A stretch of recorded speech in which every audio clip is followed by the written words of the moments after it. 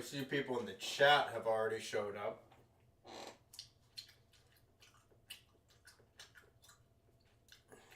Yeah, I've heard about Syria, yeah. I've heard about Syria.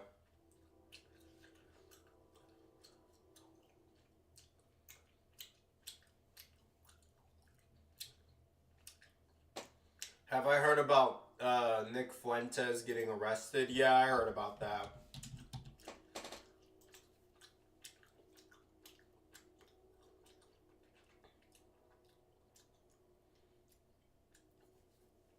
Me personally, I'm of the opinion that his arrest was like a little bit suspicious. I don't know. In the sense that, like, it just seems really weird to me that he would just randomly assault some person just because they were at the door of his house. Like, I feel like that person might have done something, but also, again, there's not really any proof of that, right?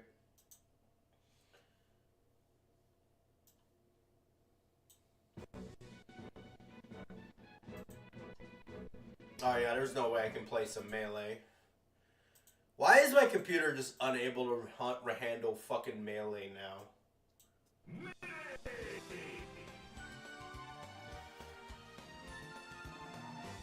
Yes, I heard about that fucking CEO who got shot. If you guys behave, then I'll be responding to a video tonight.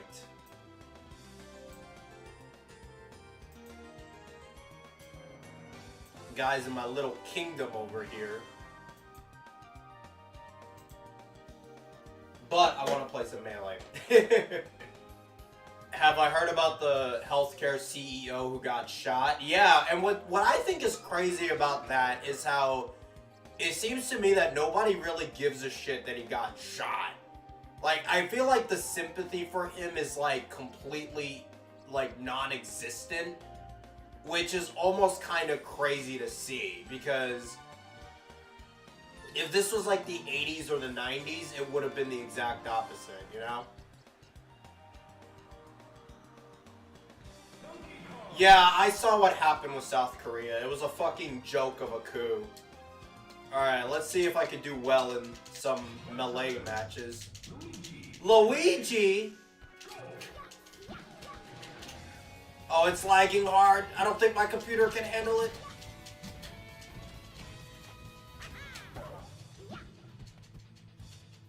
Oh, too much lag. Too much lag.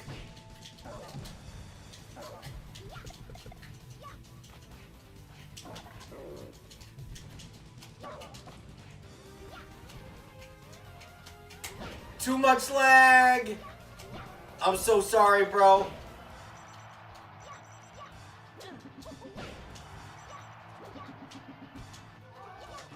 That's okay. He got his first stock, so it's okay. It balances out.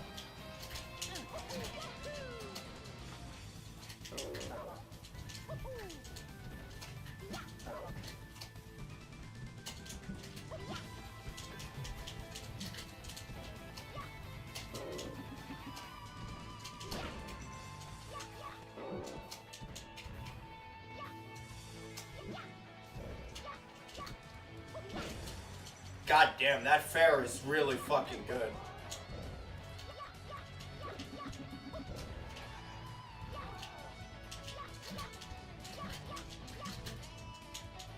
The lag! I'm so sorry! This Luigi's good too, so I feel really bad.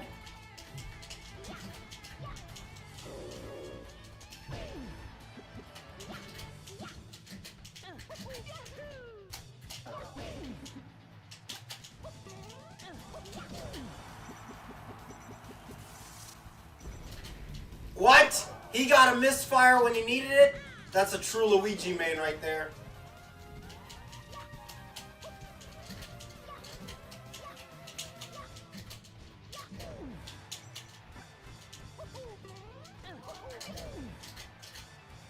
Bro, this lag is too much, game.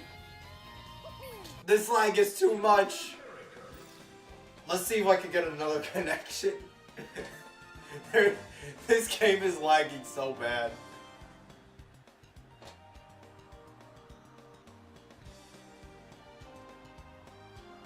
Yeah, I'm gonna be responding to that Steve Reviews video again because that video sucked. The problem is that it's been so long since I've responded to that video that I genuinely don't remember the points that I made and the points that he made, so we might as well, right?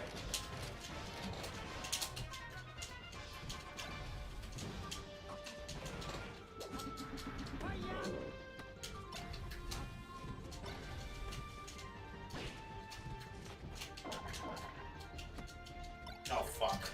Come on. I have chain grabs on this guy. If I wasn't sucky, I could get them.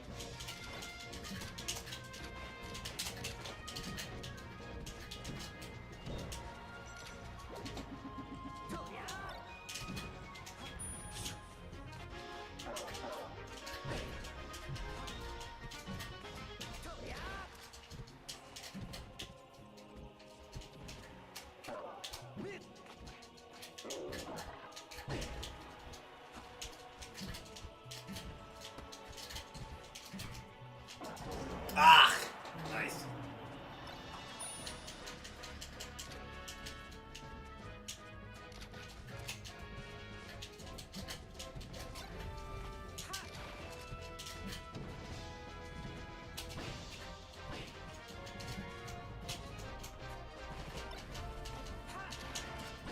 Oh my god.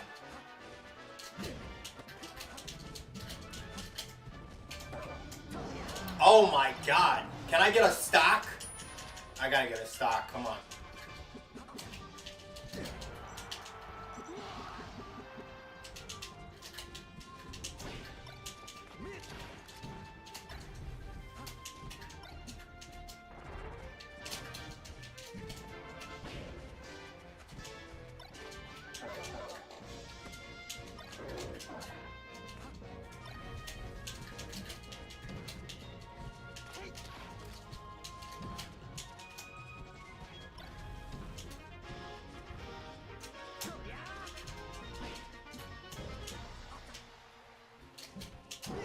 God damn it. I'm getting fucking cloud. And this is like DK's best stage too. Okay, I'll take that. I kinda need that, to be honest.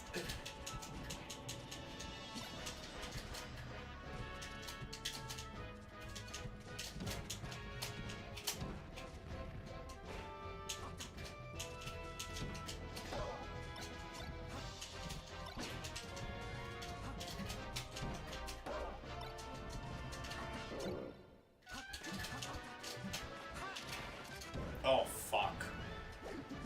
Oh, fuck. Yeah, I'm dead. There's nothing I can do. Oh, that's... You cheeky bitch. That was funny. There's no way he's gonna accept it. I'm pretty sure that game was laggy too. Fuck! I don't know why the game was running okay when I first tried it out, but now it's just lagging a lot. Which really sucks, but, you know, what you gonna do, I guess.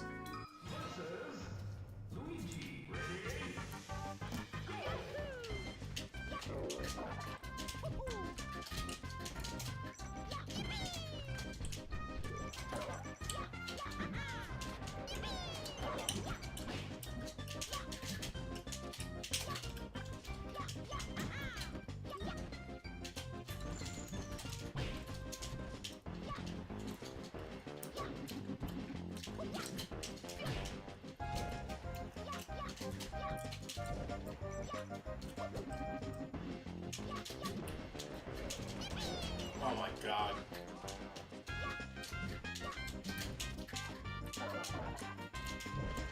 Ah! That fucking there!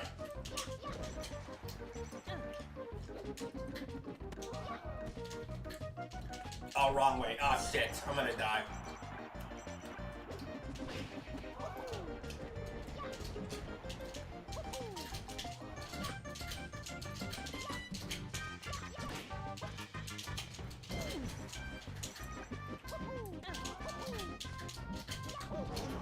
Am I dead?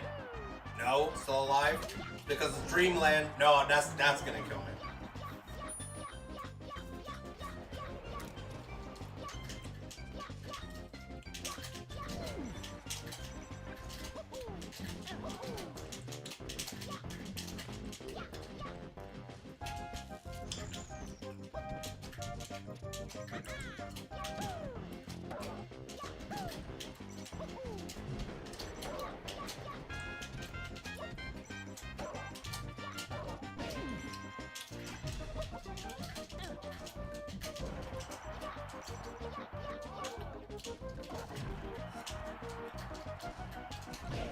Is that dead? Nope. Dreamland helps out a lot with that. God damn it.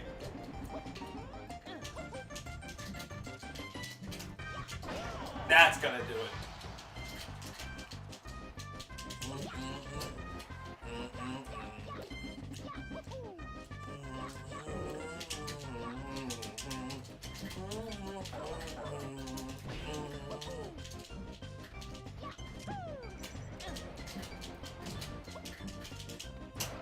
Wrong move, DK. Wrong move.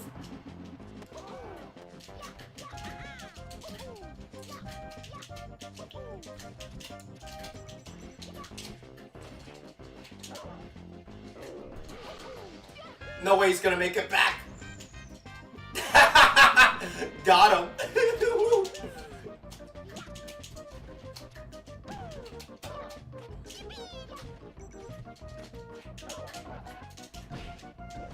You son of a bitch.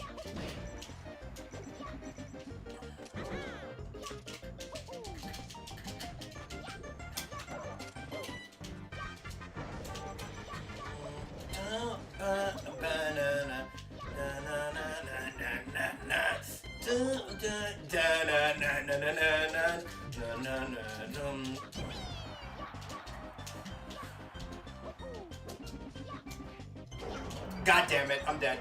Yep. Yeah, I know the game is laggy. My PC sucks. Give me a break.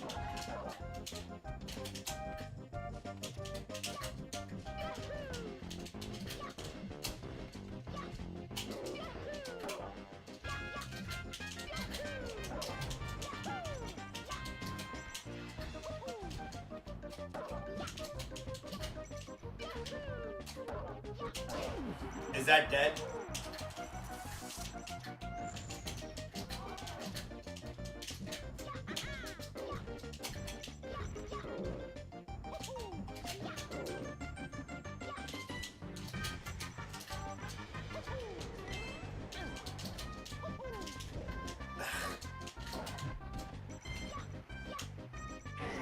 Yep, I'm dead. Yep, that was good. That was a good ass tech chase right there.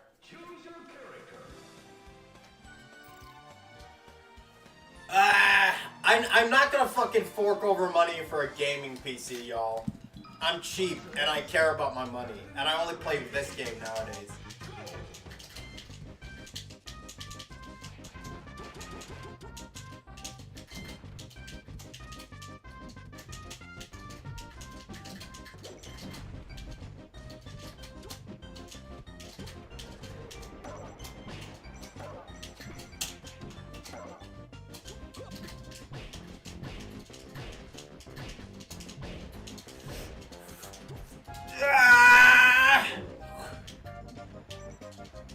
Oh shit! Dude, that fair is so good.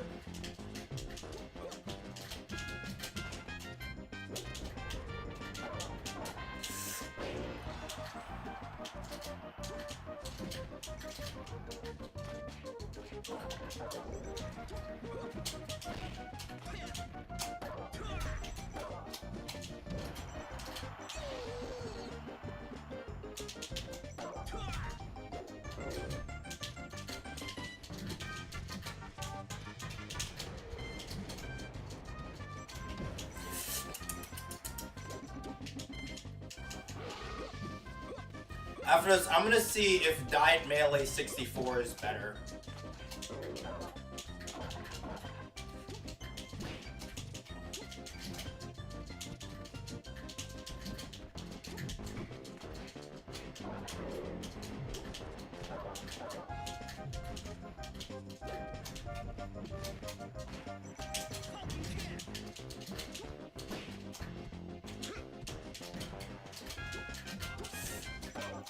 God damn, that fucking fair makes this matchup a lot harder than it should be.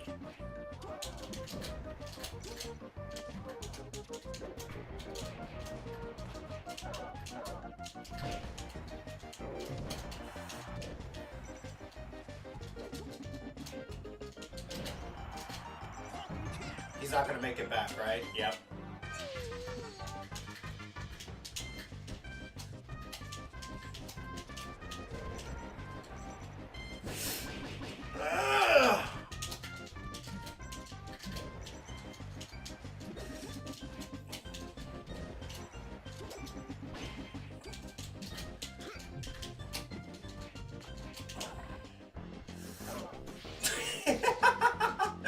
Oh, it's worth it, worth it, worth it, worth it.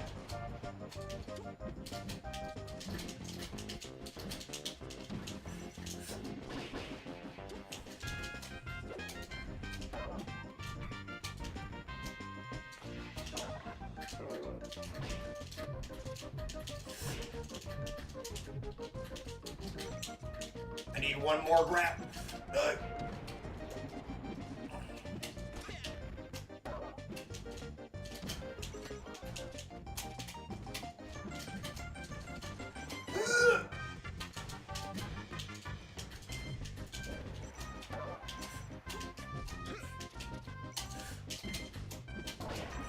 Oh my god.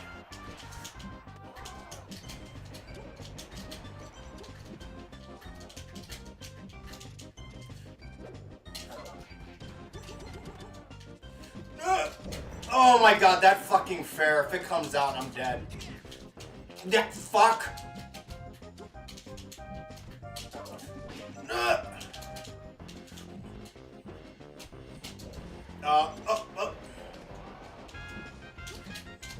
Oh my god. I'm dead. Yep. I think I'm dead. Dead. Yep. Alright. GG's. No, wait, GG's. I'm gonna try out fucking Diet Melee 64 and see if that's better. Because that one I had less issues with.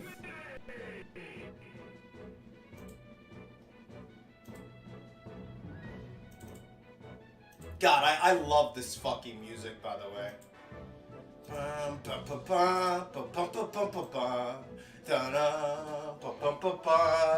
Best menu music, best character selection screen for a fighting game ever.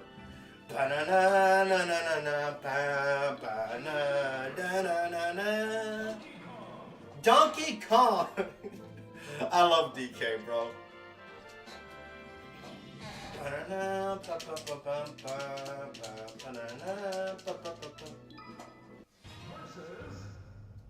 This guy's fucking username is Creamy Nut Girly. What the fuck?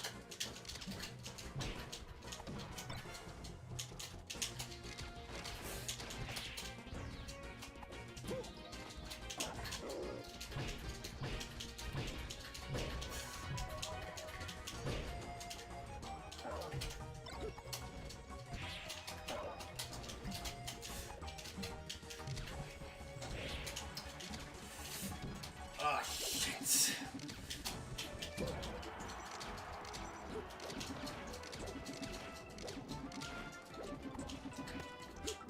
God, those lasers are too good.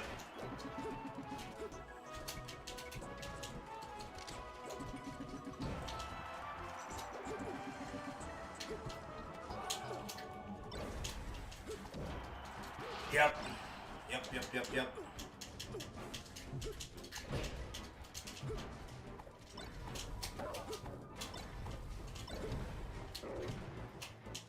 Okay.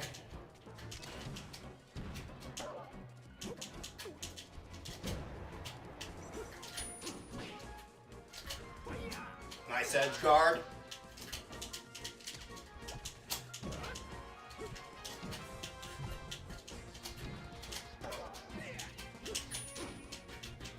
Wrong fucking way.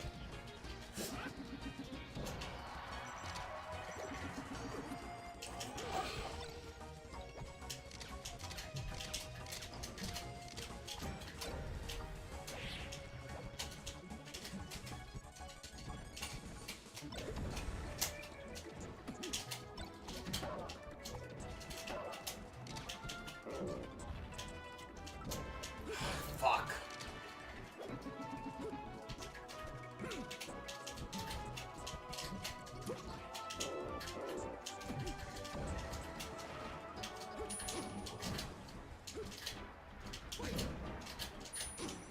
Okay, nice edge guard again. Fuck.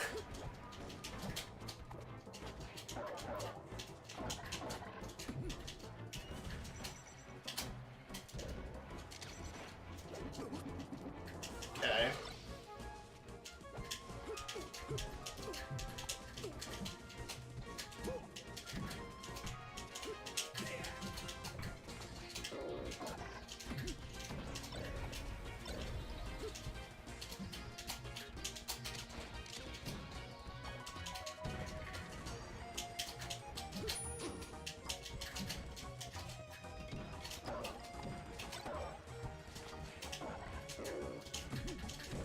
God, I need to stop making him check on these platforms.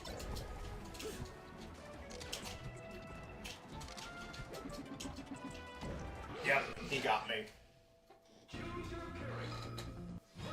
Captain this matchup is worse! At least it gives me this epic music to fight him with.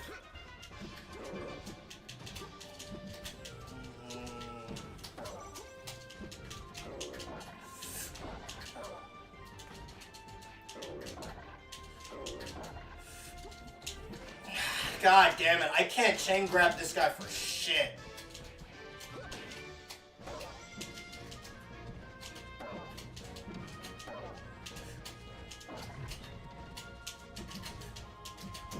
God damn it, that fucking fair is too good. It makes this matchup fucking unplayable, dude. That fair is just insanely good.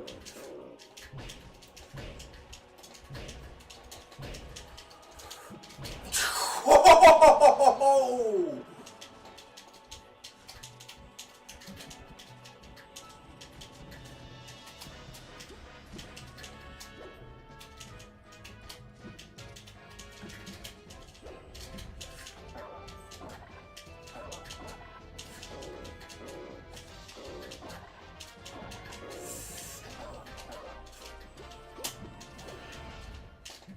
Fuck. Chain grab again? Fuck, no. God damn it! Misinput. Oh, this guy's generous.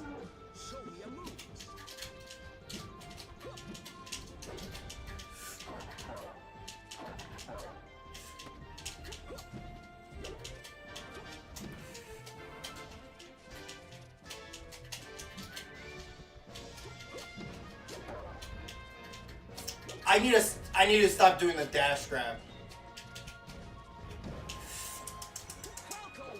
Oh, you son of a bitch! He caught me.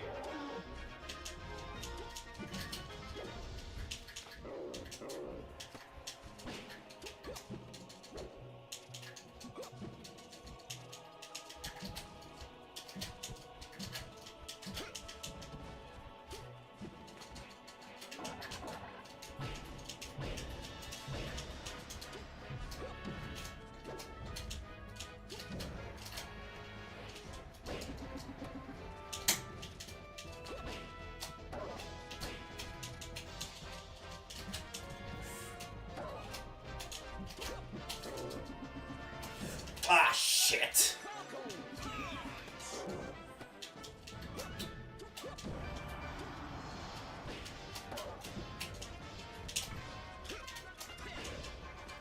Yep, I'm dead. That's fair.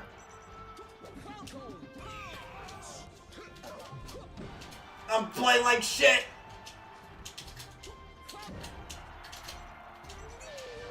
Can I make it back? Probably not. I don't have a punch, so it's... Yep, that fair would do it. Fuck! Alright, GG's, dog.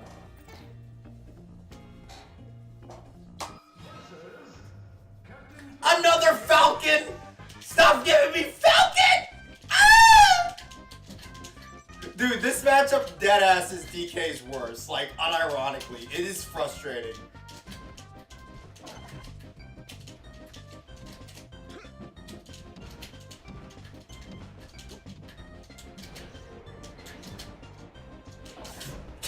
I got him! Okay, that was a pretty good conversion.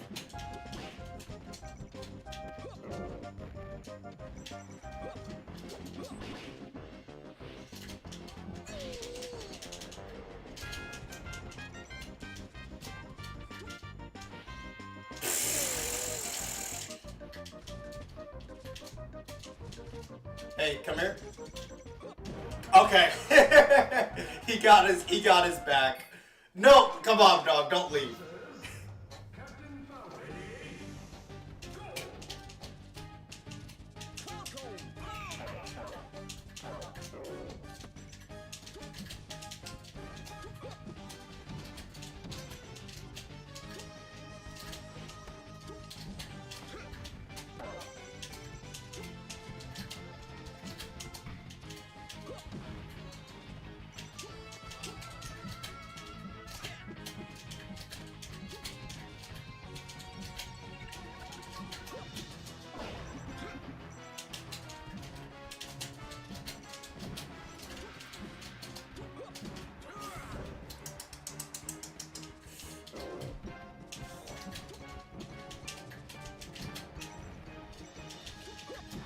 Oh, I'm so dead. Yeah, I'm so fucking dead.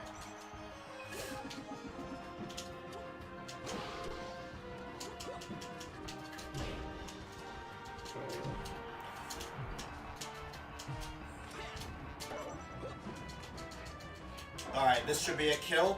There we go.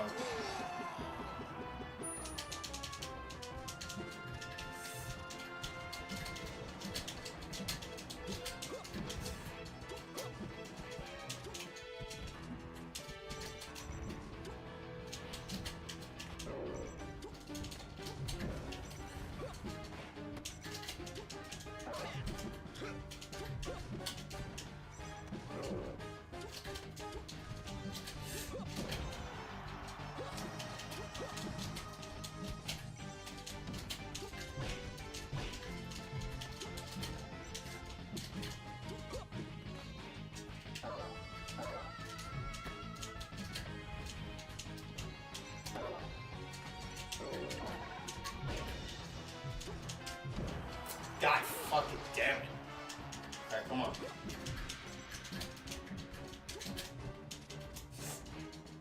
Alright, this should be a kill too. God damn it, if I didn't fuck up the input there, that would have been a kill.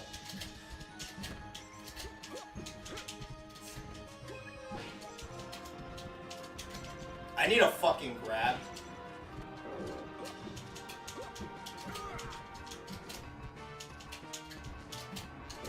Got him.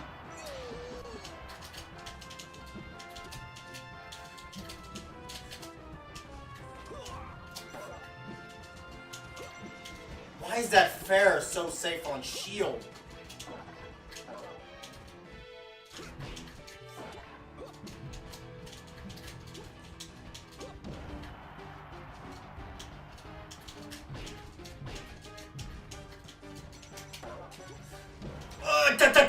Ah, yeah, that fair would do it.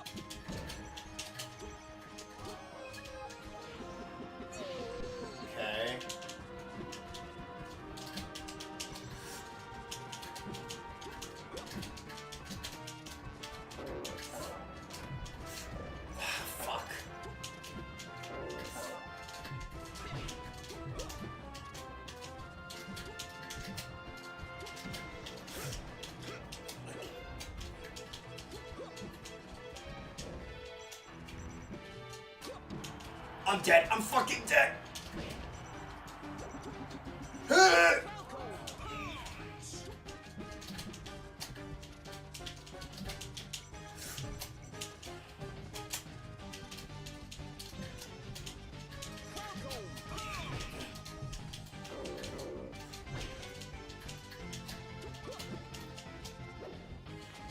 Alright, if I fuck this up, I deserve to lose.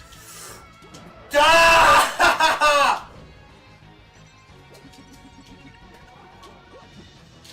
No, fuck. God damn it. God damn it. If I did a full hop punch, that probably would have worked. Alright.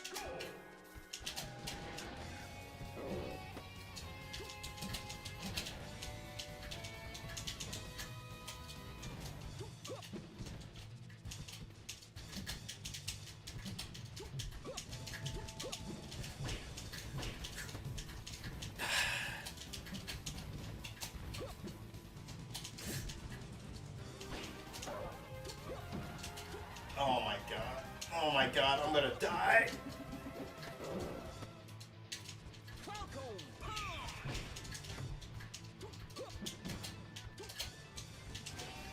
I'll take that.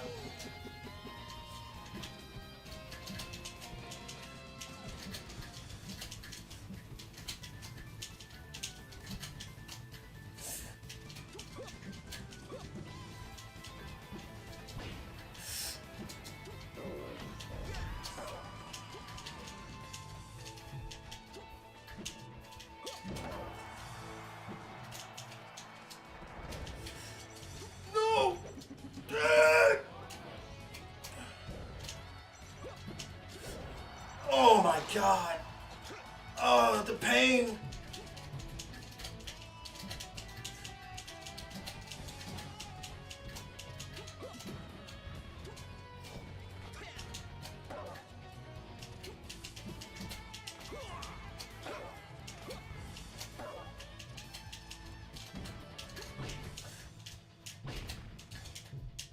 Fuck, I missed that headbutt. Wee.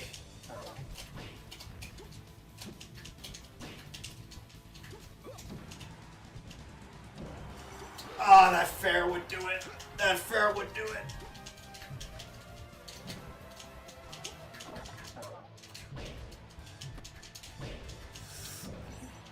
Is that it? Is that it? Is that it? No, god damn it.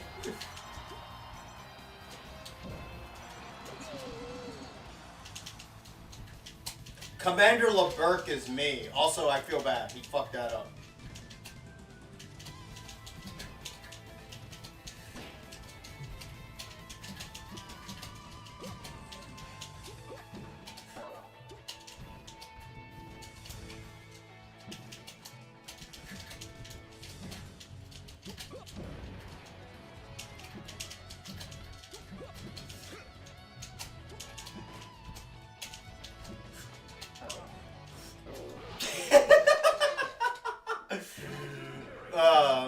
connection, GG. Fine, whatever. I know my connection is shit. Give me a break.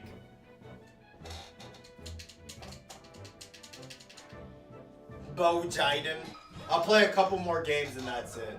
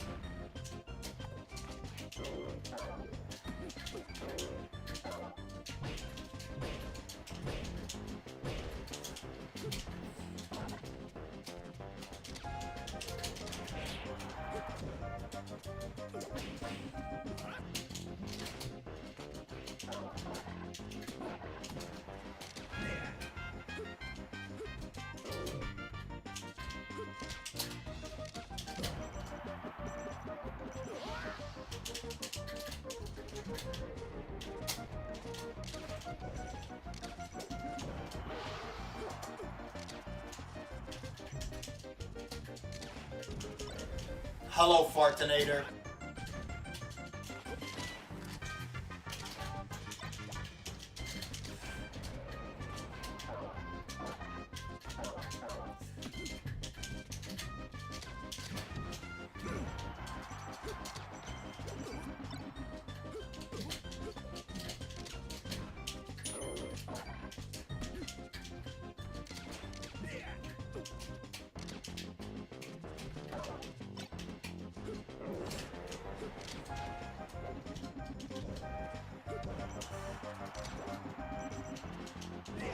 God damn it. So good.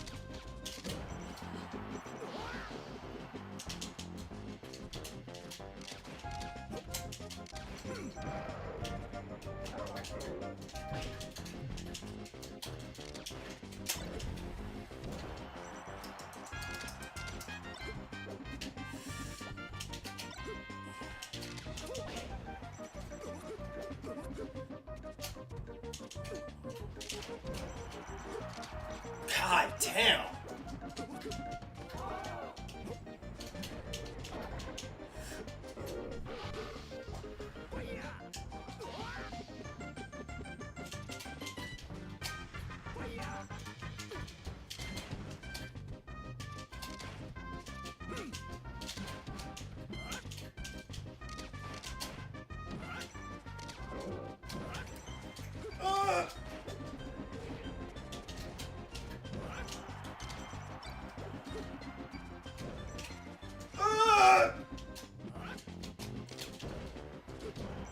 I can't touch it. I need one grab. I need one grab. I need a fucking grab.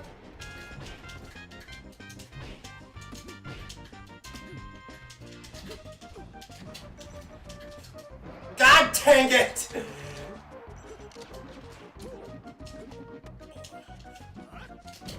Oh, dang, yeah, it's over. It's over. It's over. There's no way I'm making it back.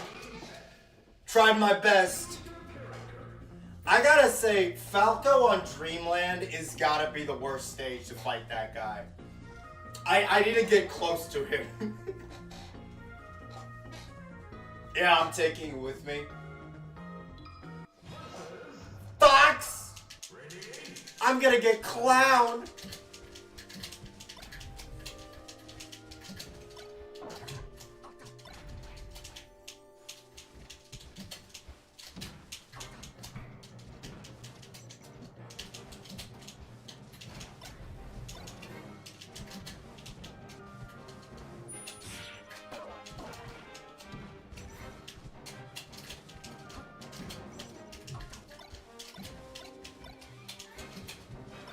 Yeah, we can see that you can wave shine. We see that.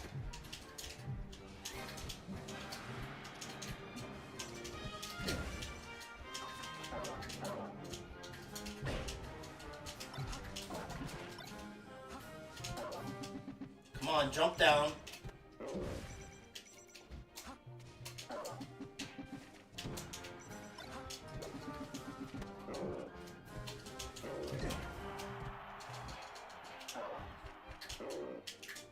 There we go.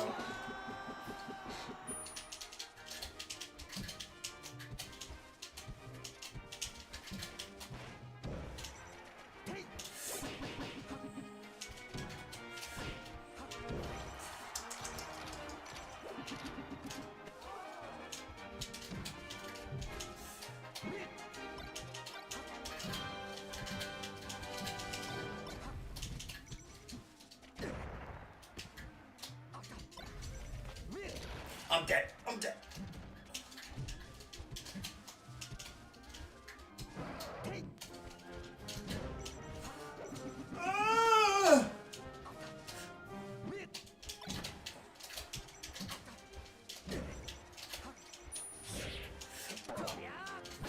Yeah, that would do it.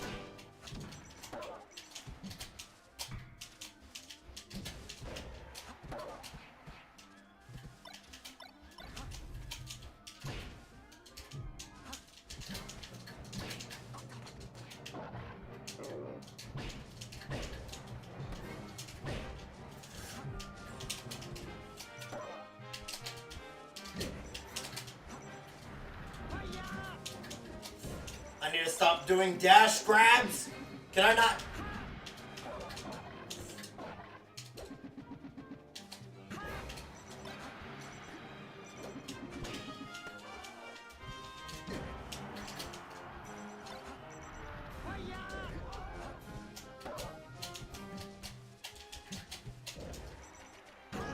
Yep, that would do it. All right, I still have a good, comfortable lead on him.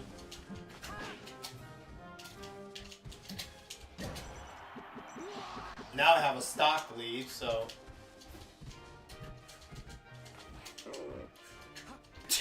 No!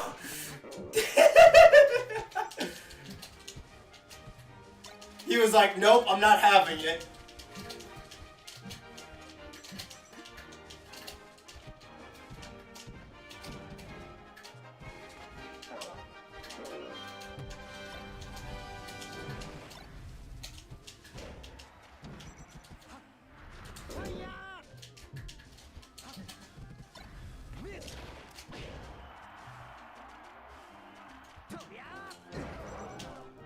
No way he's not gonna kill. No way. Got him.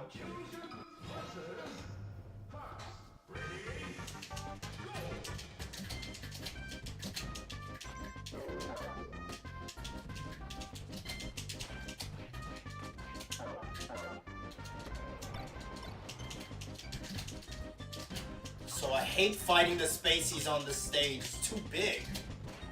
They could just fucking wall the shit out of me. And it's a tripod.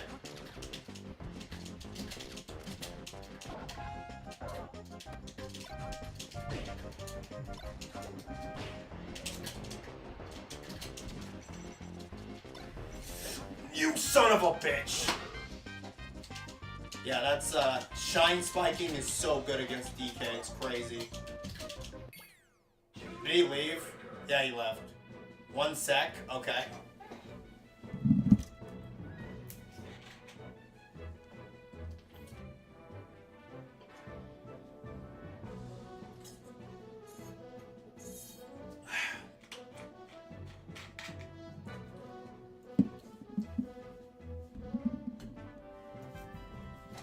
play a couple more games with this guy, and then we'll get back with our regularly scheduled program.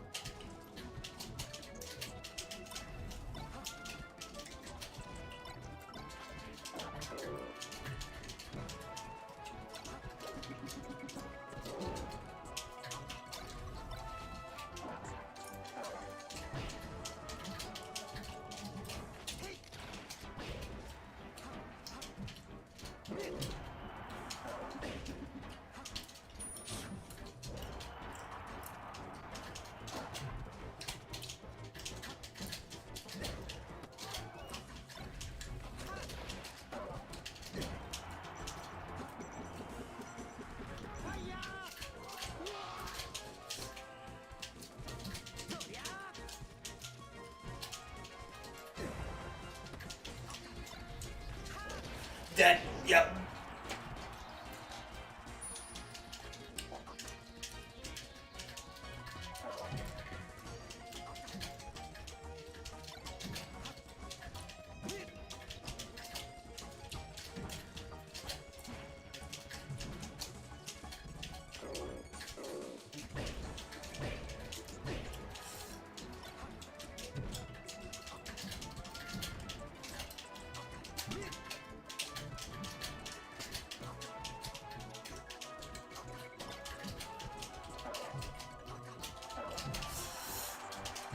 Dead? Yep. That would do it.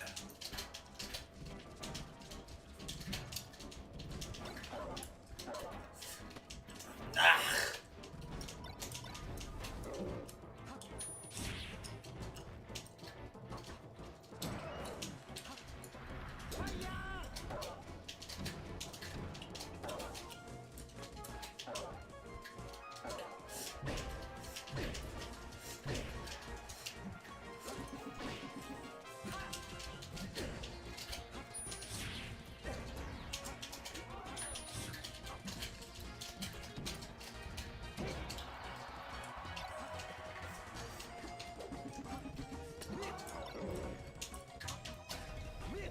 Dead? Yep, I'm dead, I'm dead. Yep. That up air is too strong.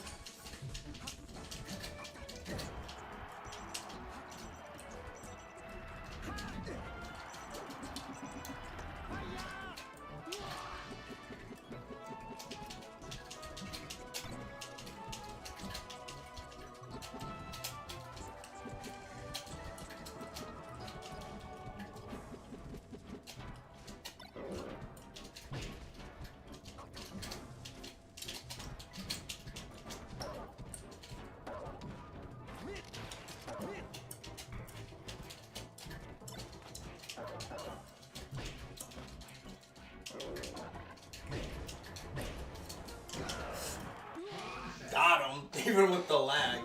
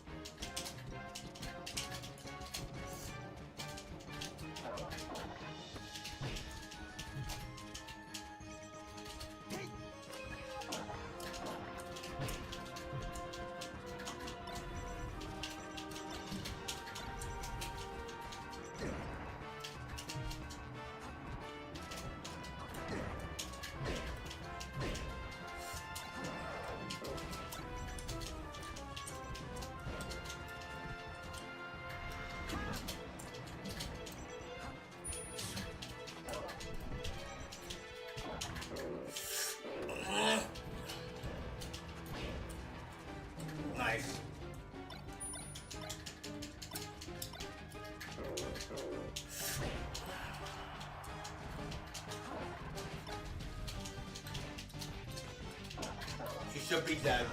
Yep.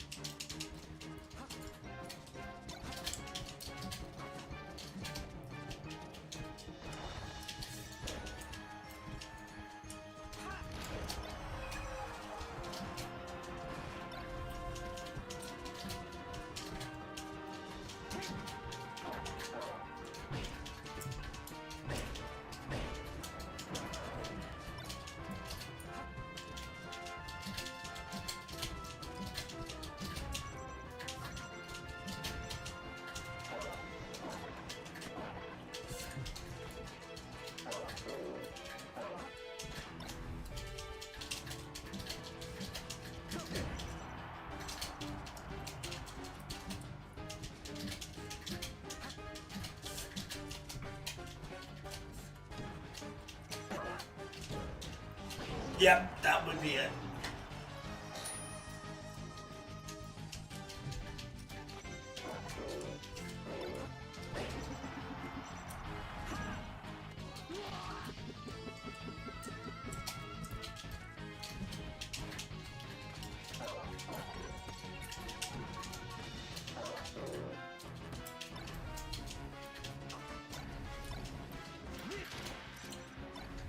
Yeah, stop the shine spiking.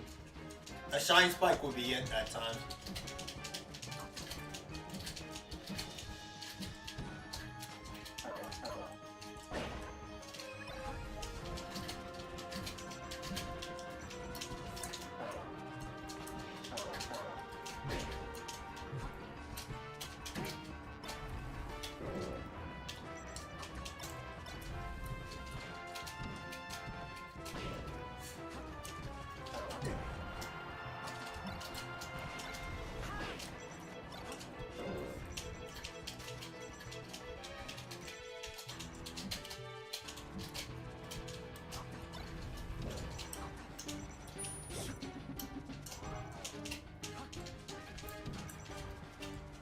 I'm dead. I'm dead. I'm dead. I'm dead.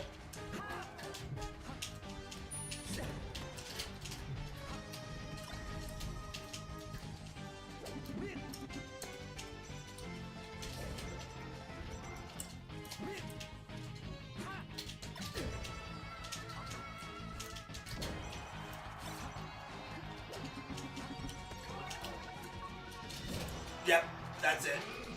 Alright, GG's. That was my last game.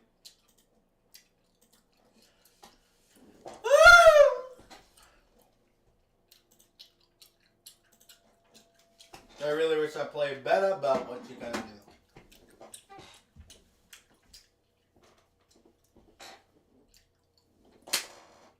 Alright, fools. Now that I'm done playing Melee, you guys are behaving yourselves. Gonna probably respond to this video soon. Yeah, I already know what I'm gonna react to, so it's okay.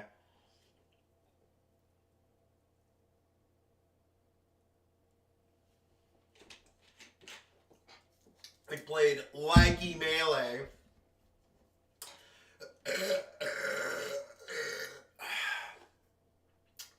Enjoy that burp, okay? Oh, I need a burp like a bitch.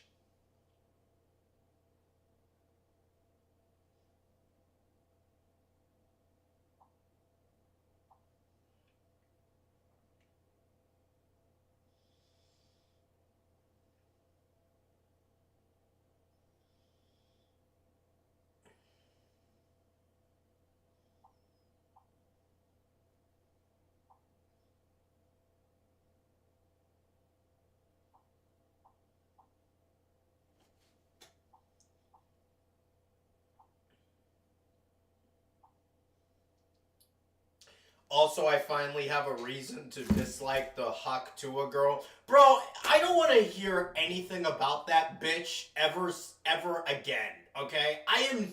The fact that she became popular is a fucking joke, okay? We need to, like, never bring her up, ever. But, like, what did she do, I guess? To be honest, I always disliked her because I always thought that the way she gained her popularity was absurd, you know? So, it's like, I never liked that bitch. Yeah. uh, the only thing the Hawk Tua girl should do is me and not speak never again. Bro, I'm not gonna lie, that's a degenerate thing to say, Demon Reacts. Like, I don't, dude, like, unironically, I just never want to see that person ever. Like, in the internet sphere again. The fact that she became, like, super rich because she talked about spitting on dudes' cocks, you know, before sucking on them, like, come the fuck on, dude. She did a crypto scam? Are you serious? Ah.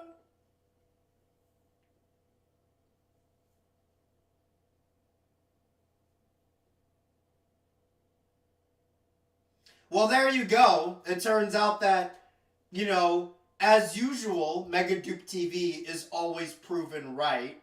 Whenever he dislikes someone and shits on someone, they turn out to be really fucking awful human beings. Which, to me, it was fucking obvious from the get-go, but, you know, that's besides the point. Guys, have I ever been wrong? Like, at this point, it's kind of become like a meme at this point.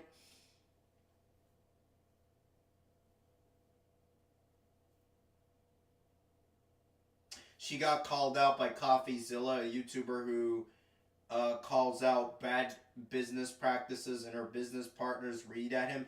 That kid Douglas? How have I been proven wrong with that kid Douglas? The guy is still a neckbeard loser. It's not like... I'm pretty sure if you go to his channel right now, he uploads literally the same content he uploaded like 6 years ago.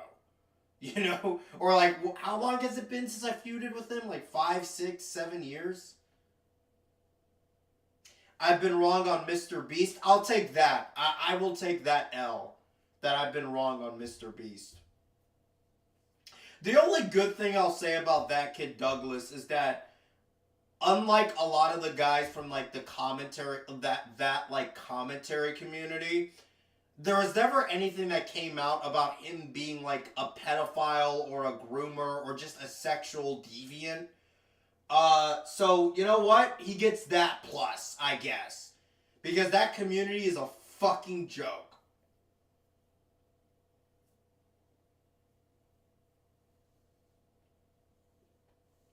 That's what I was referring to. Okay, then valid. That's valid. The only thing you can shit on that kid Douglas for is being a loser. But so far, there hasn't been anything that came out about him being like a horrible human being. So you know what? He takes that W. I'll give him that.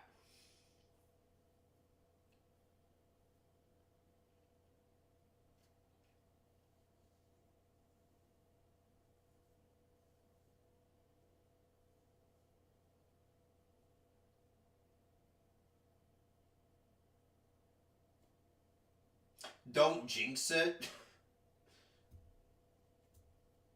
Bro, if stuff pops up about that kid Douglas, I'm actually gonna be like, what the fuck? Like, what the fuck?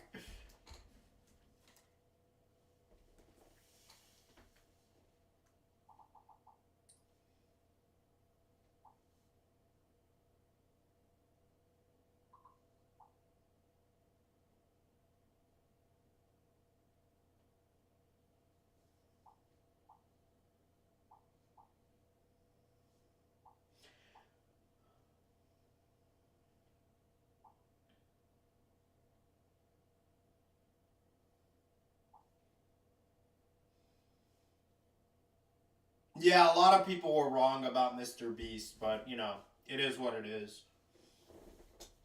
Because you wouldn't think a guy who uploads, you know, who uploads like,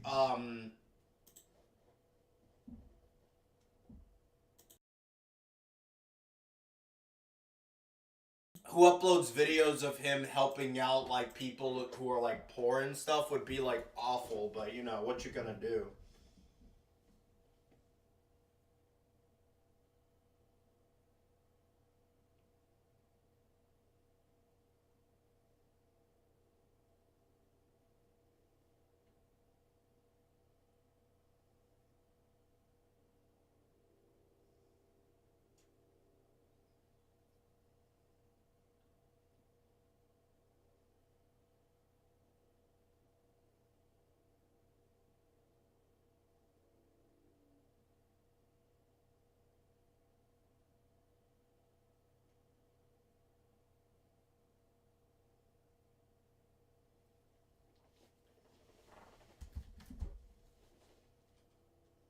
Friar, Friar, Friar, Friar. Is that a Beavis and Butthead reference? Fire, fire.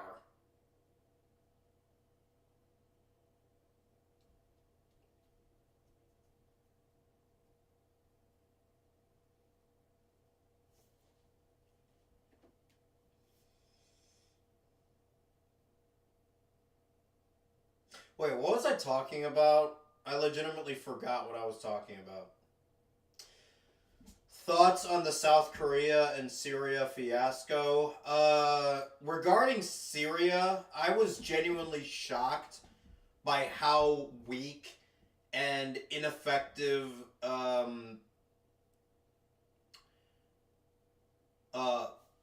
Bashar's regime was. The fact that it fell so fucking easily is actually insane to me.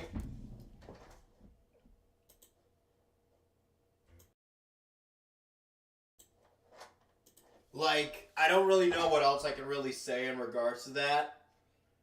Um, I'm cautious. I'm actually a little bit optimistic for Syria now, but I'm very cautious in my optimism. Um, Regarding South Korea, yeah, it was a complete joke of a coup. Like,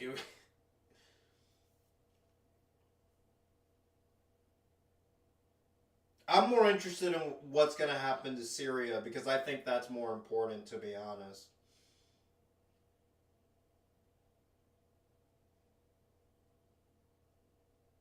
I'll be honest, if Bashar's rule finally ends, I would be happy to see that. Like, there's different factions with the rebels and stuff, but, like, his regime was really fucking evil. Like, let's get that out of the way, right?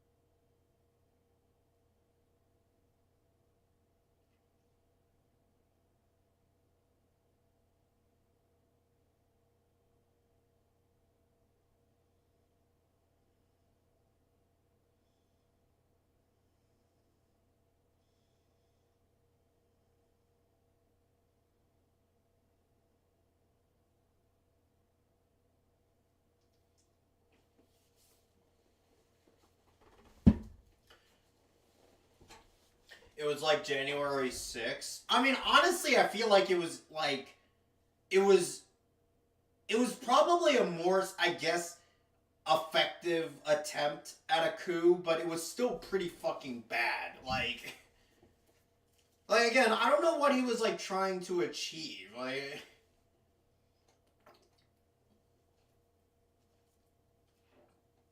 from what I've seen though, the impeachment vote failed. So it's not like it really. So the coup failed, but he didn't get impeached. So it's like whatever, you know. It's almost like nothing happened.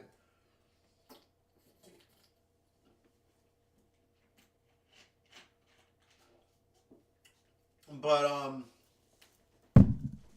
but yeah, Syria is definitely more important because of the events going on.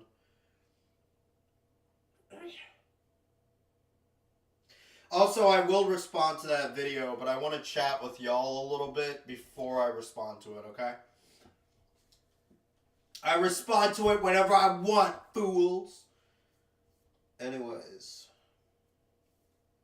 Would you rather have Hawk Tuah Girl as president or have a January 6th in your house? Damn, that's a hard one, man. You know what? Sure, she can be president. I don't give a fuck. Let her ruin. Let her just, I don't know, make a lot of fucking dumbass policies that ruin the country. Who cares? Donald Trump was fucking president, and he wasn't even that much better. Because he was literally like a caricature of like a reality TV show guy playing the part of like a businessman, right? Did I hear about the CEO getting shot? What's fascinating to me about that CEO getting shot is that it really does seem to me that, like, nobody really gives a shit about the guy. It doesn't matter, and it doesn't matter what their affiliation is. It doesn't matter if they're left-wing, right-wing, in the center, whatever.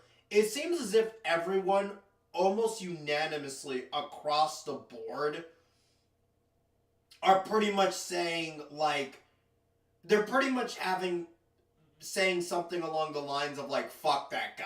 You know? Like, they just don't give a shit about him. Right? Now,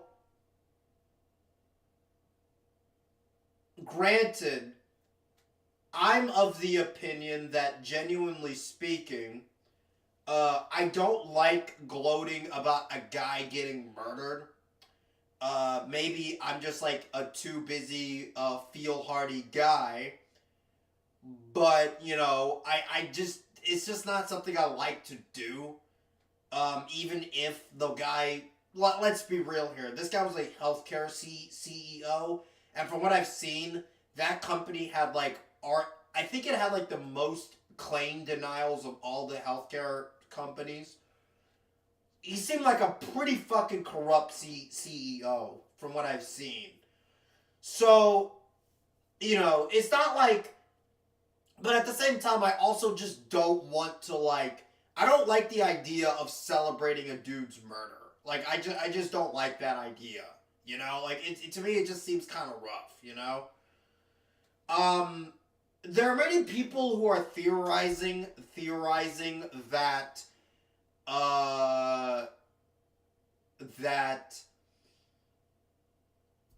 the person who committed the act, the murder, I think it was a dude, I don't know. The person who committed the murder, he or she, whatever, they basically did it because their claim got denied, right? Like, that's like the number one theory that I've seen popped up. But I'm not gonna lie, one theory that I'm more inclined to is, I honestly think this was like a mafia hit of some kind, right? Like, I really do think that, like, this is like some sort of like mob like hit that CEO pissed off the wrong dude and he got a hit called out on him. That's my genuine theory. I know a lot of people are probably gonna laugh at it and think it's ridiculous, but the reason why I believe this is because if you actually watch the video, which I think is insane how much of a clear video we have of this, the fucking thing, the fucking murder was committed in such a brutal fashion in New York City, in such a, I hate to say it like this because it sounds degenerate, but there's no other way to describe it. It was committed in such a professional manner, you know? that it almost makes me think that it had to be a hitman. You know, like, and when you actually listen to like the news reports,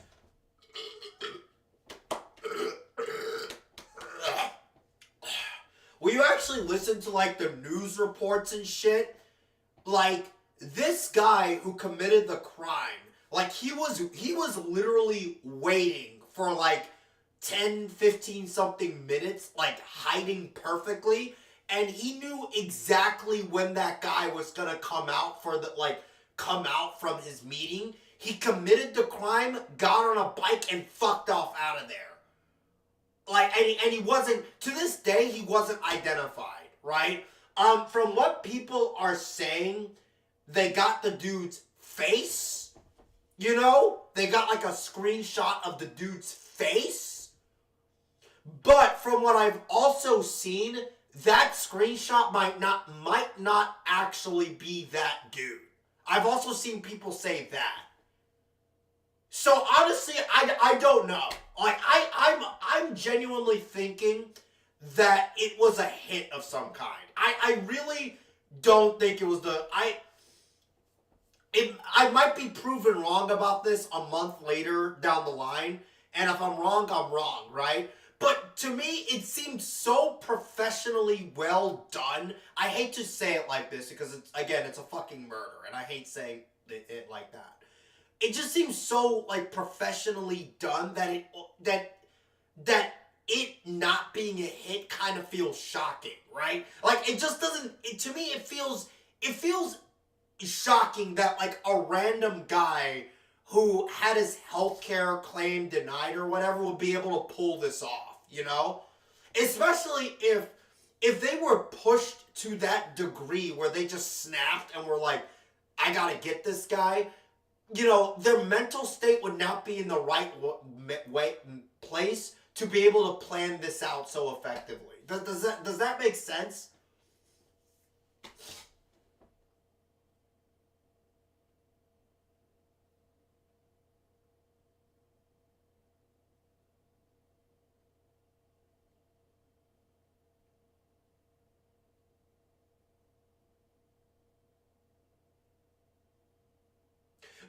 But do you guys see what I'm saying though? Like I feel as if that was done so professionally that it had to be a hit. There's no way, like there's no way that it was a disgruntled customer. I doubt that. And if it was, then it was very well planned. Like that to me is crazy. I watched a lot of forensic files, and there was like crimes done in that exact same manner where the guys, they go in there, they commit their crime, and they leave. And every single time when it's really well planned, and it's from like a mob or a criminal group of some kind, like there's no way that it's like something that, you know, was done by just a disgruntled customer, you know? I might be proven wrong about this later on, and if I am, I am. But if 2 months later, if they find the guy and they know who it is, and it turns out that I was right, that he was a part of some group of some kind, I called it.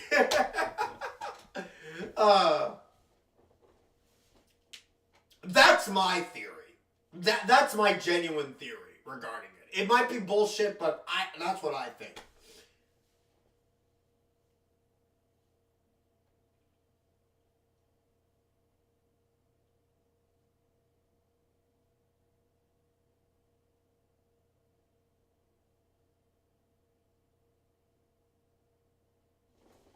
Let me read the chat. You don't hear much about the mafia these days, I feel. I mean, hey, they might not be popular, but they probably still exist. I'd imagine so. Um...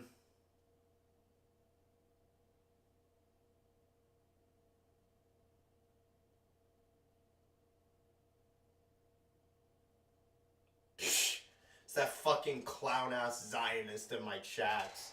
People say the mob isn't a thing anymore, but there's a lot of evidence to say otherwise. Yeah, whatever you say, bro. Who we gonna call? Maybe they just cover up their shit better now.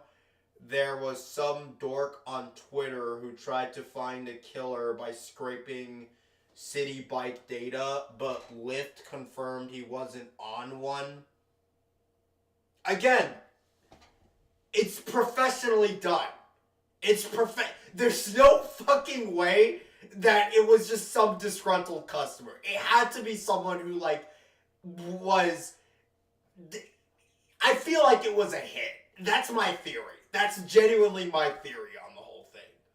Right? It's literally like the same guys who, you know how like there's like those theories about like Jeffrey Epstein, not killing himself, and like it turns out that he was like murdered by someone. That, to me, it really is on that level. Like that's what I think. I might be proven wrong, but we'll see.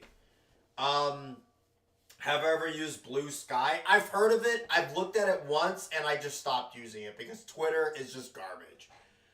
Hey, look, it's Zion is 69. True! Those wise guys aren't looking so wise these days. Tons of crime shows. I've seen a lot of cop shows, crime and cop shows. Bro, like, I'm going to show you guys a Forensic Files episode.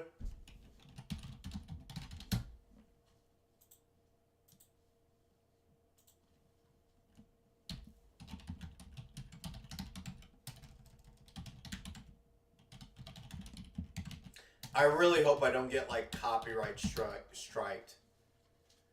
But, like, this is what it reminds me of, okay? Because this is just so fucking... It's just... There's no fucking... Again, it's too well planned. Okay.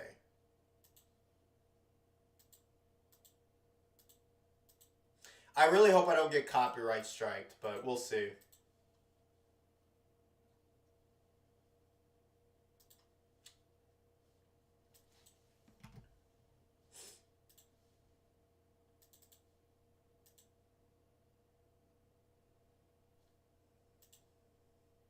Where the fuck is my window capture?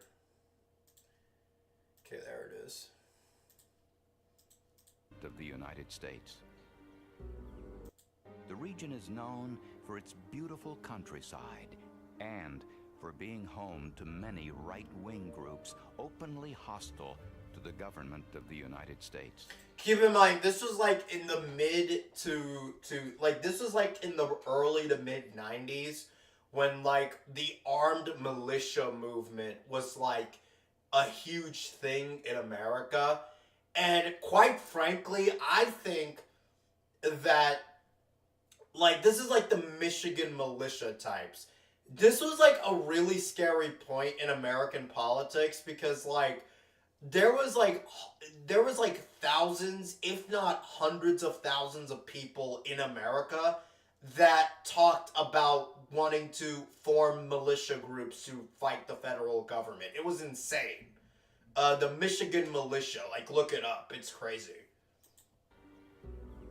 And this was one of them. Like look at the fucking damage that these guys caused.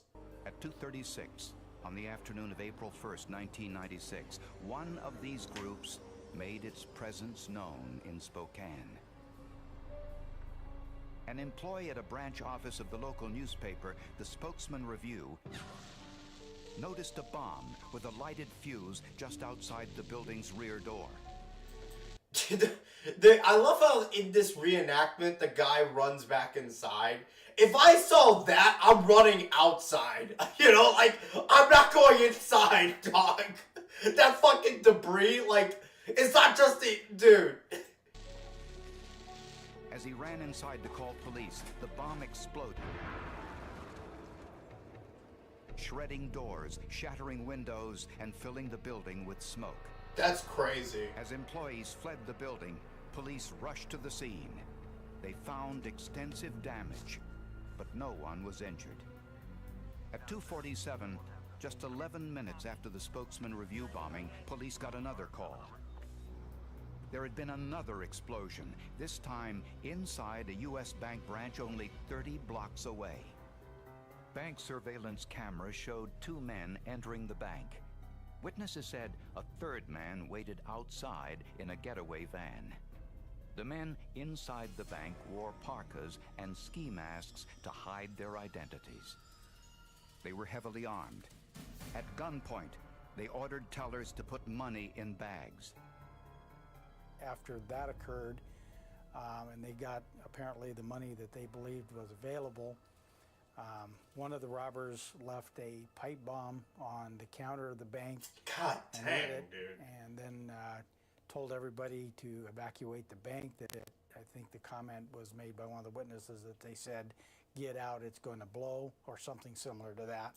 You know, at least they warned them. You know, at least they didn't shoot the people after they got the money. You know, you know, like I'm being serious. Like at least they caused all this destruction. They stole money, but at least they gave like a warning, be like, everyone get out so you don't get harmed. You know. The bomb, seen in this surveillance shot, exploded. It tore through the building, shattering windows, counters, and doors. Again, amazingly, no one was hurt. Dude, that's insane. If the teller had been standing there, she could have been killed or severely injured. And people inside the bank could have been severely injured from the shrapnel as it flew. Investigators were now connecting the two bombings. Since the blast came so close together, police were convinced the first bomb was a diversion designed to draw attention away from the bank robbery. It was clearly a well-planned and well-executed crime. These people really knew what they were doing. And also there was no question when they went inside that bank, these were not amateurs. They had planned this.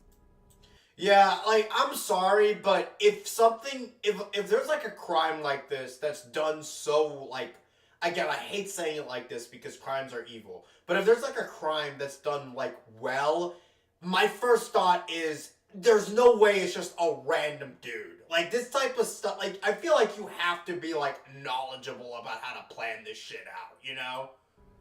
Letters left behind at both bombings left no doubt that they were related.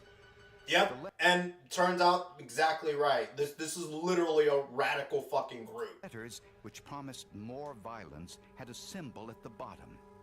A combination of the letter P and a cross. It was the symbol of the Phineas priesthood, a highly armed, extremely violent right-wing terrorist group that had declared a holy war against the United States government. That's crazy, man. Those militias in the 90s, from I believe it was 1993 all the way to 1996, that was insane. Two bombings on the same day in Spokane, Washington left massive damage and a community that feared there would be more violence to come. As bomb experts dug through the rubble, they found letters the bombers had purposely left behind. To experts on domestic terrorism, the letters spoke volumes. They contained symbols that identified the bombers as members of the Phineas priesthood. Crazy. Am I getting copyright striked?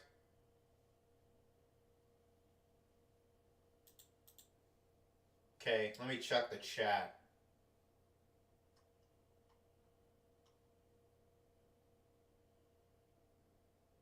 Okay, nothing. Alright. The priesthood's creed is an unusual combination of biblical prophecy and violence, a radical right-wing view of America combined with a strictly conservative interpretation of Scripture. The result? A fanatical hatred of government and a rationale for violence. Does that sound familiar, guys? They want to destroy America to save it. They don't believe in reforming America. They believe that the whole system is rotten and needs to be basically torn down so that we can start over again. David Nywert studied the Phineas priesthood for his book, In God's Country. Yeah, that's pretty much it. I genuinely think that is my theory. I really do think it was done by a group of some kind. I might be proven wrong. If I'm wrong, I'm wrong, but we'll see. We will see. Anyways, what are we doing now? The Mafia? It might not have been, like, that's the thing. I'm not saying it had to have been done by the Mafia per se, but like,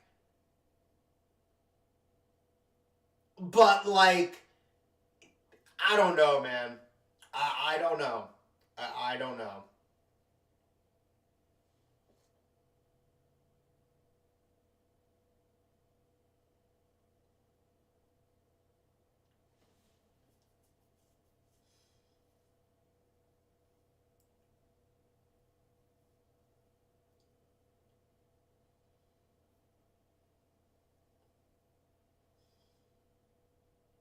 How's my stream going so far? It's going pretty good.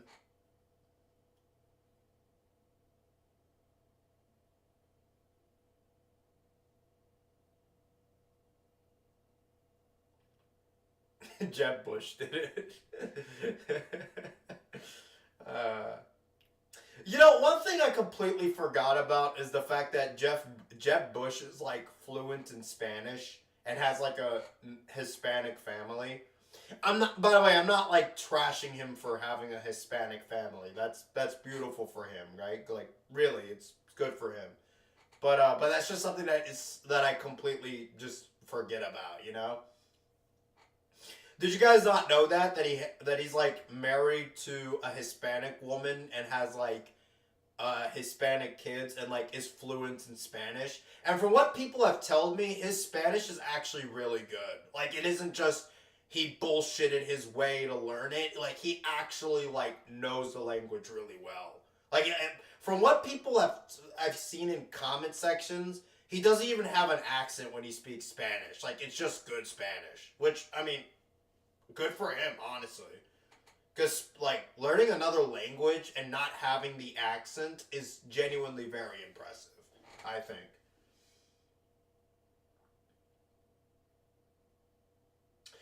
I can't see the Italian mob associated with right-wing terrorist nuts. Maybe it's just me, though. That's not the point that I'm making. The point that I'm making is that if there's a crime that's, like, professionally well done and quick like that, I would be surprised if it wasn't done by a group of some kind. You know, that's the point that I'm making. Yeah, again, I really do, like, that's my theory. I really do think that this was done by some group. Like, whether it be a radical group or a criminal group or whatever. Like, a lot of people think, oh, it's because it was a disgruntled healthcare insurance guy who hated the fact that he got a claim denied. And that's possible. I'm not denying that. But with how effective that whole shit was, I don't know, man. Like, have you guys actually seen the fucking footage of it, of like the security footage? The guy literally sneaks up behind the dude, does his evil crime, shoots the guy with a silencer, by the way. Like, literally a silencer, and he fucks off immediately afterwards on a fucking bike that apparently hasn't been tracked yet. And they got a picture of the dude's face, but apparently that's not the dude. Like, I've seen some conflicting reports on whether or not that is the guy who did it or not.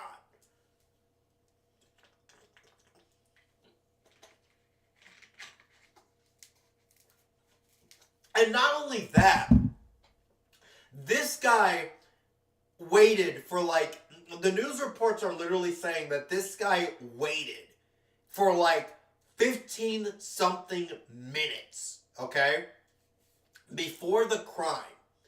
and he hid very well. And there were other people who passed by. So it wasn't like, so they passed by and he did nothing to them. So he knew what his target was, right? And he knew exactly when his target was going to come out and he committed the crime. There's no way. There's no way. I feel like if it was just a disgruntled fucker, like a disgruntled customer, it would be a lot more messy. You know, like...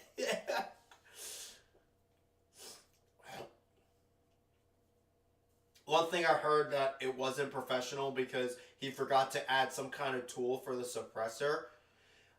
That is something I have seen as well. Like, if you look at the footage, he, like, flaps his arms in a really weird way when holding his firearm or some shit. But apparently, that is actually a point in my favor because apparently he did it because he was having firearm issues. Like, he knew how to use his gun, basically. Again, we'll see. We'll see. As soon as the investigation happens, we'll see.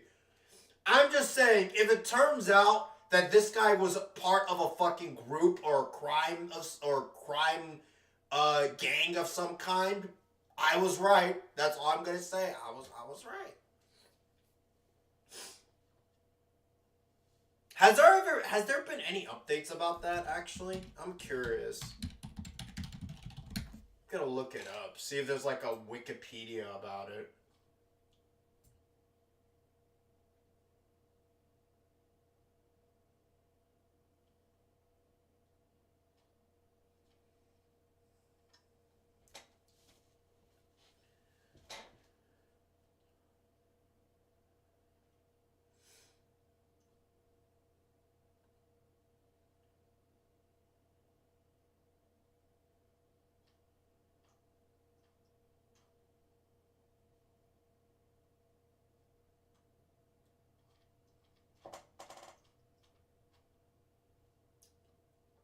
Okay, so there is a Wikipedia about it. Don't worry, guys. We'll still respond to the video, but this is genuinely interesting to me. Like, I actually think this is an interesting discussion. All right, let's see here. Okay. So the murder or killing of Brian Thompson. Brian Thompson, CEO of United Healthcare. This is the guy, by the way. The guy in the picture. Kind of looks goofy, I'm not going to lie. Was shot and killed outside an entrance to the New York Hilton Midtown in Manhattan, New York City on December 4th, 2024. He was in the city to attend an annual investors meeting for United Health Group, the parent company of United Healthcare, whose headquarters are in the suburbs of Minneapolis, Minnesota. Authorities believe the attack was not random and are investigating it as an assassin. There's no way it was random. This guy wasn't just... Again, the news reports literally show that this guy was waiting for 15 minutes and knew what his target was. There's no fucking way it was random. The shooting occurred in the early morning and the suspect, described as a white man, fled the scene. As of December 7th, no suspects have been apprehended. Thompson have been CEO since April 2021. His family reported that he has received death threats in the past. Thompson's death was widely celebrated by the public. Again, I don't agree with this. I really, like... Look, I understand that the healthcare industry is awful and it's evil and whatever. And look, you already know me, okay? I don't like the healthcare industry in this country. It's very, very messy. That being said, I don't like the idea of, like, celebrating a dude's murder. I really don't. Even, like, I know a lot of people are going to make the response of, like, oh, but this guy was the CEO of, like, a corrupt healthcare company that, like, refused a lot of claims and people got screwed and that kind of stuff. And I get it. I understand why there would be people who would just not feel sympathy for the guy, but I don't like the idea of celebrating a guy's murder. I don't. If you want to call me a bleeding heart bitch boy for that, go right ahead. I don't care. But murder is murder. Like, let's not kid ourselves, okay? It's just, yeah, no, I don't like the idea of celebrating a dude's murder, okay? I really don't. And by the way, this does extend to, like, even people who are, like, beyond detestable. Like, someone like fucking, I don't know, like, someone, even, let's go all the way with it. Someone like Hitler. Like, yeah, it's cool. Like, let's say Hitler got assassinated, right? Hitler. Because we all know that he committed suicide. Yes, it's, like, cool, I guess, that he got assassinated, but it's not something that I would celebrate, you know? Like, it's just, I know a lot of people are gonna call me a bleeding heart bitch boy for saying that, but I don't care. I really don't. With reactions of contempt and mockery to the company coming largely through the social media medium, the assailant received praise while the killing was regarded as deserved. These attitudes are generally attributed to anger over United Health's business practices and those of the United States health insurance industry at large, primarily their strategies to deny coverage to clients. Conversely, the killing drew condemnation and elicit sympathy from a number of politicians, commentators, and corporate executives. Yeah, of course these groups would care. But yeah, I think most people, regardless of political affiliation, I genuinely think most people don't give a shit. I've literally seen a bunch of right-wingers on Facebook not give a shit about this guy. Like, they were literally like, yeah, I don't care. Whatever.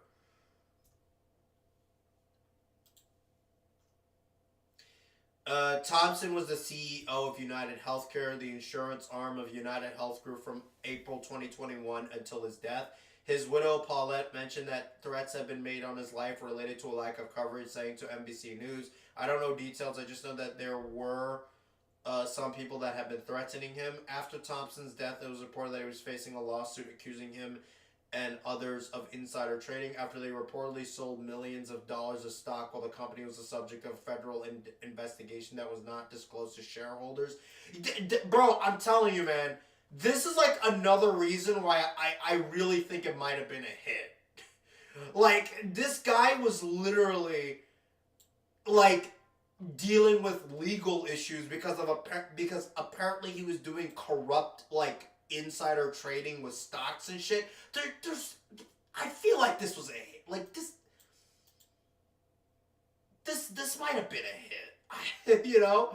United Health was under Department of Justice investigation since October 2023, and insiders, including Thompson, were able to sell $120 million of personally held United Health shares before the stock value dropped. United Healthcare insures 49 million Americans. It had $281 billion in revenue for the 2023 fiscal year. In 2021, Thompson was criticized in an open letter from the American Hospital Association due to a United Healthcare plan to start denying payment for what is deemed as non-critical visits to hospital emergency rooms. United Healthcare has been widely criticized for its handling of claims. It and other insurers were named in an October 24 report from the U.S. Senate Permanent Subcommittee of Investigations, showing a surge in poor authorization denials for Medicare Advantage patients. Additionally, under Thompson's leadership, United Healthcare began using artificial intelligence. This, to me, is insane, by the way. United Healthcare began using AI to automate claim denials, resulting in patients being unable to access needed medical care. That is absolutely absurd. Like, that is ridiculous. Like, come on. A class action lawsuit filed against United Health Group in November 2023 alleged the company knowingly employed an AI model that had a 90% error rate. Again, absurd. Just absurd. In September 2023, a demonstration was held outside of United Healthcare subsidiary and pharmacy services provider Optum's headquarters in Eden Prairie, Minnesota, with protesters claiming Optum's business practices, inflate medicine costs, and force independent pharmacies out of business.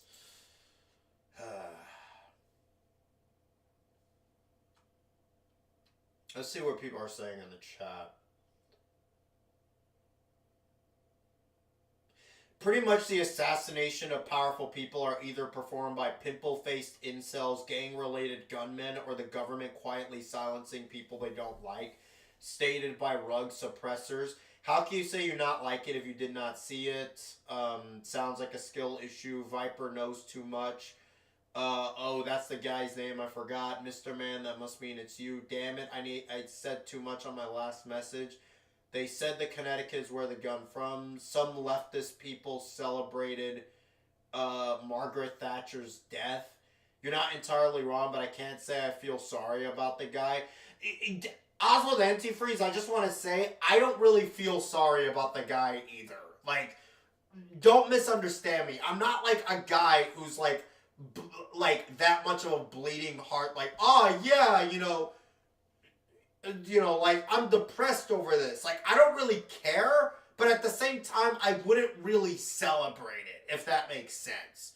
I really am of the opinion that it's like, yeah, the guy was murdered, but I would never celebrate it, but I also am of the opinion that it's like, yeah, man, I don't really have sympathy for you, man. I'm sorry. Like, it really sucks what happened to you. It does, but I just don't really give that much of a shit, you know? I'm basically indifferent. I mean, it's Hitler. Yeah, I feel the same way, I won't lie. I'm sorry, I just don't like the idea of celebrating murders. Even if people deserve it, okay? Hitler, fucking Netanyahu. If they executed Netanyahu, I would be literally like, he absolutely deserves it, and this is something that needed to happen to him, okay? But it would be hard for me to celebrate it, man. I won't lie. It really would. It really fucking would. Yeah, that's fucked up. Re69, rare WT. True. But I get it. I'm not crying any tears, but celebrating murder doesn't say very well of your character. Exactly. Exactly. I feel like there's a middle ground there. You can, like, not celebrate it, but you can also not care, if that makes sense. Murder is murder, and it's wrong. His wife is a bitch, too. Maybe UHC denied healthcare due to a mafia boss. It's in NYC's GTA 3. Yep, the fact that they used AI was just atrocious. AI about to destroy everything. Get ready. Bro, there needs to be a fucking giant amount of regulation on what AI is, like, allowed to do. You know? Like, I've seen people make AI of actual people in videos and shit, and that to me is, like, scary. Like, I feel like there needs to be, like, an immediate law. Like, if you make AI of, like, a woman who exists in real life, of her naked or something, like, that should be, like, treated like revenge porn. You know? Like, that to me is fucking scary.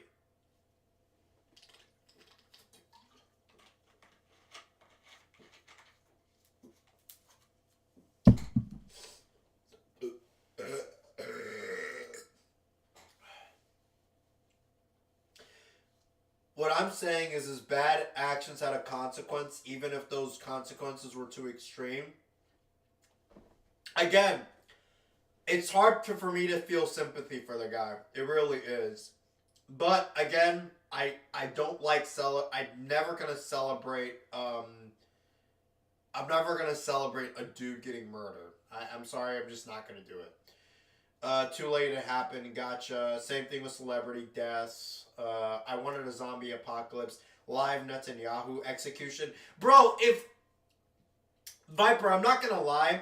If they ever had, like, a live execution of that fucking Hitler piece of shit, my honest reaction is he absolutely deserves it, and it's good that it's happening to him. That being said, I wouldn't, like... I wouldn't. Most people would probably watch that execution. I wouldn't. I'm sorry. I probably wouldn't. I would genuinely look the other way, even though he absolutely deserves it. And if it does happen, good. You know. Most Islamic terrorist leaders. I build a bunker, not even a woman, but I'd be horrified. Yeah, exactly. Like, that to me is insane. Like, I really do think that if you make, like, AI porn of someone, like, that should be treated like revenge porn. And bro, if you make, and that's like grown women and grown men or whatever. Imagine a person making AI porn of, like, a child. Like, that to me should be treated like actual CP, like possession. Like, you should go to jail for that. Absolutely. For real, if you want to use AI to make dumb memes and shit, that's fine, but deepfake AI porn and shit along those lines are fucked up. Somewhat in a zombie apocalypse. Here's, you know, a zombie apocalypse, here's what I think. If the zombie apocalypse spreads by just bites, we will be fine. But if the zombie plague is like the Walking Dead logic, where if anybody who dies becomes a zombie, we are absolutely fucked. If it's that, we're fucked. But if it's just zombie bites you, and as long as you don't get bit, you're fine. Even if you die and you will never become a zombie, if that's the case, we're fine. That's a thing? Ugh, damn. AI about to be used for so many crimes, it's insane. A bunker for the apocalypse. Yeah, it's crazy.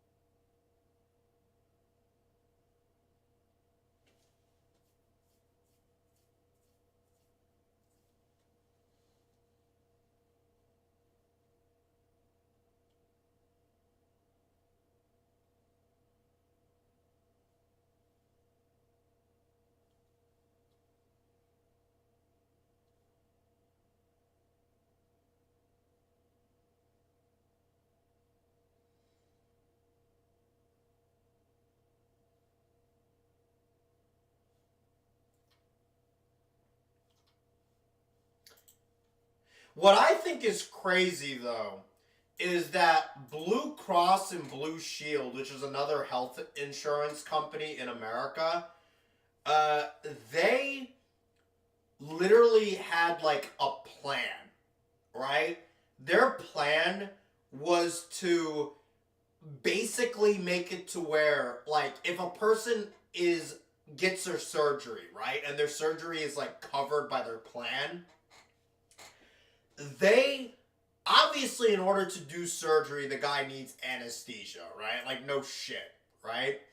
However, anesthesia itself is actually expensive. It's very, very expensive. It costs a lot of money, right? Anesthesia, I'm pretty sure there's an entire fucking field of medicine on just delivering the anesthesia properly, right? It's anesthesiologists, I think. And they make good money. What's their fucking salary? Their average salary? Their average salary is... damn, like fucking... fucking 300K. That's crazy. 350K. Damn. So, obviously, anesthesiologists... so, obviously, because... an anesthesiologist exists, and that's its own fucking field, anesthesia itself is very expensive when it's being done in surgeries and stuff, right? Yeah, so Blue Cross and Blue Shield had wanted to do something to where if a surgery was happening and the surgery took too long, like if it was like, I don't know, like 6 hours or something, there would be like a cap on when the anesthesia would be covered by the health insurance company, right? So let's say that the surgery was 6 hours long and you need the anesthesia for all of it, and the anesthesiologist gives you the medicine to make sure that you are good for it, right? Blue Cross and Blue Shield wanted to do something along the lines of like after 4 hours. Again, I don't know the exact numbers. I'm just making shit up. After 4 hours, there would no longer be any coverage for like the other 2 hours of anesthesia, right? It's basically like you're done with the surgery and you actually have to pay money for the anesthesia, which is insane because that shit costs money. It's not cheap, right? The price of labor for the anesthesiologist, the actual anesthesia itself, the equipment to administer it properly, like all that shit costs a lot of fucking money. So they wanted to make a plan to where it's like they cap that shit out. Now, chat, I don't think I am alone on this when I say that fucking plan is insane and fucking ridiculous. I don't know what they were thinking about that, but that was their plan, right? Blue Cross and Blue Shield wanted to do that. However, immediately after this dude's death, they completely canceled that plan. They said, fuck it, we're not doing it. Like, they had that plan. They were, like, planning it out. This guy's murder happens. This healthcare CEO's murder happens. And as soon as that happened, they were like, okay, never mind. This plan's not happening. We're not going to do that. We're covering the anesthesia no matter how long the surgery is. You cannot tell me that this wasn't the reason why. I'm sorry. I refuse to believe that this wasn't the reason.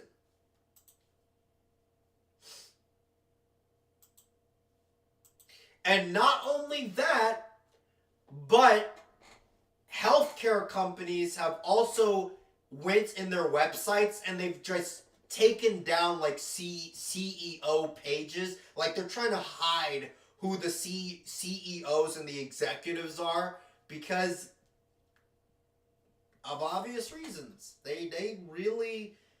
This guy's murder and the fact that nobody had any sympathy for the guy... ironically enough, I feel like I'm the one who's like one of the... Not counting like a politician or like a fucking executive or anybody in that elite caliber. I'm pretty sure I'm like the only one who actually has a little bit of sympathy for the guy. Mainly because, again, I don't like celebrating people's murders. But, you know, the fact that this guy was murdered and nobody really gives a shit about the fact that he was murdered, and it really does seem like everyone from the left, from the right, like doesn't matter what their political affiliation is, they really, yeah, they don't give a shit.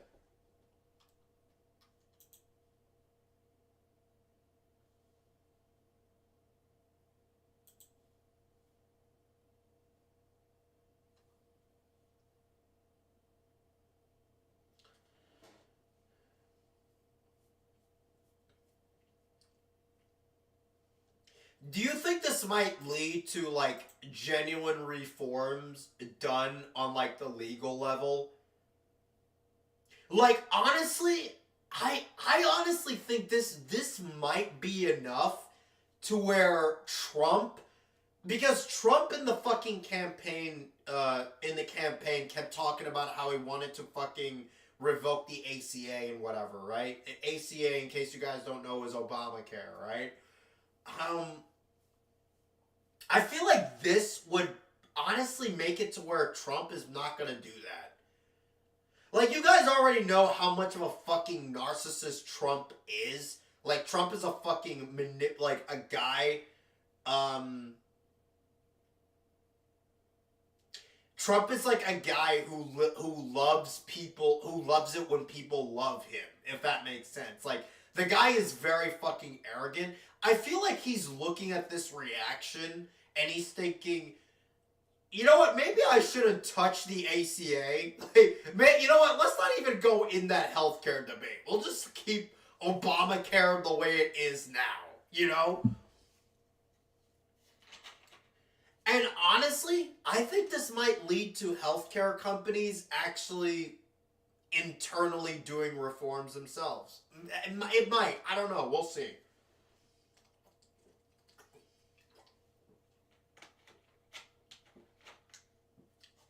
Saying, I can't say I feel bad for him is different than essentially jerking off about it. That's pretty much me, yeah. Which, again, the fact that my viewpoint, which is literally that, is a lot more charitable than the general public reaction. Nobody, literally, people are celebrating this dude's death. Whereas me, I'm literally of the opinion of, guys, we shouldn't celebrate about a person's death, but yeah, it's hard to feel bad for the guy. I'm not gonna lie. The fact that my reaction is the most sympathetic is crazy. It's crazy. You have to do the Trump voice, bro. My Trump voice is not good. I mean, I can try. Listen, after the shooting of this healthcare CEO, we are not going to revoke the ACA. I repeat, we are not going to revoke the ACA. Obamacare has been a disaster, but that's okay. That's okay. We're going to leave it the way it is. We're going to leave it the way it is. Crooked Joe Biden is not going to fuck with me now. I'm sorry. I can't do a Trump voice. The problem is that I feel like I can make the actual voice and tone work. I just can't mimic his, the way he speaks at all. If you want to see a good Trump impression, go watch Kyle Kulinski. Kyle Kulinski's Trump impressions are so fucking funny. It's fake. It's fake.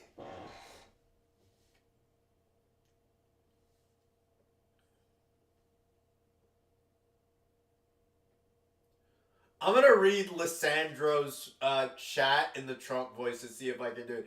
I think this is a real turning point in our culture.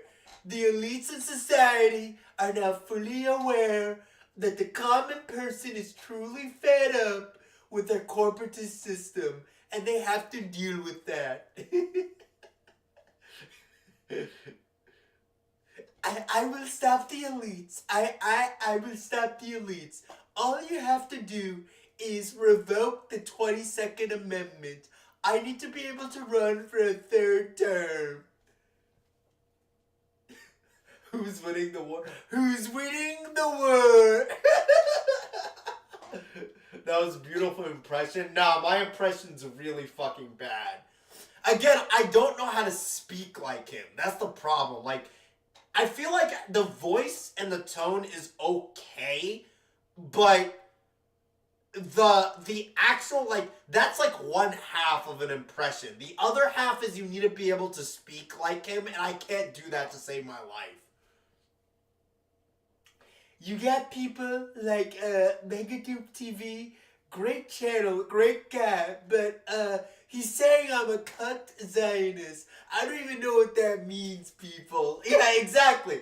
Like, Mr. Man, he knows how to speak like the guy from the chat. If he gives me stuff to say, I could probably make decent Trump impressions. You got people like Megatube TV, great channel, great guy, but he's saying I'm a cunt Zionist. I don't even know what that means, people.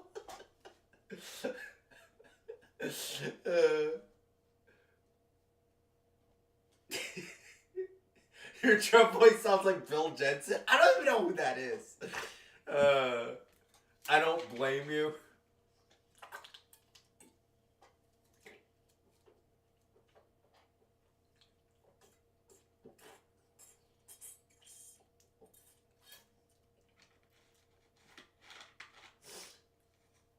Elmer Fudd shoots me.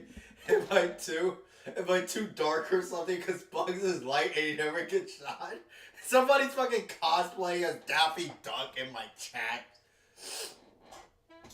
Bill Jensen from Christianity Hotline. What? I don't even know who that is. I don't know who that is.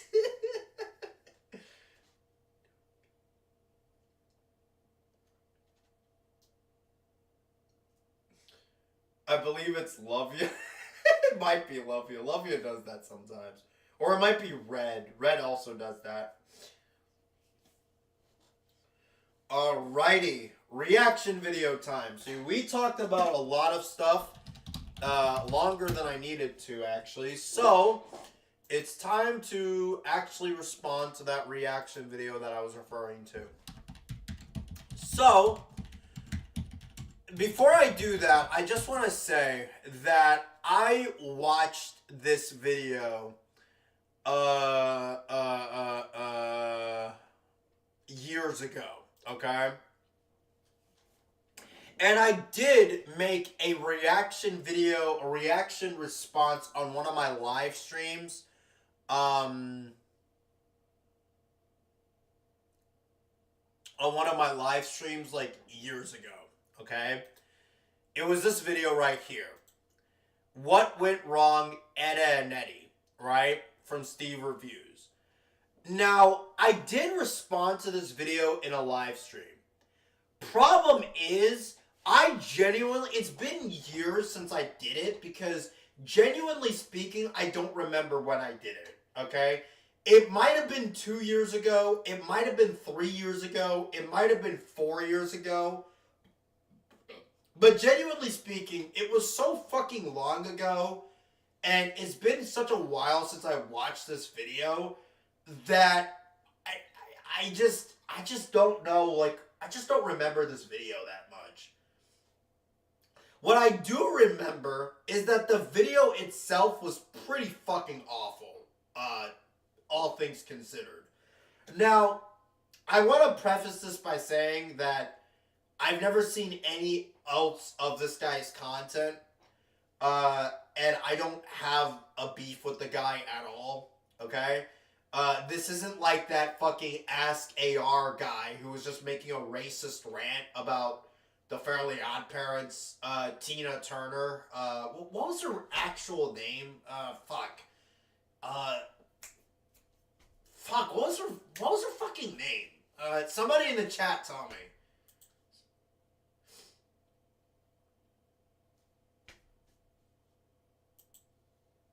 What was that person's name? The fucking Fairly Odd Parents reboot character. Hazel. Yeah, that's it. Hazel.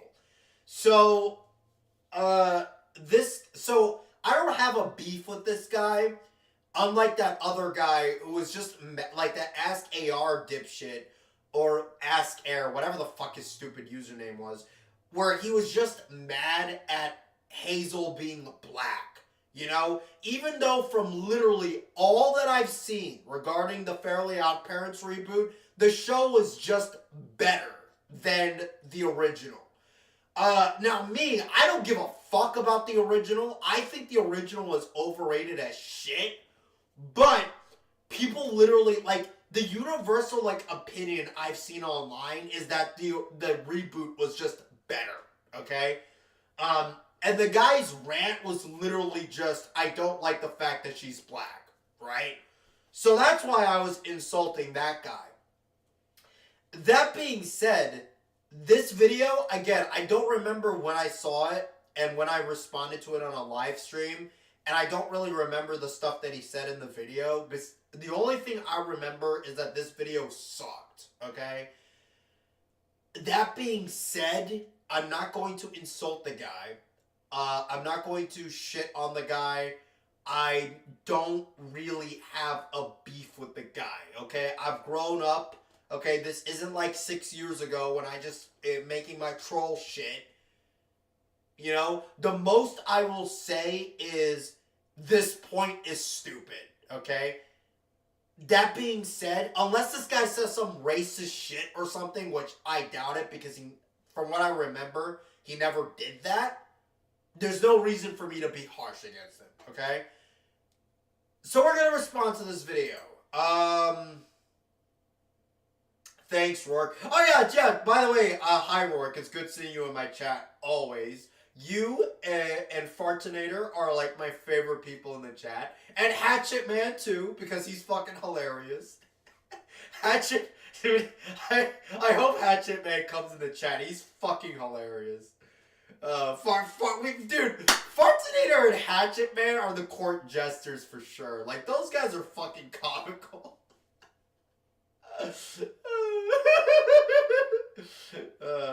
Steve's what went wrong videos are kind of trash to me. Goodness knows if I'm pumping goodness knows and all of a sudden I don't feel like quite my... Why the fuck can't I read? Whatever. Let's just respond to this shit.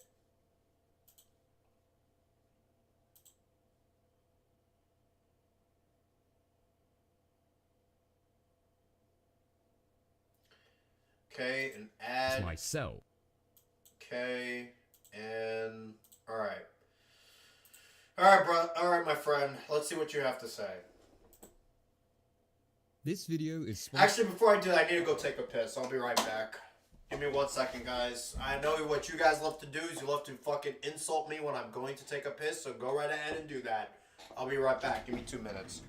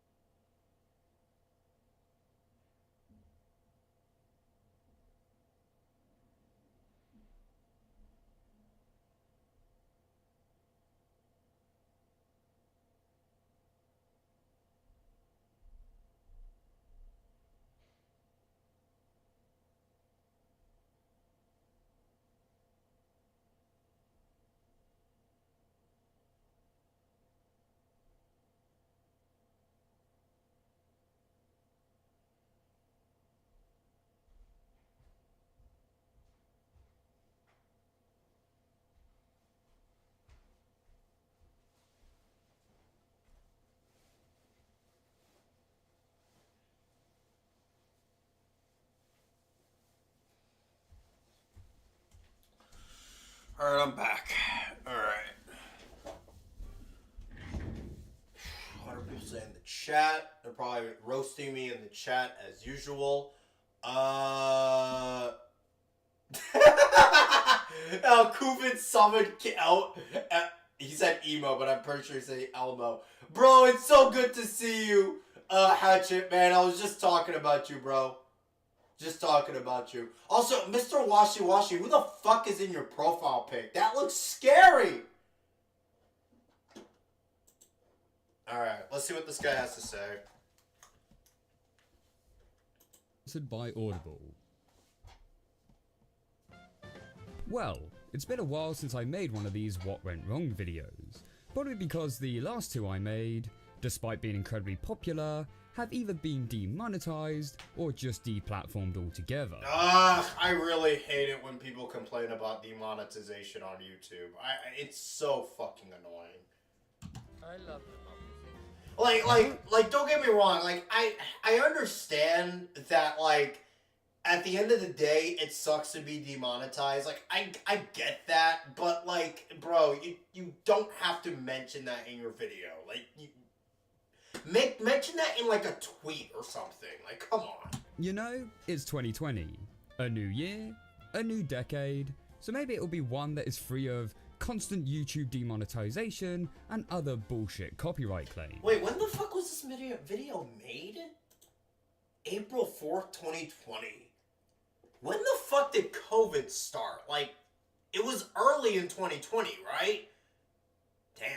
If this was before COVID, he had no idea how bad that year was gonna be. So, in this edition of What Went Wrong, we'll be taking a look at another of Cartoon Network's biggest hit shows.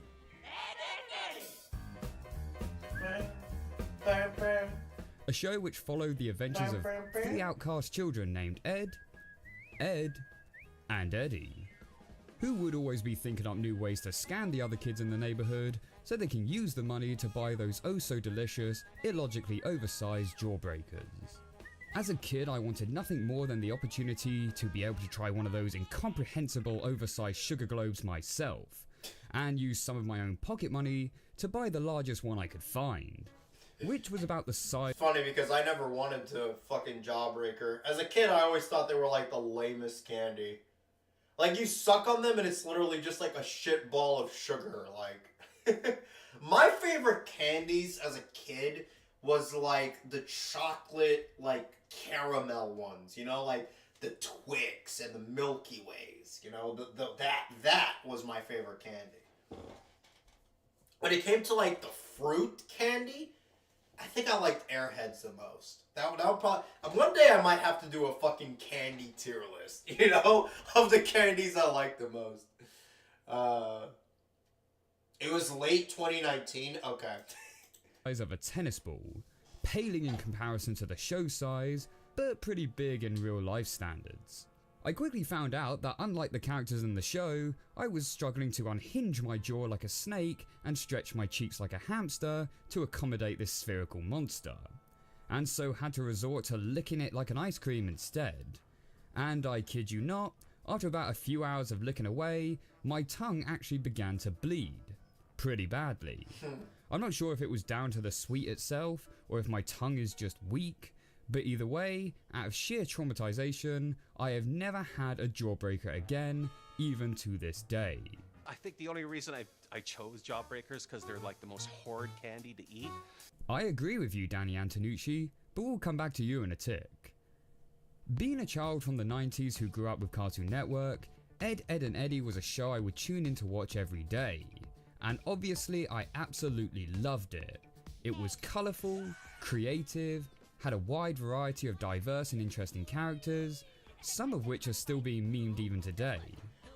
To this day, I find it insane how Rolf, who was like a side character in the show, had way more character than a lot of main characters in cartoons now. Like, that to me is fucking pathetic. Like, that's actually wild. Like, I don't know if that's something you should really praise Edda and Eddy for, or more so just shit on, like, a lot of cartoons now for, you know?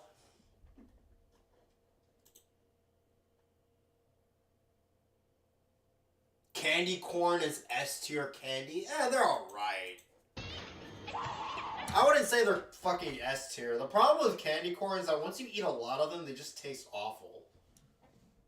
But honestly, I would say they're like a B-tier. Honestly, the worst candies for me are like the chocolate candy with like coconut. Because coconut and chocolate just don't mix at all. I'm sorry. And like Twizzlers. Like those would probably be like my least favorite. But my S tier would be like Milky Way, Twix, I would say the York peppermint patties would be pretty up there too. Airheads. That's my S tier. Any doors yet? Not to mention, it was absolutely hilarious. This is a perfect spot, huh, guys? Hey, dorks! Get out of my backyard! Weird. Kevin already has a clubhouse here. Shut up, Ed. And I'm clearly not the only one who thought that, as the show was one of Cartoon Network's biggest successes, and was a huge hit with both critics and audiences, attracting over 30 million households and being broadcast in over 120 countries. Being 30 million households is actually kind of insane, like thinking about it. both popular among kids and adults alike, having more than its fair share of adult humor thrown in. Read a magazine? I would if I knew where Ed hid him. Dude, that magazine episode is one of the show's best. I feel like that is like my top 20 in terms of like Edda and Eddie episodes. Eddie's fucking porno rags. Oh, you read those? Bitch! Weekend wrecker! Of all the Infield magazines are in that sewer, Eddie, they would be totally illegible. The text smeared by the damp sludge.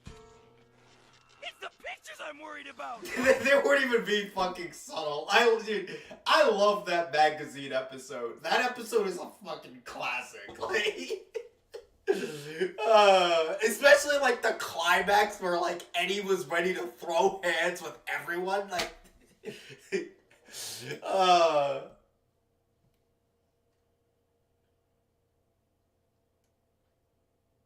I'll never forget Phantom Strider saying this show sucked and compared it to The Simpsons, because Phantom Strider's a fucking idiot. Like, he actually got married recently, which good for him, but... Clean up my room and she's making me throw out all my cool stuff. But luckily, I was able to save the magazines.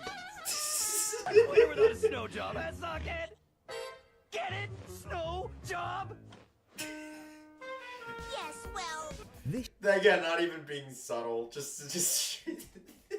show is actually Cartoon Network's longest running original series, where the first episode aired in January 1999, along with 130 more, plus 4 TV specials, and a television film finale.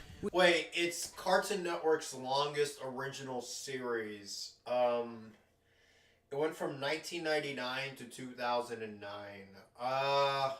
So that's 10 years. Hasn't Teen Titans Go overtaken it? Yeah, I'm pretty sure Teen Titans Go has overtaken it. I mean, granted, by the time this video came out, that hasn't been the case yet. But let me actually look this up. Longest running CN shows. Teen Titans Go is the longest running show on Cartoon Network, surpassing Edda and Eddie. Yeah, so Teen Titans Go is the winner now.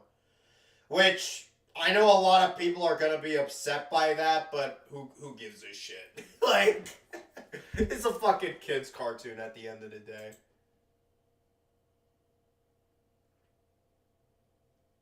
Yeah, but by the time this video came out, though, it wasn't the case. It was like 7 years coming up to 10, you know? Which aired in November 2009. An almost 11-year run. And no, What's funny is that Edda and Eddie was originally supposed to end in 2004. That's like the crazy thing. Like, it was originally supposed to be just 6 years. But the thing is, Edda and Eddie's development cycle was kind of weird. Its original run was from 1999 to 2004, right? But they played like a shitload of reruns, like from like 2004 to like 2005, you know? And I believe it was either 2005 or 2006, because of the popularity of the show and the reruns, that they made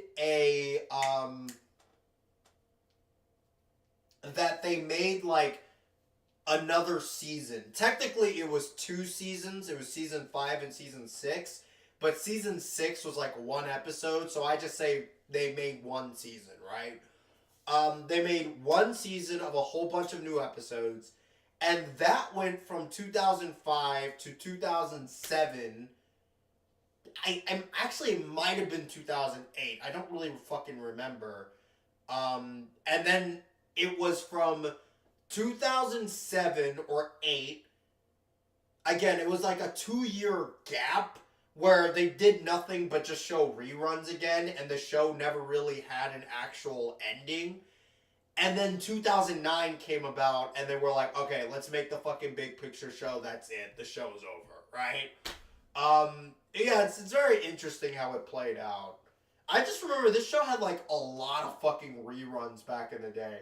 Like if you were on Cartoon Network in like the 2000s, like I was, and you watch the show and you watch Cartoon Network a lot, they played the show a lot. Like they had like, and it didn't matter what episode or what season, they would just play whatever, you know? God, that was like ages ago.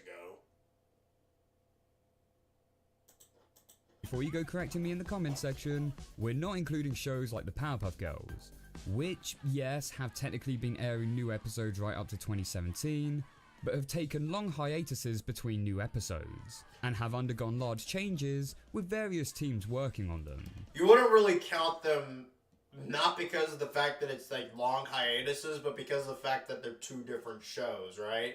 Like the Powerpuff Girls from the 1998 was different from the one in 2000, what was it, like 16, 17?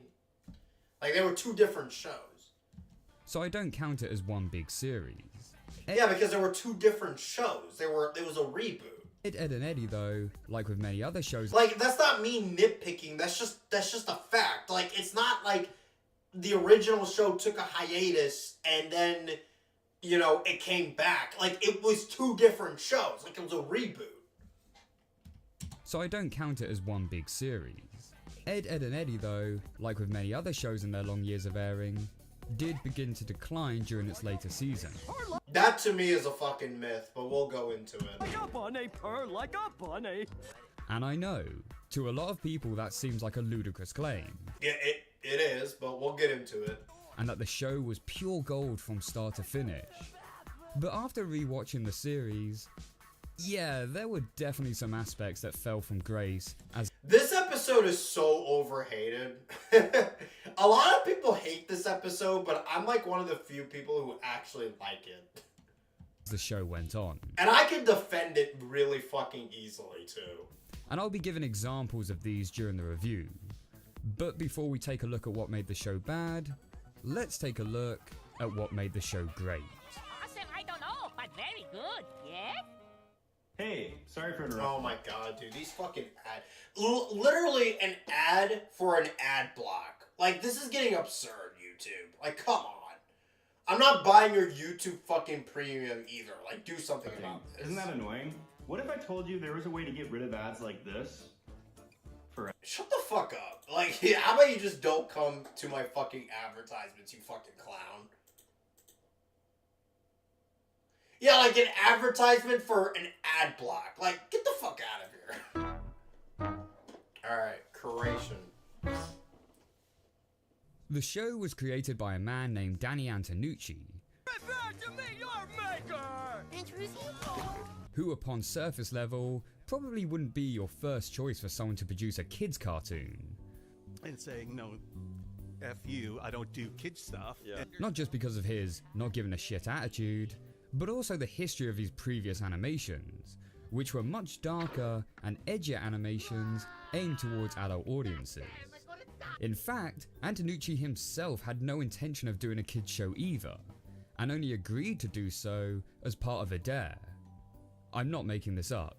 That was on a... It's funny because the adult shows that he made before were kind of shit. He made the Brothers Grunt 2, which was like an MTV show on like, you know, like the same idea as like Beavis and Butthead, like having like a Brothers Grunt or a cartoon on the MTV channel, but from like everything I've seen of that cartoon, it's kind of shit. It's just mindless trash.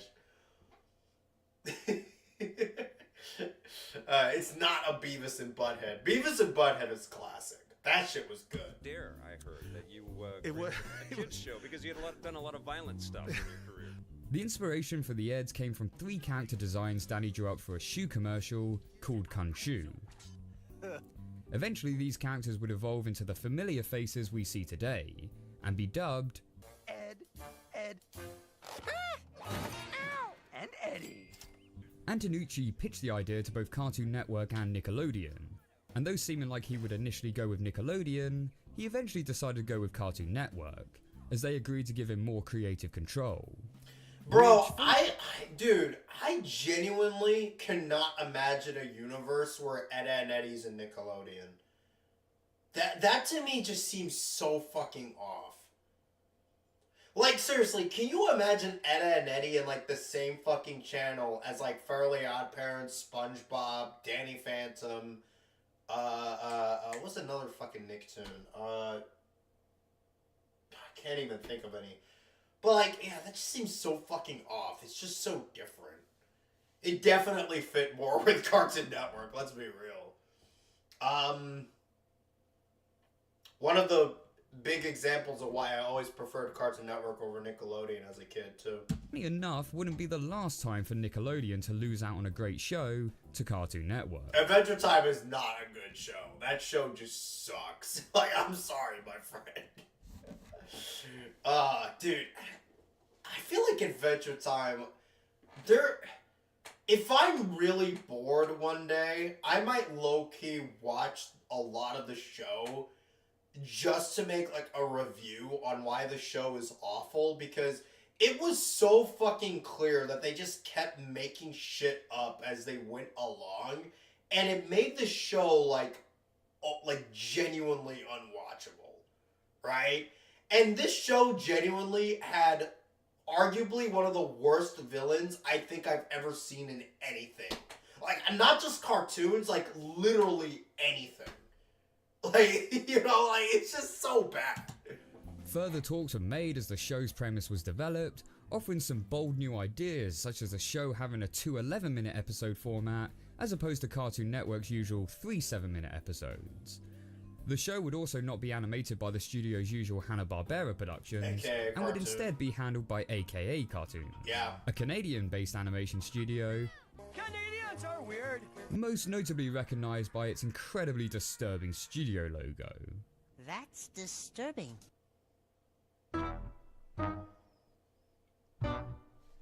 It's interesting how he lumps seasons 1 through 4 together, considering the fact that, like, season 1 of the show, it's almost kind of like SpongeBob in the sense that season 1 is so much more different than the rest of the show that lumping it in with seasons 2, 3, and 4 is just kind of absurd. You know? I mean, honestly, I feel like season 1 was different, season 2 was different, and season 3 and 4, I'll give you that, like, they're comparable. Like, come on. And so on January 4th, 1999, the first episode of Ed, Edd n Eddy hit the screens, with the episode titled The Ed Touchables, a theme which would run through all the episode title cards, which would have the word Ed substituted to a reference or phrase, such as Pop Goes the Ed, Once Upon an Ed, Robin Ed, and my personal favourite, Mission Ed Possible.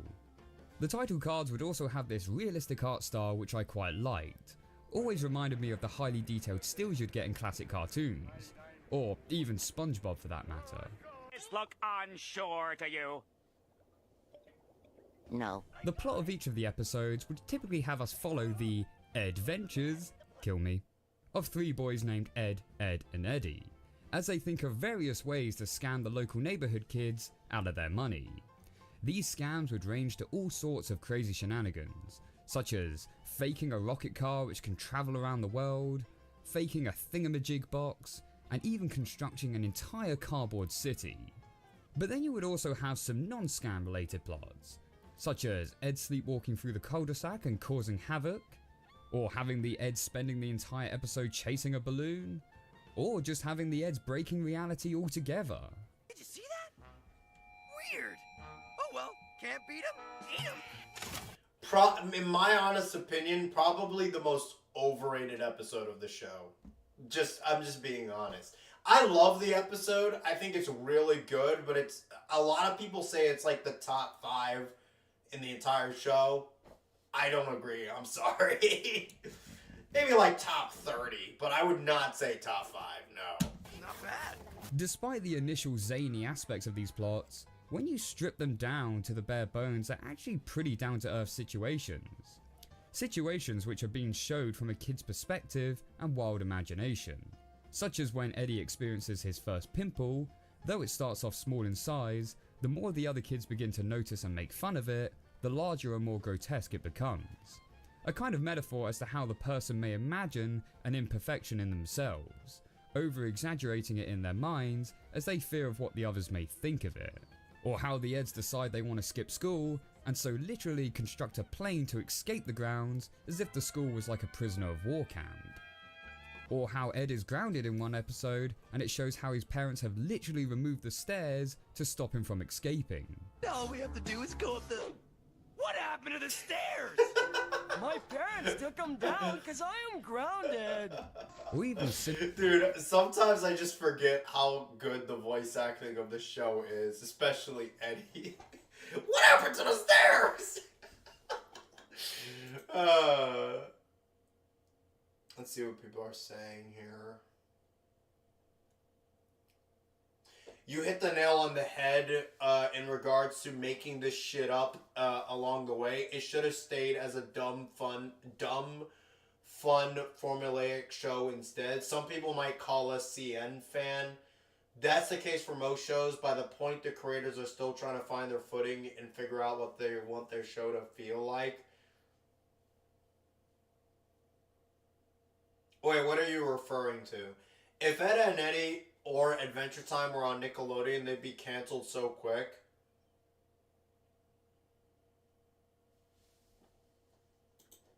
Simple trouble of new childhood clothes feeling stiff and uncomfortable.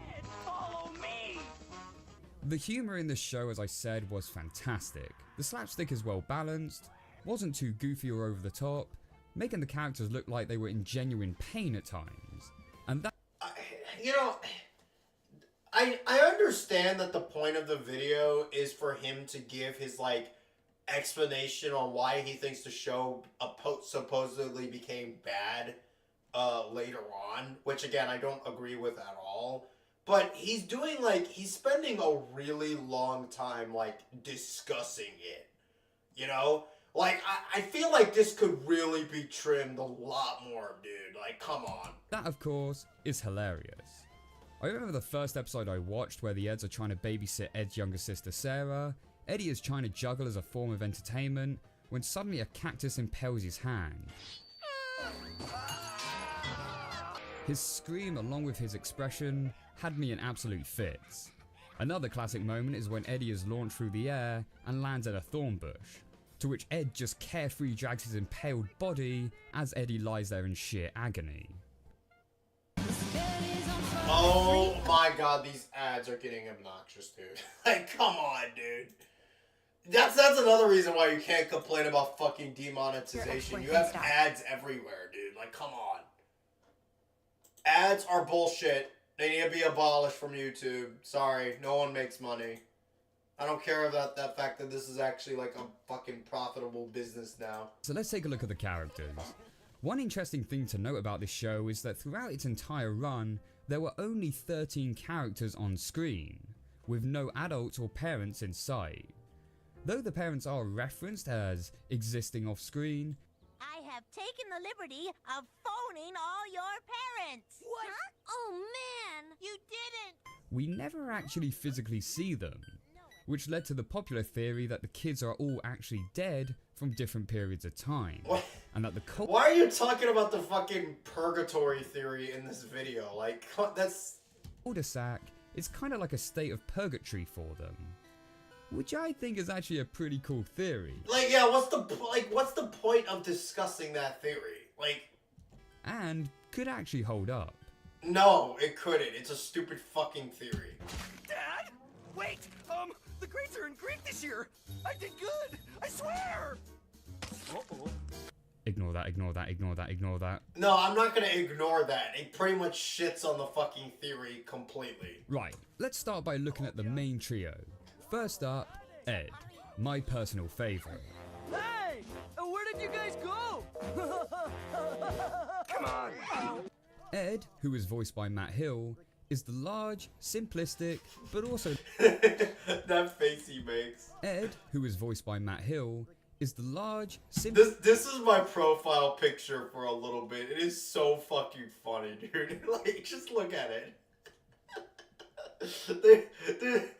There's nothing like more goofy and absurd than this. Simplistic, but also lovable character.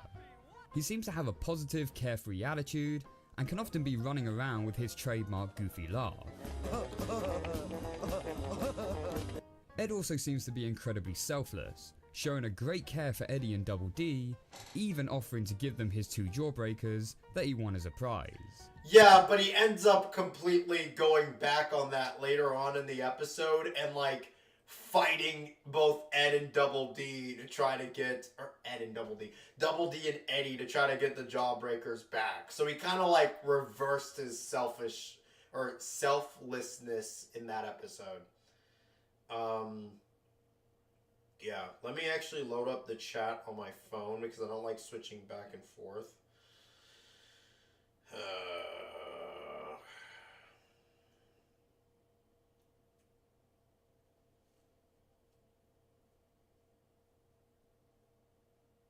I remember Turkey Tom made jabs at this guy in his Mr. Enter video. I think he called him boring or something. They need money. Why is he talking about theories? It's clear he needs the money. Blood is yapping. He's kind of right. Steve isn't that entertaining, nor is he outrageously shitty. He's just kind of there. Can you make this video 1.5 speed? This guy talks like he's trapped in slow motion. Bro, I'm tempted to. It's not even necessarily the fact that he's talking in slow motion. It's just that he's talking a lot about like a lot of bullshit that has nothing to do with the premise of his video. Your video is about why Ed and Eddie became bad, right? You should start it by saying Ed and Eddie was good in these episodes. This is why it was good, and then immediately go into like that should be like at most like a 5-minute portion, maybe 10 minutes, right? And then you go into why I think the show became shit, you know? And honestly, I could tolerate a longer video if the guy was charismatic, but he's just not. I'm sorry. So that the other 2 wouldn't get left like, out. It's just kind of boring. And of course, Ed definitely comes out with the best one-liners in this show. Ed, you put the sign on upside down. No, I put the sign on the garage. Ed, what are you doing in my bed? I can't sleep, Eddie. I keep thinking, how can my feet smell if they don't have a nose? I'm a woodpecker. Except with dirt. Though not having much brain, I love Ed certainly makes up for it in brawn, often showing incredible feats of strength, which I reckon he could easily use to take down Goku, Superman, and One Punch Man, all at the same time. I'm not going to get into the fucking power scaling debate, but absolutely not. Ed would be like at most maybe a building buster. Well, no, not maybe. He absolutely is a building buster, right? That doesn't mean anything by Dragon Ball standards. Like, King Piccolo would easily destroy Ed. I'm not gonna get into the fucking power scaling shit, but that to me is something that's just so wrong that it's, no. Even further beyond. He's making a joke about it, bro. Why?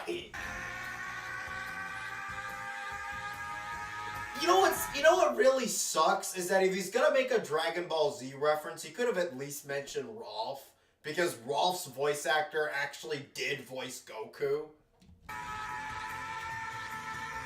I mean, just look at this guy. Ed couldn't even beat Naruto. Yeah, no, absolutely not. Ed would get fucking trounced by Naruto. Again, he's like a building buster, I would say, but like being a building buster doesn't really mean much in fiction.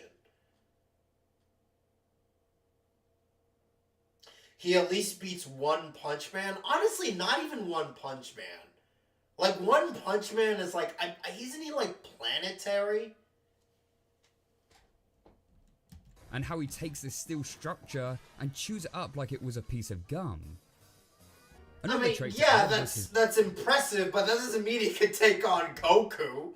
Like, come on, bro. I'm not gonna get into the power scaling shit, but if you're gonna make like a dumb power scaling statement, I will mock you for that. wild imagination, which is heavily inspired by the comic books and classic sci-fi monster movies he often watches. Sometimes this imagination gets the better of Ed as he begins to merge reality and fantasy, trying to replicate a comic book story by sacrificing Jimmy's Mr. Yum Yum, and even taking on the identity of a monster when put into a costume. This is so out of left field, sorry, but dude, Damascus has been taken. Bro, it was only a matter of time, dude. It was only a matter of time. That is insane. I still can't believe how weak that regime actually was. Like, that's it. Bashar has lost a war. That is insane to me. I thought he won. I really did thought he won that war. God. Rourke, we can talk about it on Discord later, but that's crazy. Terrorizing the entire cul-de-sac. Outside of sci-fi shows, Ed also has a love for buttered toast, gravy, and of course, chicken. Chicken! Pet the chicken! Pet the chicken! Though sometimes I worry that Ed may love chickens a little bit too much. Like, why is he talking about this? Like... I didn't even know they had magazines like that. this is one of the funniest jokes of the show, though. I'll give him that. Making a clip of that was at least funny. Bro, Mr. Washi Washi, your profile picture is fucking terrifying. Like, who is that in your profile picture? Like, change it or you get timed out. I'm joking, but still, like, seriously, that picture is fucking... It's creepy! Then we have Ed, voiced by Sam Vinson. My hands are contaminated by the filth of chicanery. Oh, what dastardly deed have we sowed? Who writes this guy's stuff? Whom, because his name is spelt with 2 D's as opposed to just one, everyone refers to him as Double D. Yeah. Double D is the brains in the trio, often coming up with the crazy contraptions to help with Eddie's scams. He also comes across as the most mature of the Eds, offering an empathetic and polite attitude. Best do as he says, Eddie, lest we open old wounds.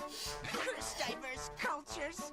Wait, what did he just say? Curse diverse cultures. Curse diverse cultures. Curse diverse cultures. Oh, wait, no, never mind. I guess he's actually just a massive racist. Despite his maturity, the downfall to Double D is that he suffers from a lot of anxiety and doesn't perform too well in sports, making him a bit of an outsider with the other kids. You throw like a 2-year-old. In saying that though, Double D is probably the most liked Ed out of the 3 Ed boys.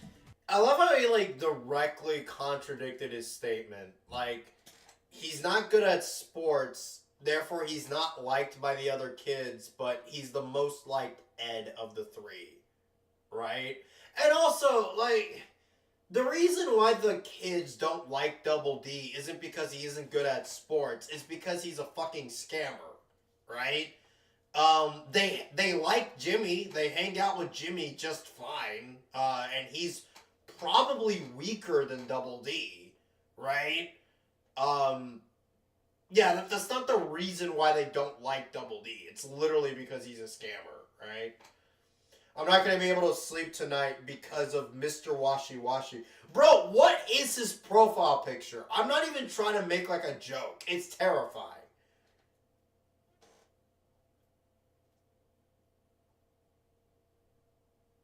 They hate Double D and Ed because they're associated with Eddie. It's not even necessarily because they're associated with Eddie. It's because they're all scammers.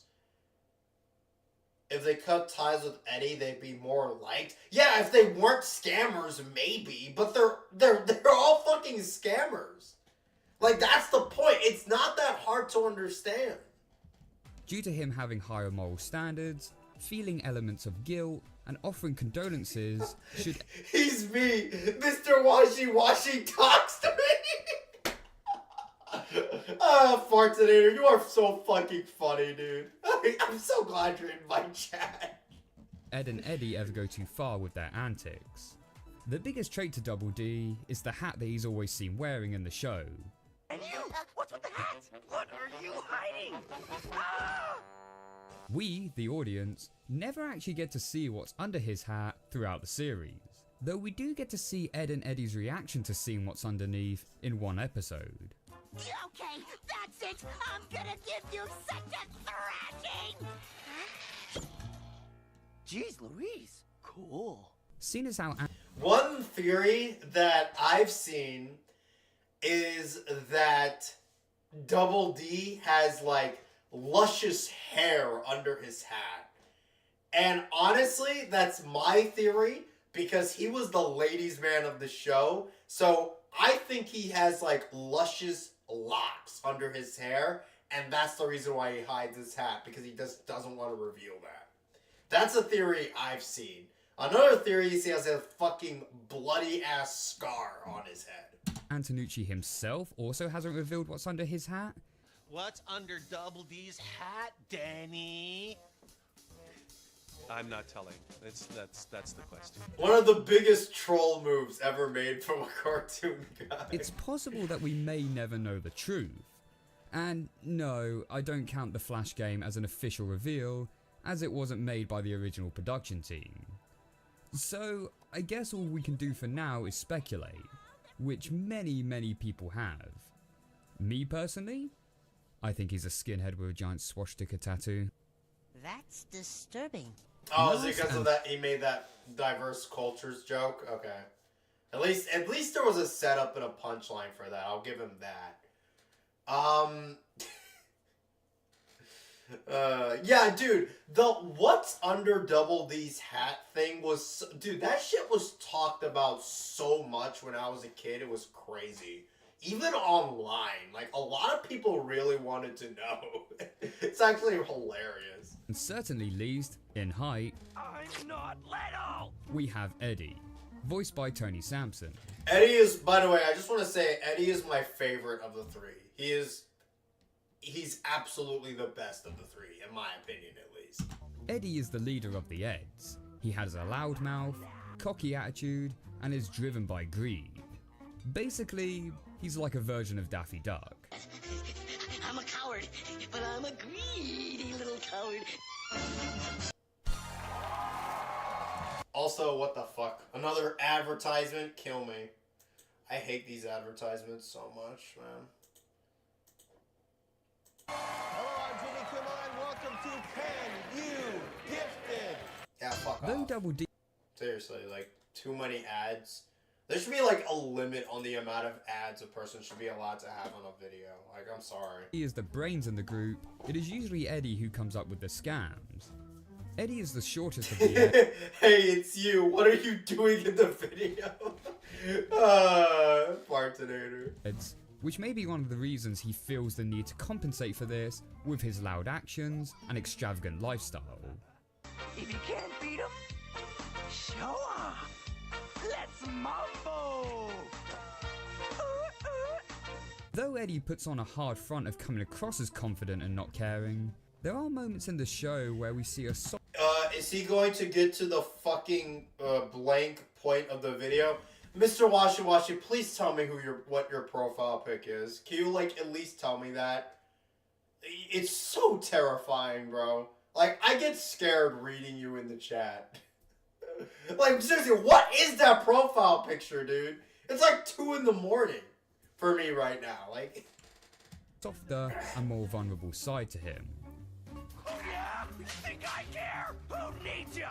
Go on, write what you want. I'm bulletproof. YouTube is the one that actually puts more ads? Okay. Well.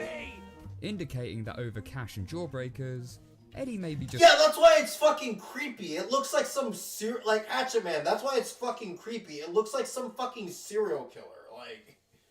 just wanting to fit in and be liked. Along with the Eds, there's also the other kids in the cul-de-sac who each have their own personalities and diverse ways. Let's start with Johnny 2x4. Johnny is kind of that weird kid on the block who can even annoy the other kids from time to time. Chill and hang with me. Over there! So much so that the Eds even exploited this in one episode by charging the other kids money just to get rid of him.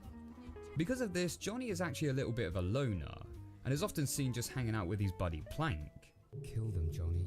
Kill them all. Plank? Plank is a plank of wood, with some eyes and a smile drawn onto him. And though we're led to believe that Plank is purely a fabrication of Johnny's imagination, there are certain times in the series where he does almost seem to become sentient. He is over there! The little rascal. I guess it's kind of like the Mr. Garrison and Mr. Hat relationship. But there's also that episode where the Eds try to make new imaginary friends for Johnny, and it sends him into a mental breakdown. Why is he explaining literally everything about the show that people watching this video are likely to have watched at Eddie? Yeah, that's what I'm saying. He's just kind of like dragging the video on unnecessarily. Like, again, like I said before, 5 to 10 minutes max explaining why you like the show, and then the rest of the video is you talking about why you think the show became shit. It's that should have been it. We're like 20 minutes in and he's still giving like a premise of the show. He hasn't even praised it. He's just like talking about what the show is about. Like that, I'm sorry, that's just not good content. Like, it makes the video like a lot more boring than it should be. Who are you? Dance? No, I thought... Oh, no, I like you too. So yeah, maybe Johnny's just a schizophrenic. Then we have Kevin, who's your typical neighborhood jock who wears his cap backwards because he's just that cool. Kevin is probably the biggest rival to the Eds, always cynical to their schemes and able to see through much of the bullshit that the other kids can't. This obviously doesn't make him the biggest fan of the Eds, as he usually refers to them as dorks. Dork? Our modern postal system will ensure my relatives have fresh fish for dinner. Ah, Rolf. Rolf is probably my favourite of the side characters. Some of the lines of dialogues he's basically the favorite of all the side characters, let's be real. Comes out with are just brilliant. Your garden is overgrown and your cucumbers are soft.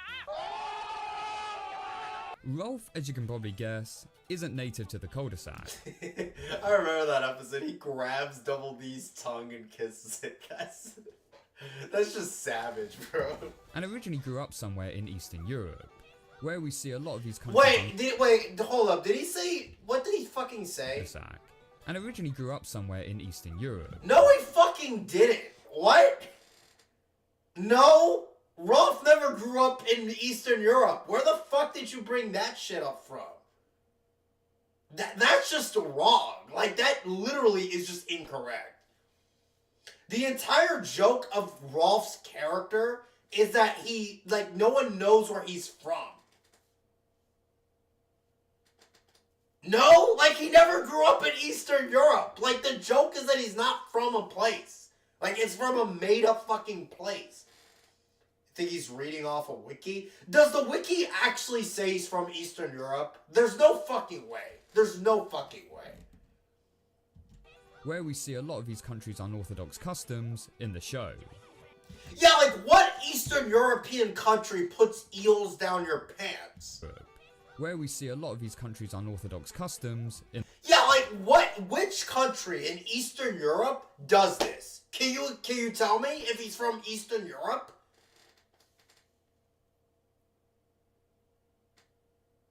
Like, genuinely speaking, like, that's just the wrong fucking point.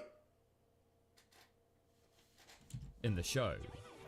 Despite all of these customs... What custom does this too? Where it's like he straps goats in a rope and, like, hangs himself and spins around. What country is that, Steve? As a fictional country in Eastern Europe? That's delusional. You could just say fictional country. Saying Eastern Europe literally implies a country in, like, the Balkans or something. Maybe Steve is being racist. Unironically, yeah, like, seriously. We never actually find out where it is Rolf is specifically from. Yeah, because he's not from an actual country. That's the joke of his character. Like, the literal joke of Rolf's character is that he's from an unknown country with weird-ass customs. But it's never told what his country actually is. That's the joke. And even creator Danny Antonucci himself admits that he doesn't know where Rolf actually comes from. Yeah, because that's the fucking joke. And it's always been... Dude, this is so obvious. Like, this is... As a kid, I knew this very fucking easily.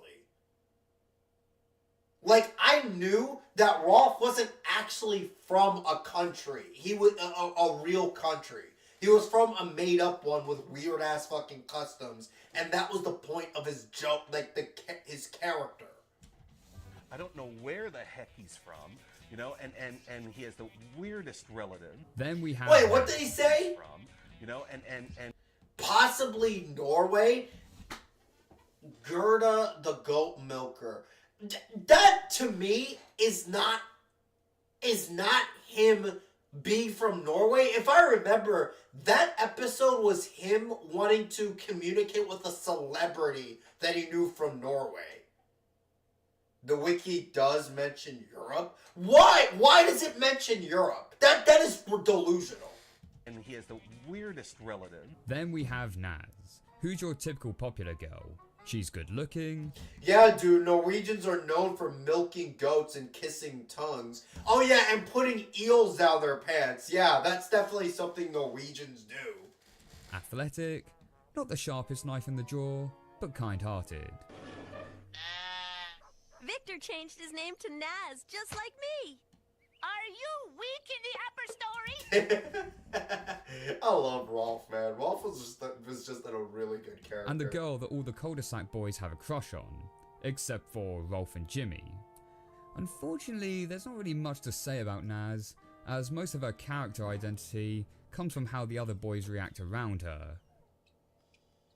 Yeah, she was kind of the most bland character in the show, to be honest. Kind of ditzy, but whatever. I think of all the characters, she probably had the least amount of character, to be honest with you.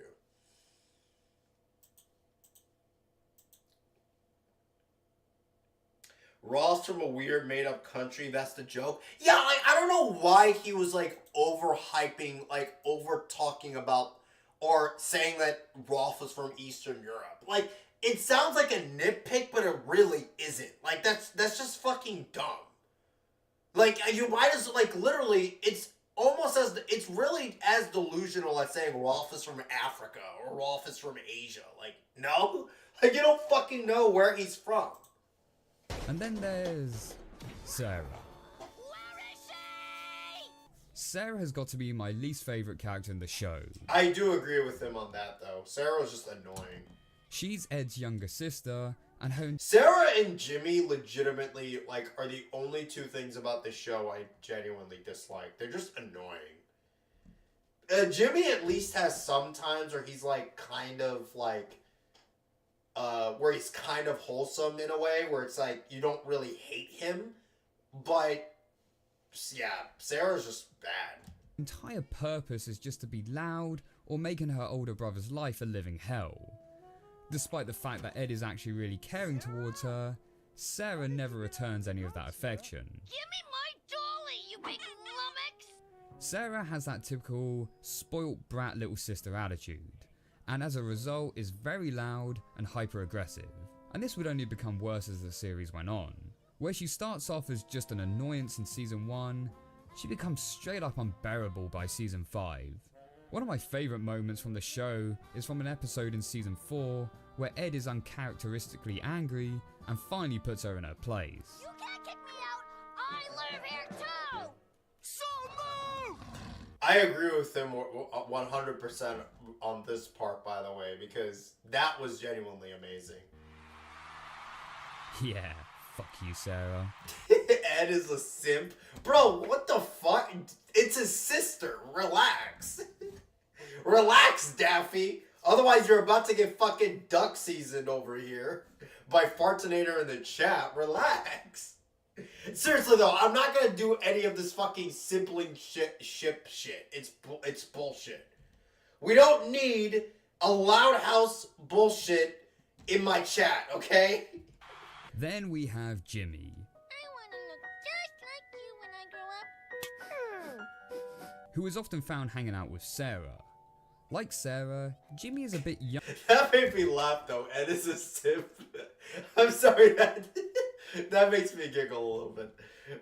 Younger than the rest of the cul-de-sac kids, and comes across as the weak, scared, and naive-minded individual, often becoming an easy target for the Eds. Though as the episodes went on... Wait, was he an easy target for the Eds? Not really, no. I mean, yeah, he did. They definitely tried to scam him, but not that much. At least relative to the other kids, you know? Jimmy would prove himself to be a lot more cunning and sinister than he lets on, even using his naive image to be able to shift blame over to the Eds for something that he did. It was horrible, Sarah. They made me eat dirt all day. What? And finally, we have the Canker sisters. I'm May Canker. I'm Marie Canker. And I'm Lee Canker. Who live in the unstoppable antagonists of the show, by the way. Literally the only fucking time the Eds were able to stand up to the Canker sisters was in that Valentine's Day episode. You guys know what I'm talking about. When they had that food fight, that was epic. The trailer park. Like, Eddie fucking bit the shit out of Lee's leg, bro. Like, that was an epic fucking fight scene. Just outside of the cul-de-sac. The Cankers are the main antagonists of the series, both feared and hated by all the other kids. The main trope of the Canker sisters was their crush that they have on the Eds, and would often try to force themselves The Cankers are simps, true. Now that's true. They are simps. Oh, Fartinator, I love you in my chats. upon them in a creepy and sometimes pretty rapey manner. Now, I don't want to be that guy, but let's just imagine that the gender roles were reversed, and it was 3 teenage guys trying to force themselves onto 3 younger girls. Wait, did he say younger? Wait, what the fuck? That being said, wait a minute, does he think that the Cankers are older than the Eds? Did he say that? I wasn't paying attention. Did he actually say that? Have on the Eds, and would often try to force themselves upon them in a creepy and sometimes pretty rapey manner. Now, I don't want to be that guy, but let's just imagine that the gender roles were reversed, and it was 3 teenage guys trying to force themselves onto 3 younger girls. Yeah, he did say that. What? No. Where the fuck is he getting this, like, information from that the Cankers are older than the Eds? The fuck?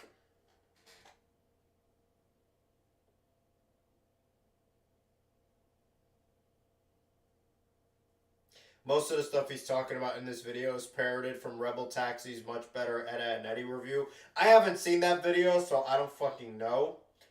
Can't stand Marie. Simps don't get their way, the Cankers force it. Who would win in a simp war, the Cankers or Mordecai? I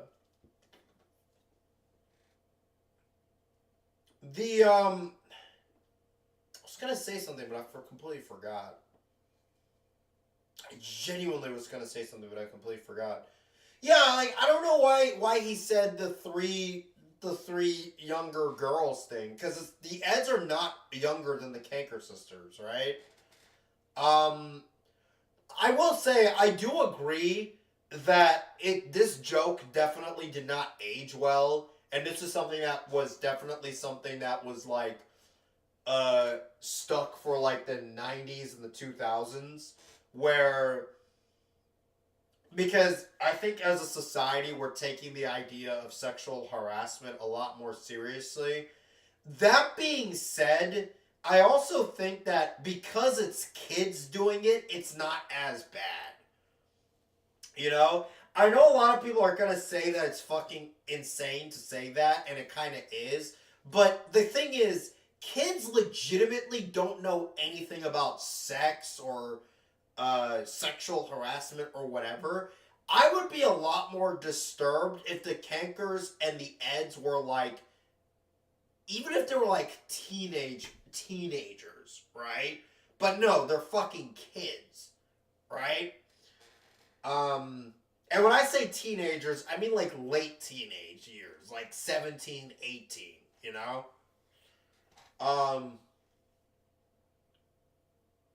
What? What in the slick voice? What? Yeah, I don't think people would have been quite as content with them if that was the case.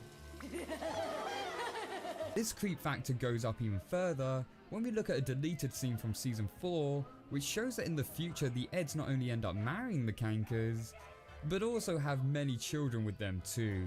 Why? I don't know why he's talking about this deleted scene. It's deleted for a fucking reason. Like, if they didn't put it in the fucking show, then you really shouldn't be using it as like, you know, as like a criticism or praise of the show. It just sounds delusional, right? Like, I remember MatPat. This is like kind of unrelated, but I remember that MatPat from Game Theory used to do stuff like this sometimes as well. Like, he would use like deleted evidence or deleted video game ideas to try to support his theories, and it's just like, no, that's just stupid. Like, if it's not in the official show or canon or guidebook or anything, then it should not be addressed. At that point, it's just headcanon. One thing to note about all the characters in the show, though, is just how visually distinct they all are, possessing bright or highly contrasting colours to make them pop out from the background. And even if we take away the colours, all the characters can be instantly recognised from their unique style. They have to wait until their teen years? Wait, what? What are you talking about? Which brings me on to the show's next great asset, the animation. The show was animated by AKA Studios, a Canadian-based company. Even if they were Canadian, heaven forbid. Danny Antonucci is a very I always love how they roasted Canadians in the show. Because the people who made the show were Canadian. person when it comes to the art style and animation, holding very strong views against modern digital animation. Just fuck digital and draw. Yeah. Right on. And cartoons that have non-artists in control of the director's You know, chair. that's a good point, Fartinator. He did just make this point. Like, bro, you're repeating yourself way too fucking much. Get to the point of your video.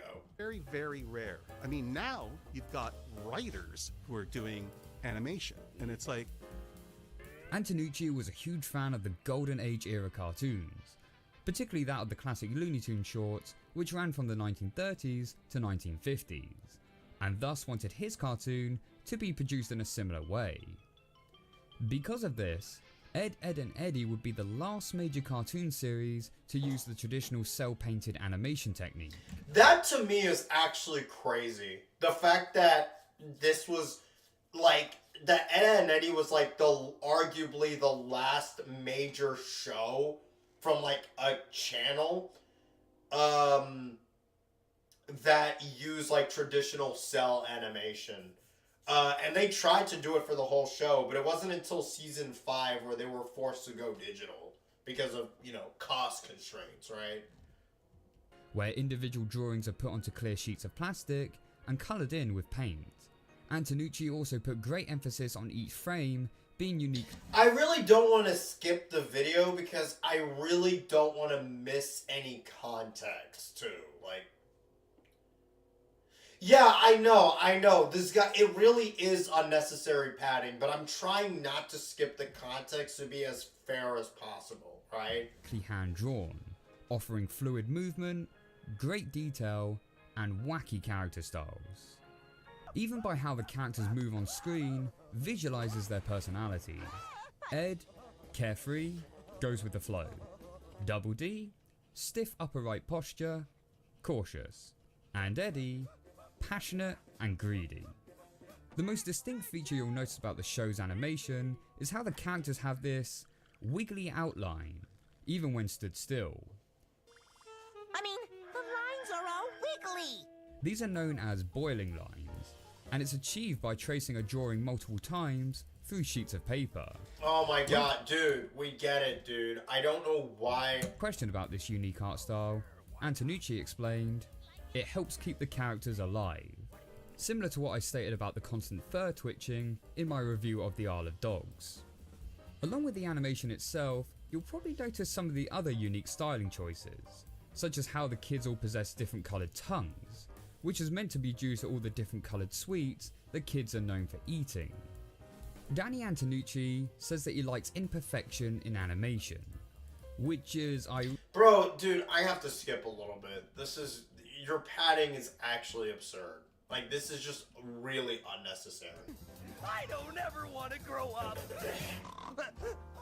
And as the episode closes, Eddie claims, I still wish I was a kid. I'm not gonna lie, I kind of wish I could go back a few years too, man. And I'm only 25, so... Maybe it's because I now sit here in my late boomer 20s that I find this so much more relatable, reminiscing back on simpler times as a child, where there seemed to be a... Bro, I'm sorry, bro, you're really...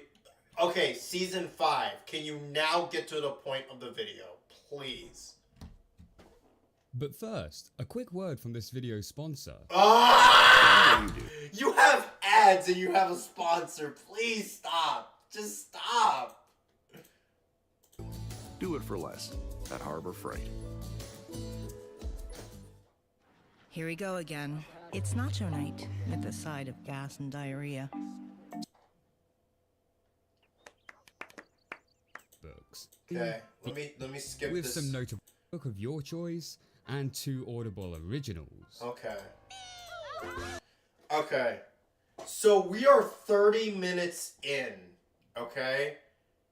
And all he's talked about so far is like a history of like Ed, Edd n Eddy and like what the show is.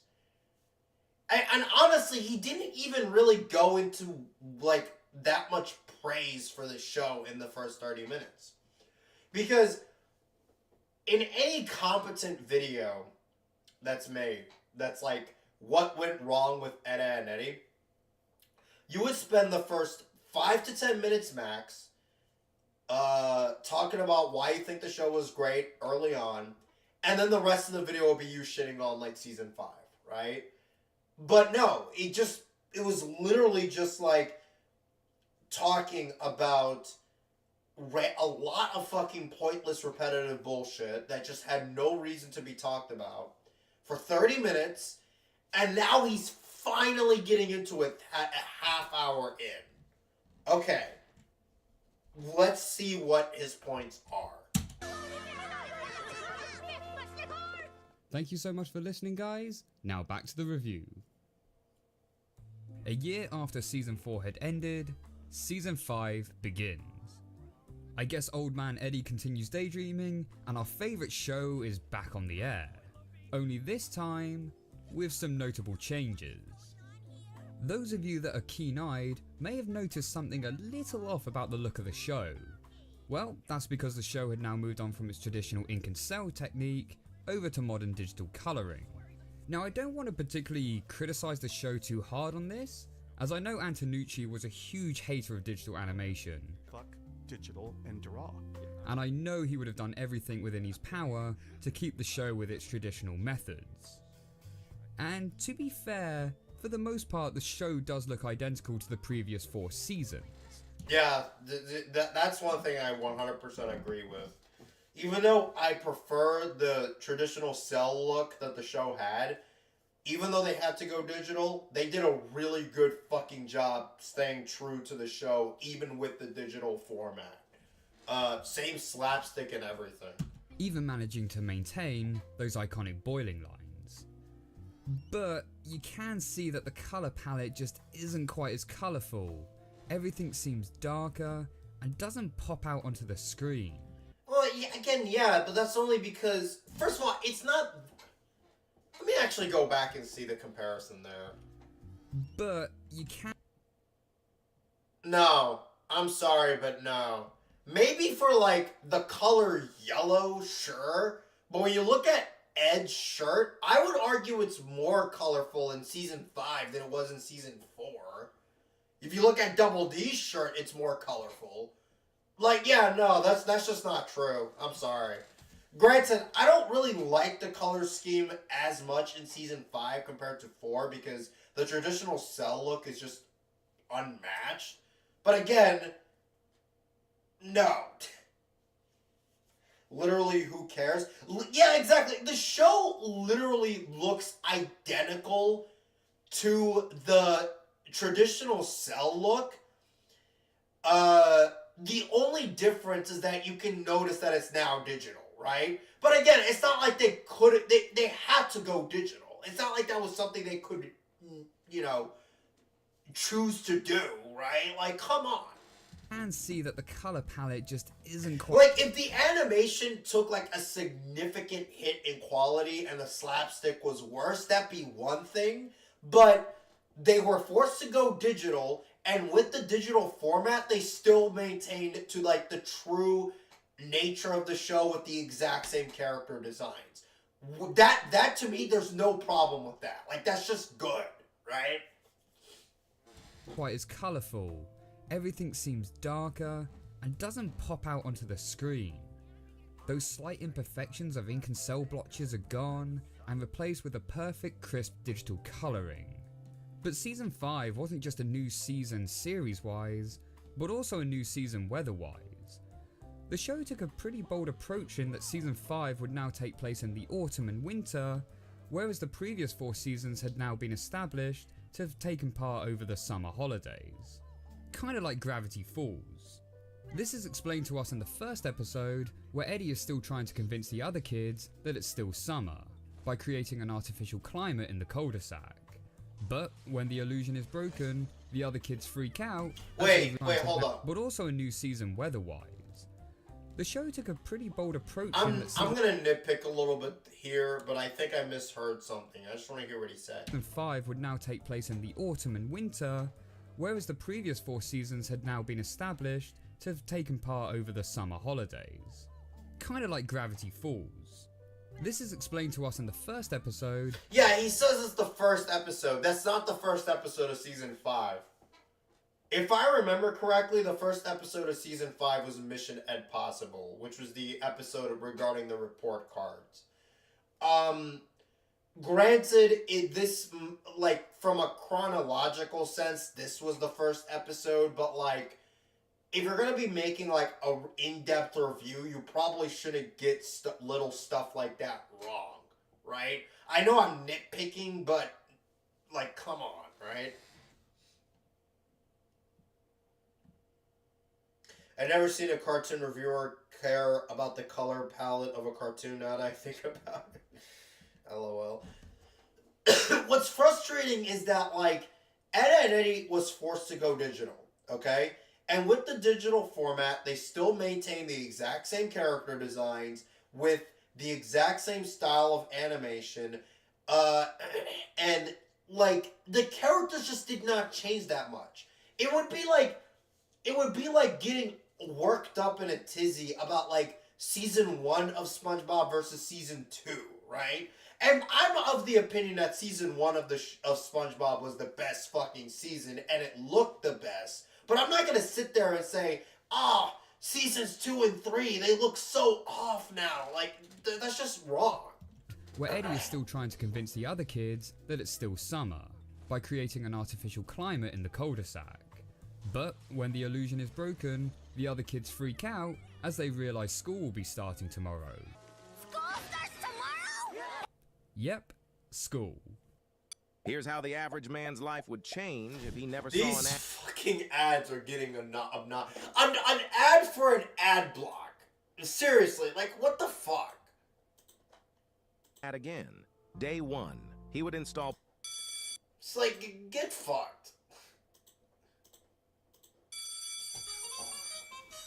This was an interesting move by the show, because as we touched upon earlier, the kids seem to exist in a world which is uninhabited by anyone else. So if the kids were to attend school, Would there be other kids there to potentially be introduced as new characters? And would there be teachers there to act as new antagonists? Well, no. At least, not exactly. In the similar sense to seasons 1 to 4, where there's heavy indication that the parents are existing off screen, so too is it for the teachers at the school. The teacher's watching us, Eddie. Though sometimes we do actually physically see part of the adult characters. We see them interacting with objects, and have the kids interacting with them directly. I like that they attempted to go with this approach, but as a setting it really doesn't fit with the show.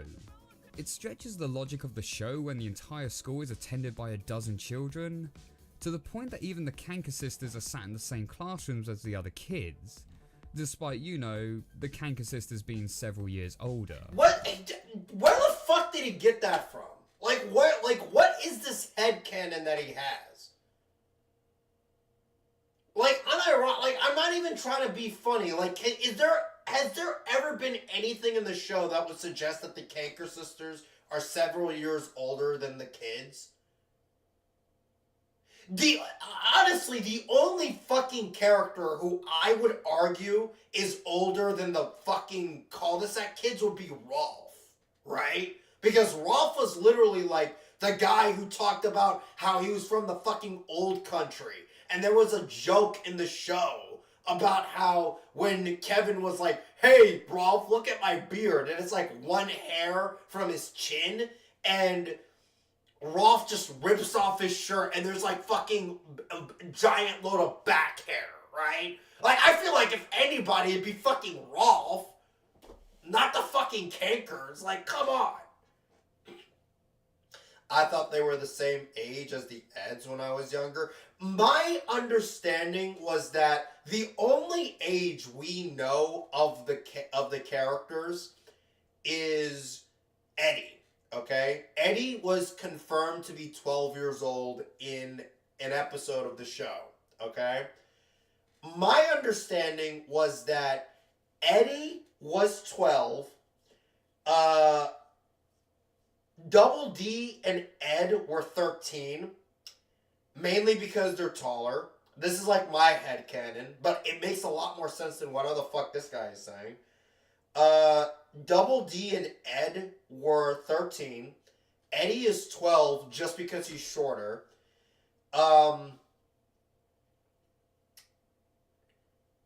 The cul-de-sac kids vary. I've always thought Johnny was like 11. I would say Kevin is probably 13 too. Rolf, I would say, is 14. Naz, I would say, is 13. Who else am I missing? Sarah and Jimmy, I always thought were 10. And May Kanker, the blonde-haired one, I thought was 12. Marie, I thought was 13, and Lee, I thought was 14. That was my fucking, like, age, basically, for my I guess, headcanon for it. The only character we have a confirmation for is Eddie, that he's 12.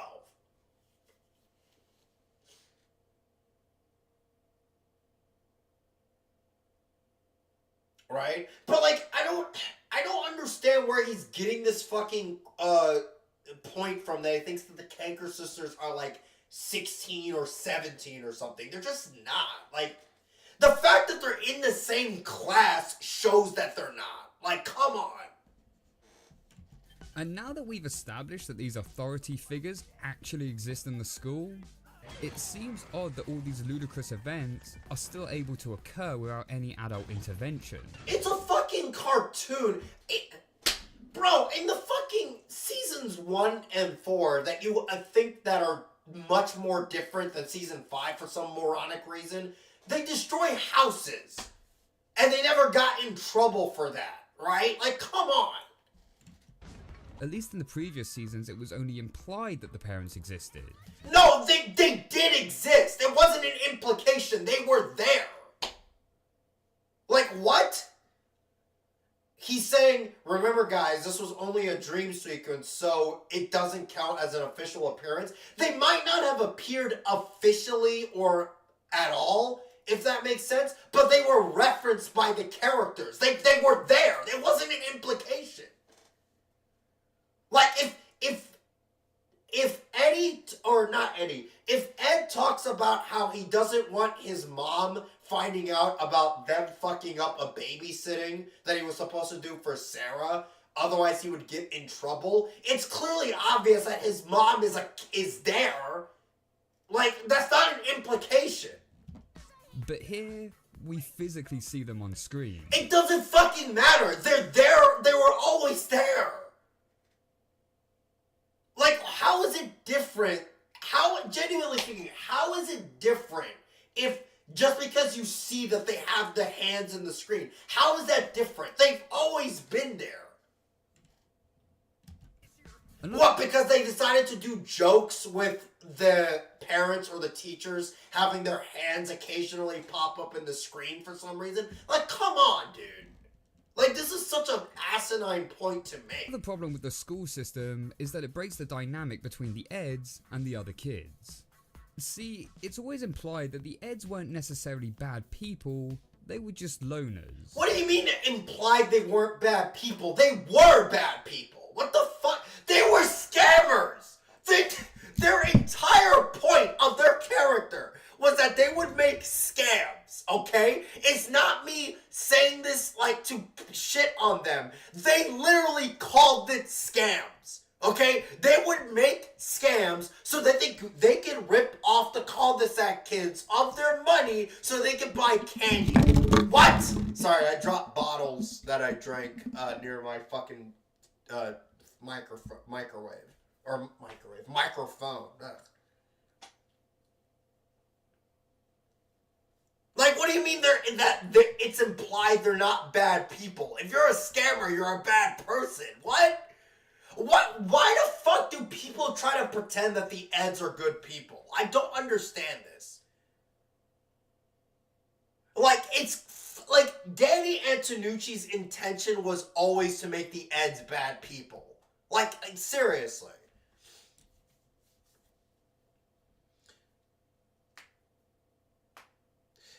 Ed's mom ripped off stairs off of his room because he was grounded in an episode. The fact that Steve is implying that slapstick around adults is a flaw is insane. Yeah, exactly. And not only that, like, it's just such an asinine point. Like, okay, so they show their hands on the screen now, therefore it ruins the illusion? Like, what the fuck? Like, no. Like, that's just dumb. Like, I'm sorry. I mean, they're kids, but they're still assholes them out. Exactly, they're fucking scammers. Like, if I was a parent and I knew that my kid was going around trying to scam other kids, like, that's like, I'd be fucking pissed. I'd be like, what the fuck are you doing? And that if they had the opportunity to join in with the other kids, they may just get along. Well, here in the school setting, they are forced into the same activities as the other kids, but still end up ruining everything, which makes me think that even if the other kids did accept the Eds, they would still mess it up. Well, the gravy thing was an accident, to be fair, right? Like, he didn't, if I remember correctly, Ed didn't know that he had the gravy on hand when he went and jumped into the pool, and he fucked it up, right? Like, that's not him trying to ruin shit, that was just him being a fucking idiot. Which kinda trails me into my next point, and that's at how bad the characters have developed. Now, I will say this right now, the only character that changed significantly in, like, season 5 would probably be Eddie, because he was, like, more of an asshole in this season. But other than that, like, season 1 of the show was different, right? That is, like, the only time where I will say that the characters actually had a significant change from season 1 to 2, okay? Season 5, I'm sorry, but no. Like, the only time in the show when the characters had a very significant change in what they were was seasons 1 through 2. That's it. With the exception of, again, Eddie. I will agree that Eddie was probably more of an asshole in season 5, but again, no. I'm gonna be completely honest, I think these negative character traits actually started in season 4, but they definitely got worse in season 5. Let's start with my favourite character, Ed. Look how they mess with my boy. Ed was my favourite character because of his simple yet brilliant one-liners. I found my sensitive side because it has a rash. He still had one-liners in season 5. Zappity zap zap. Splish splash. I'm taking a bath, Eddie. No, that's also just incorrect. What was another one? There was zappity zap zap, splish splash, I'm taking a bath. What else did he have? Also, my phone ran out of power, so I have to check the fucking chat here now.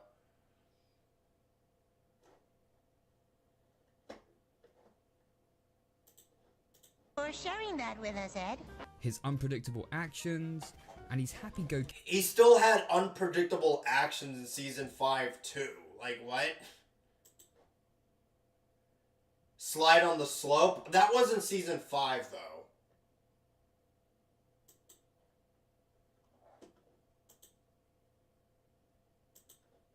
Carefree attitude to life. He was a very wholesome character. Yeah, and he was still pretty wholesome in season 5 too. Like, what? But now he's gone from a bit of a simpleton to a complete and utter retard. No, that's just incorrect. He's really trying to make the argument that season 5 Ed was dumber than like seasons 2 to 4 Ed, because that's just wrong. The only time I'll agree with that is from season 1 to 2. Season 1 Ed was significantly smarter than the rest of the show.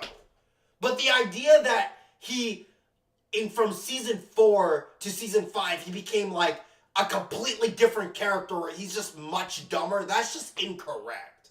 Like, that's just wrong. Also, yeah, it is kind of surprising that he would use the R slur. Bro is talking about mean-spirited cartoons and dropped the R word.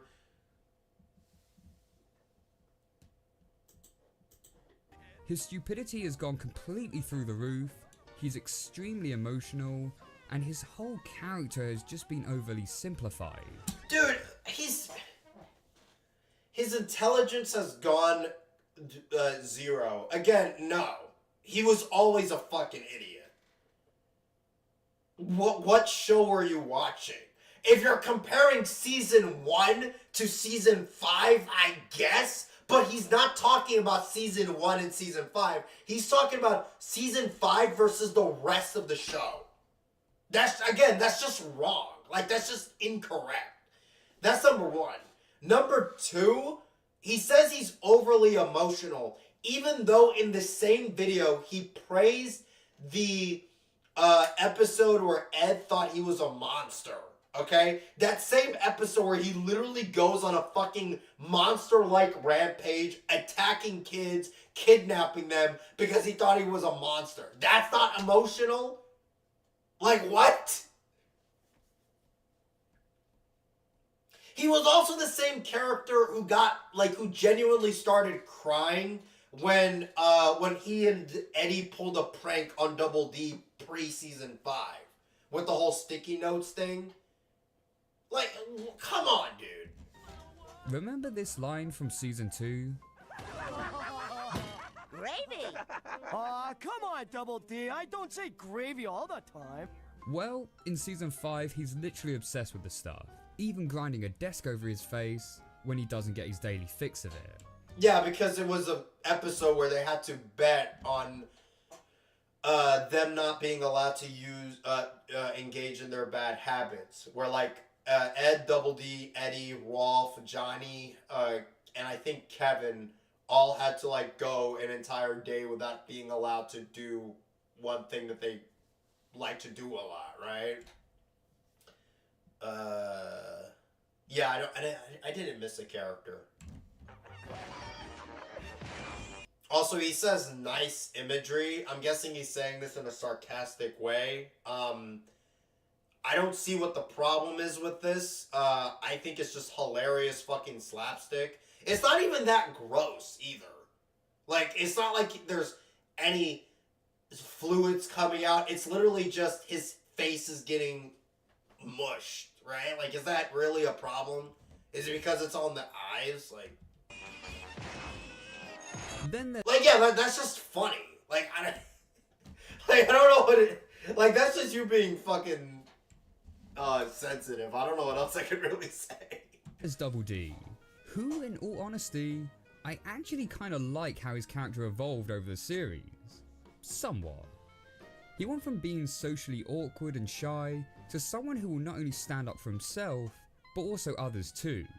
He has a much more caring and mature attitude, which definitely makes him the most likable out of the three Eds. Why is this a problem, you may ask? Well, because this new character of his doesn't fit in with Ed and Eddie. See, originally with his anxiety, Double D needed Eddie as that driving force to push him to do things he otherwise wouldn't. Now though, he's quite capable of doing that himself. His newfound value and morals also puts him into direct conflict with Eddie's scams. With well, no, not really, because even though he loves to talk about being, having good morals and stuff, he still wants to fucking scam kids and earn money. Like, I'm sorry, that's not how it works, brother.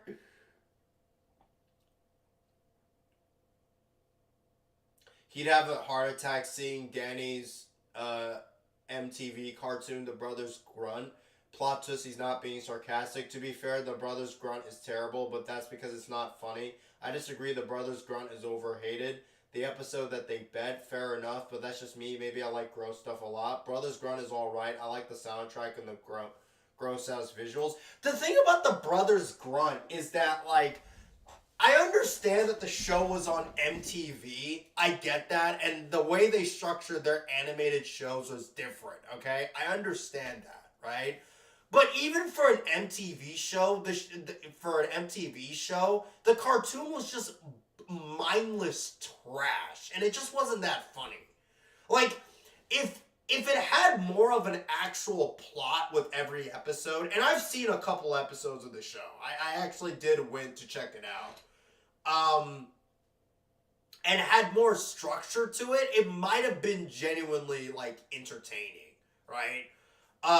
Beavis and Butthead was kind of mindless, but there was still, like, a plot line that you can follow, you know? The Brothers Grunt was just literally like, let's just be as mindless as humanly possible. And I understand that that's part of the show's, like, appeal. It was obviously trying to be stupid and outrageous, but there comes a point where when you do it in such a nonsensical manner, it's just fucking stupid, right? Yeah, at least that's just what I think. And honestly, it's not like a 12-ounce mouse where it's done in a way where it just makes you chuckle, you know? I will say, from what I've seen of 12-ounce mouse, that show is fucking funny.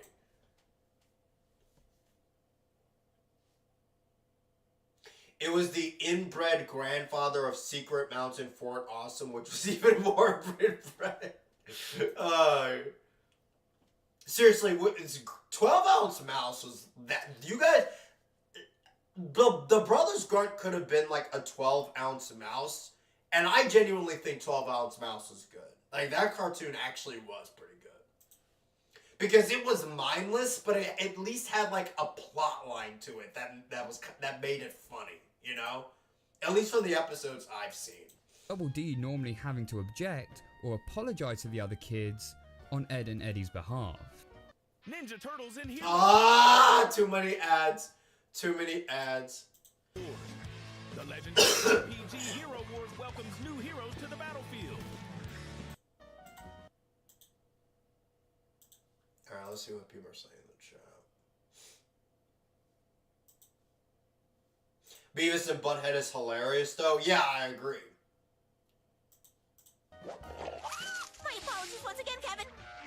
Making me wonder why he still hangs out with them in the first place. Because they're his friends. Like, okay, yeah, he has morals, but that doesn't mean that he doesn't like the fact that he's still their friends. Right?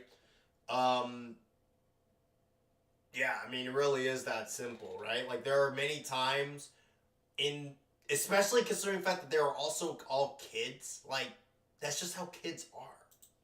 I mean, Christ, there's even some select moments in the show where Kevin, the Ed-hating jock, is seen having some civil moments towards him. Hey, Double D. What's so funny, hombre? Like, maybe I can still see Double D liking Ed because he sees charm in his stupidity, but I really can't see why he would still choose to hang out with Eddie. Speaking of which, Eddie, whom in my opinion by far got hit the worst. The show didn't know whether— This is like the only character change, quote unquote, I can actually agree with, because yes, Eddie did become more of an asshole in season 5, right? But I will say it wasn't really a season 5 problem per se. And by the way, I say problem in quotation marks because Eddie being an asshole doesn't bother me, okay? But let's assume that it is a problem, right? This isn't really a problem with season 5. This is just a problem with the show, you know? In the sense that if you really actually think about it, Eddie just became more of an asshole as the show went along, right? Where he was absolutely at his nicest in season 1. He becomes more of an asshole in season 2. He becomes more of an asshole in season 3, so on and so forth. Like, it's not because of season 5 that he's an asshole, where he was suddenly good in season 4 and then all of a sudden he becomes evil. It was just a downhill trend for the character for the show. Which, again, I don't have an issue with. I think Eddie at his funniest was when he was an asshole.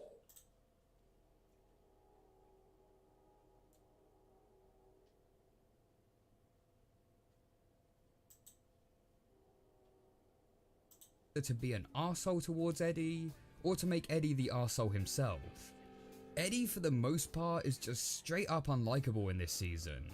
The way he treats Ed and Double D with constant aggression makes you wonder why they bother hanging out with him. Wow, he uses fucking harmless slapstick against the other two Eds, even though it's clearly shown time and time again that the slapstick doesn't really affect them because they're fucking cartoon characters. That's just, dude, I don't know, like, why do cartoon reviewers do this? Why do they complain about slapstick happening to characters? I don't understand it. Like, the point of a cartoon is that if a piano drops on a character's head and they get up from it as if nothing happened, that's what makes it funny, right? Like, why complain about that? It doesn't make any fucking sense. It's literally like the same level as complaining about Daffy Duck getting shot in the fucking Looney Tunes cartoons.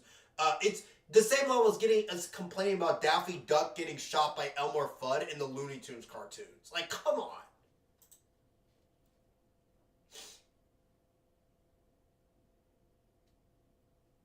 Eddie is fine, Fudd is too mean-spirited because I'm the victim. I completely forgot there's a guy cosplaying as Daffy Duck in my video, in my chat. Because Steven Universe brain rot them. True. Cartoon reviewers are the type to see someone play GTA and be like, why are you killing people? I mean, I guess Ed would, because at this stage he clearly doesn't know any better. Like, that's just funny. I mean, I guess Ed would, because at this... Like, look, that's just funny slapstick. Look how he just steps on an Ed's face and it becomes, like, literally flatter than a pie, you know? Like, that's just funny. And he's doing it because he wants to see what's through the fucking hole. Bro, if real life was like a cartoon where we could do this to each other, I would be doing this to my friends all the fucking time. Because it's funny. Stage, he clearly doesn't know any better. But what possible reason does Double D have to hang out with him? The entire dynamic with these three characters has just been ruined. No, it's not. Like, originally they all fit a purpose. Ed was the simple-minded but muscle of the group. Double D was the shy yet smart of the group, and Eddie was the driving force that gave them guidance. They were all scammers. Why? Okay. But beyond all that... Like, why is he forgetting about this major point? They were literally trying to scam the other kids. He's literally saying, oh, why is Double D not wanting to be friends with Eddie? Eddie is mean. Bro, they're trying to scam the other kids. That's why. It's not that hard. They came across as three guys who had a legitimate friendship. Like how Ed and Eddie would have comforted Double D when he was getting bullied, and helped him to train in order to become stronger. Now Double D and Eddie just seem to be at constant war with each other. Yeah, and he's using footage of this episode. In this episode, Double D, okay, who's the fucking nurse assistant, okay? He's a nurse assistant. And Eddie, just to get petty revenge on Kevin, decided to fool everyone into thinking that it was vaccination day at the school, and constructed this giant ass needle and pretended to be the nurse assistant just to fuck with Kevin. Why? Of course Double D would be pissed off at that.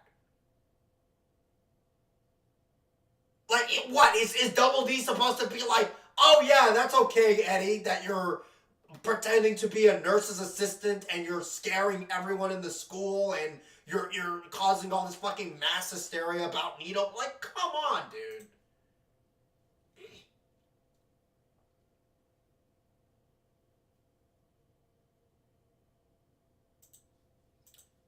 They're now only friends because the script demands it. No, just stop. That's just not correct. Like, what? They're fucking scammers. Not because they're actually friends. There was the episode Pick and Ed, where Eddie disguises himself as another kid named Carl. The disguise fools the other kids, and Eddie is shocked to find that they're all actually being nice to him.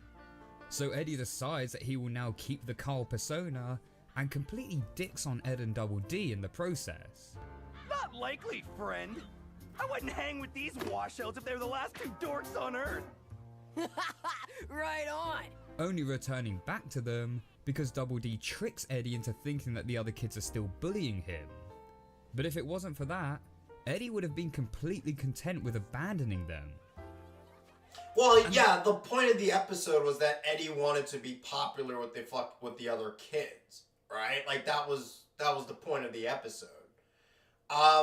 Yeah, was it shitty that he abandoned Ed and Double D? I mean, yeah, but it's funny because the episode doesn't even disagree with you there. Like, it obviously portrays Eddie as, like, the villain, right?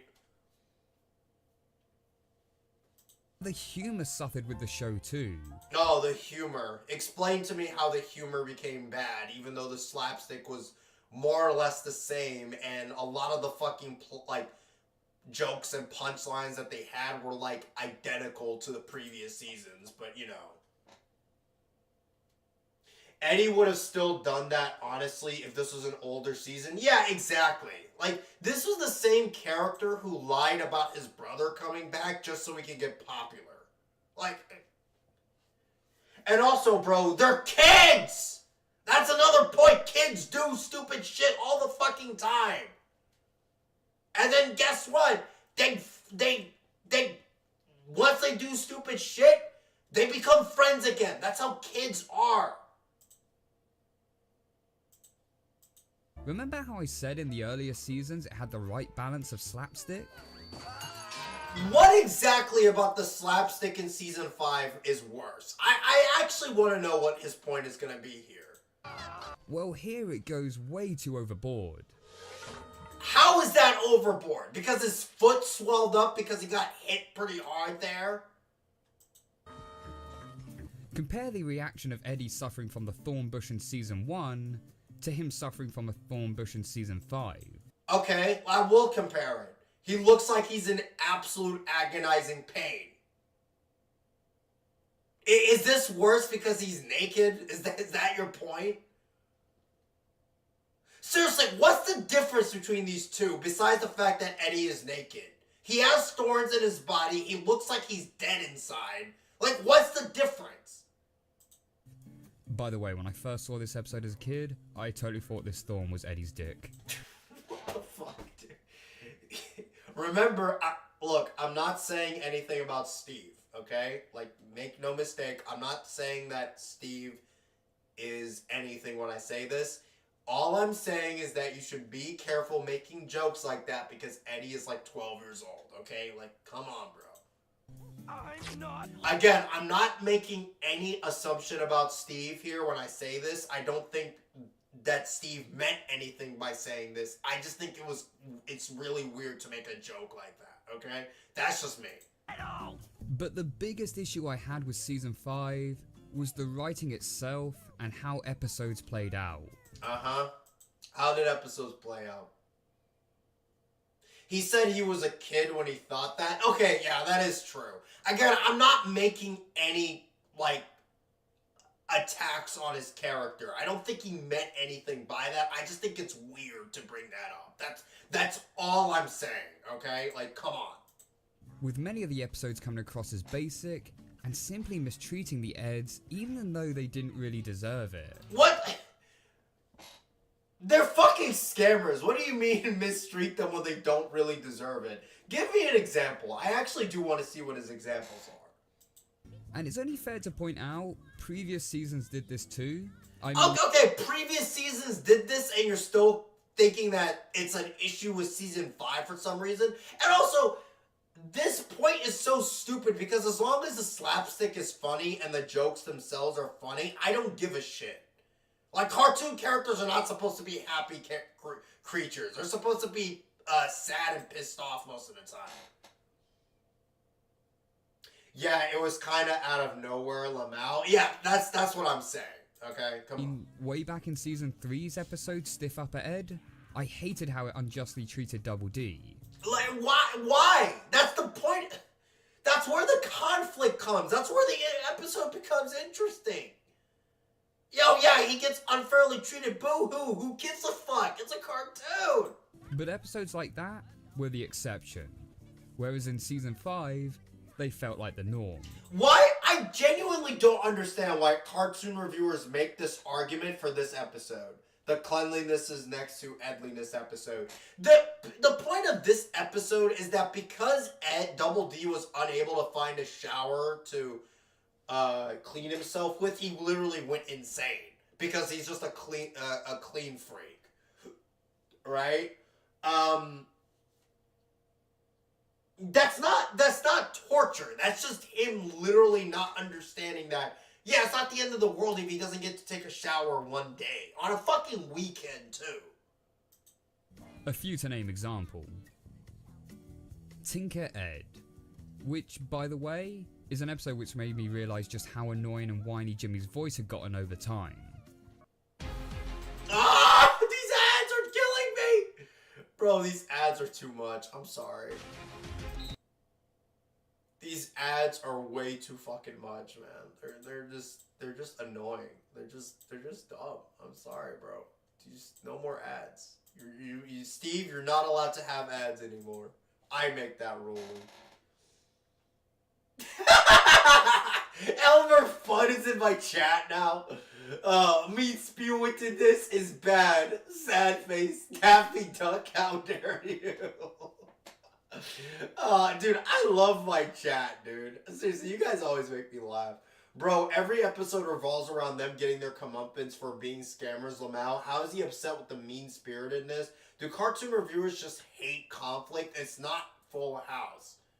Yeah, that's a good point, too. Like, most of the time when they're getting fucked with, it's because of their dumbass scams. Daffy and Elmer feud. Fairy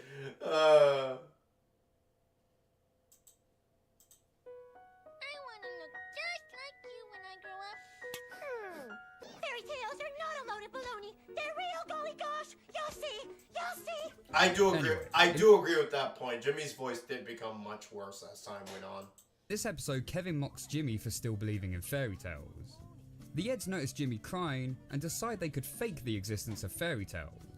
Yes, Eddie is doing this just for the money, but the gesture is still beneficial for Jimmy. Unfortunately, the whole thing backfires, and Jimmy is left depressed once again. Sarah then threatens the Eds that they now have to convince Jimmy that That slapstick is funny. The press once again. Sarah then... I love how Ed, this fucking big-ass lummox over here of a human being, is just standing there like not giving a shit as Eddie is being fucking demolished by Sarah, with Ed being used as a weapon. Look at his fucking facial expression too. He's just like, oh, sorry about that, Eddie. Heads that they now have to convince them. Sorry, that slapstick is that was good.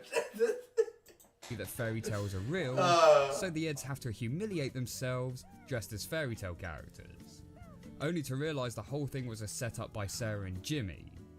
My gripe with this episode is, why was it that the Eds were getting blamed by Sarah? Because they scammed Jimmy. That's why, right? Like what? Like what?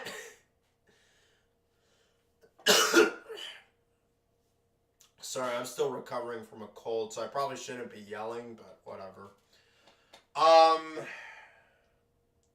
I was gonna make another point. I completely forgot.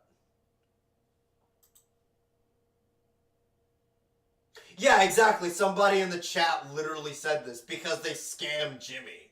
I like to just point out once again that Ed running his face over with the rolling stand is fucking hilarious. Bro, the slapstick in the show never was bad. It was always fucking gold. Like this slapstick here is, why was it that the Eds were getting blamed by Sarah? Like this slapstick here is gold. Like Ed is literally this fucking pole and he's just standing there not even getting hurt at all. Sarah's using basically Ed as a weapon to demolish poor Eddie right here. Like, this is funny. Sarah. As well as the fucking sound effects that go along with it. Wasn't it Kevin that started this whole mess? Why is she not pissed off at him? Because Kevin didn't scam Jimmy. That's why. Like, the Eds scammed Jimmy. It was a fucking scam. And worse yet, Kevin actually comes out on top at the end of the episode. Boo fucking who? And Kevin didn't scam Jimmy! Despite being the arsehole that started the conflict in the first place. Yeah, but he didn't scam Jimmy! Like, that was the point! Oh my god, dude. And not only that, the only reason why Kevin did this to Jimmy was because Jimmy and Sarah were making a bunch of obnoxious noises in the library when Kevin was trying to study. It wasn't like he went out of nowhere to Jimmy just for no reason, like, heh, grow up, kid. Fairy tales aren't real. He was trying to study for a test of some kind, and they were literally fucking with his studying. And also, by the way, Kevin telling Jimmy this isn't even an asshole thing to do. It's literally him telling Jimmy, hey, listen, you're 10 years old. Again, I think he's 10. I'm just going to assume he's 10. You're 10 years old. Fairy tales aren't real. Grow the fuck up. Seriously, like, this isn't even an asshole thing to do. Like, I'm sorry, it just isn't.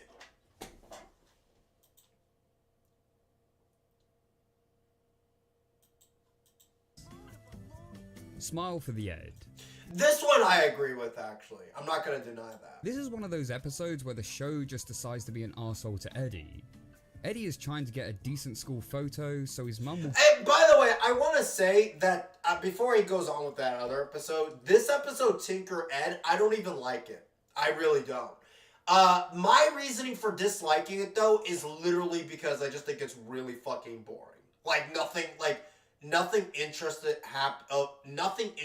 happens in the episode. Jimmy is just a very, very annoying character to center an episode around, and he's just kind of boring. Yeah, that's my issue with the episode, is that I just think the episode is really fucking boring, and nothing of interest happened in it. It might be my least favorite episode in the entire show, to be honest. It's just really fucking boring. You should rank every Edda and Eddie episode. I might do that in a live stream, honestly. Smile for the Ed. This is one of those episodes where the show just decides to be an arsehole to Eddie. Eddie is trying to get a decent school photo, so his mum will give him the keys to his brother's bedroom. As the photo is being taken, Kevin calls him a dork, which messes up the picture. The picture then gets shared around the school, and Eddie is mocked by the other kids. Eventually, Double D helps Eddie set up for a second photo, but that too again is ruined by Kevin. The episode ends with Eddie receiving a week's detention for all the photocopies of his face, despite, you know, Kevin being the one who photocopied them, and also for impersonating the school's principal, despite, you know, Double D being the one who impersonated him. Yeah, I'm not gonna pretend to try to defend this episode. I think Eddie just kind of got cucked here. I'll give you that. Okay, I'll give you that. For which Double D even lets Eddie take the blame for it. Really? A whole week? Gracious. Ed has something for you, Eddie. Yeah, nice morals you got there, Double D. How could I do such a thing? I don't even know who I am anymore. But well, no, I will say though, knowing Double D's character, it wouldn't really surprise me that he would do this because he just doesn't want to get in trouble. Like he's absolutely okay with Eddie taking the fall if he doesn't get in trouble for it. I think my most hated episode has to be... I will say though, one thing that I will defend the episode for though, is that the episode literally ends with Ed drawing a really detailed looking picture of like Eddie's, you know, portrait, and Eddie was happy that he could like use that to try to see if he can get the fucking room. Now granted, it's implied that it probably didn't work, but hey, it's at least something in Eddie's favor, right? Cleanliness to the next Ed. Dude, I really want to defend this episode. I genuinely don't understand why people shit on this episode. I don't understand it at all. If he mentions gross out, I'm gonna slam my head through a wall. This is just a cheap gross out Double D. Oh my god. Bro, it's not even that gross. It's literally just like yellow sludge. It's not like there's detail to it. It's just yellow sludge. Come on, dude. Torture porn. Which, but I think my most hated episode has to be Cleanliness to the Next Ed. This is just a cheap, gross out Double D torture porn, which has Double D becoming increasingly filthy as he desperately looks for a shower. Yeah, because the point of the episode is that he literally went insane just because he couldn't take a shower. Because of how much of a neat freak he is. Right? Like, that was why.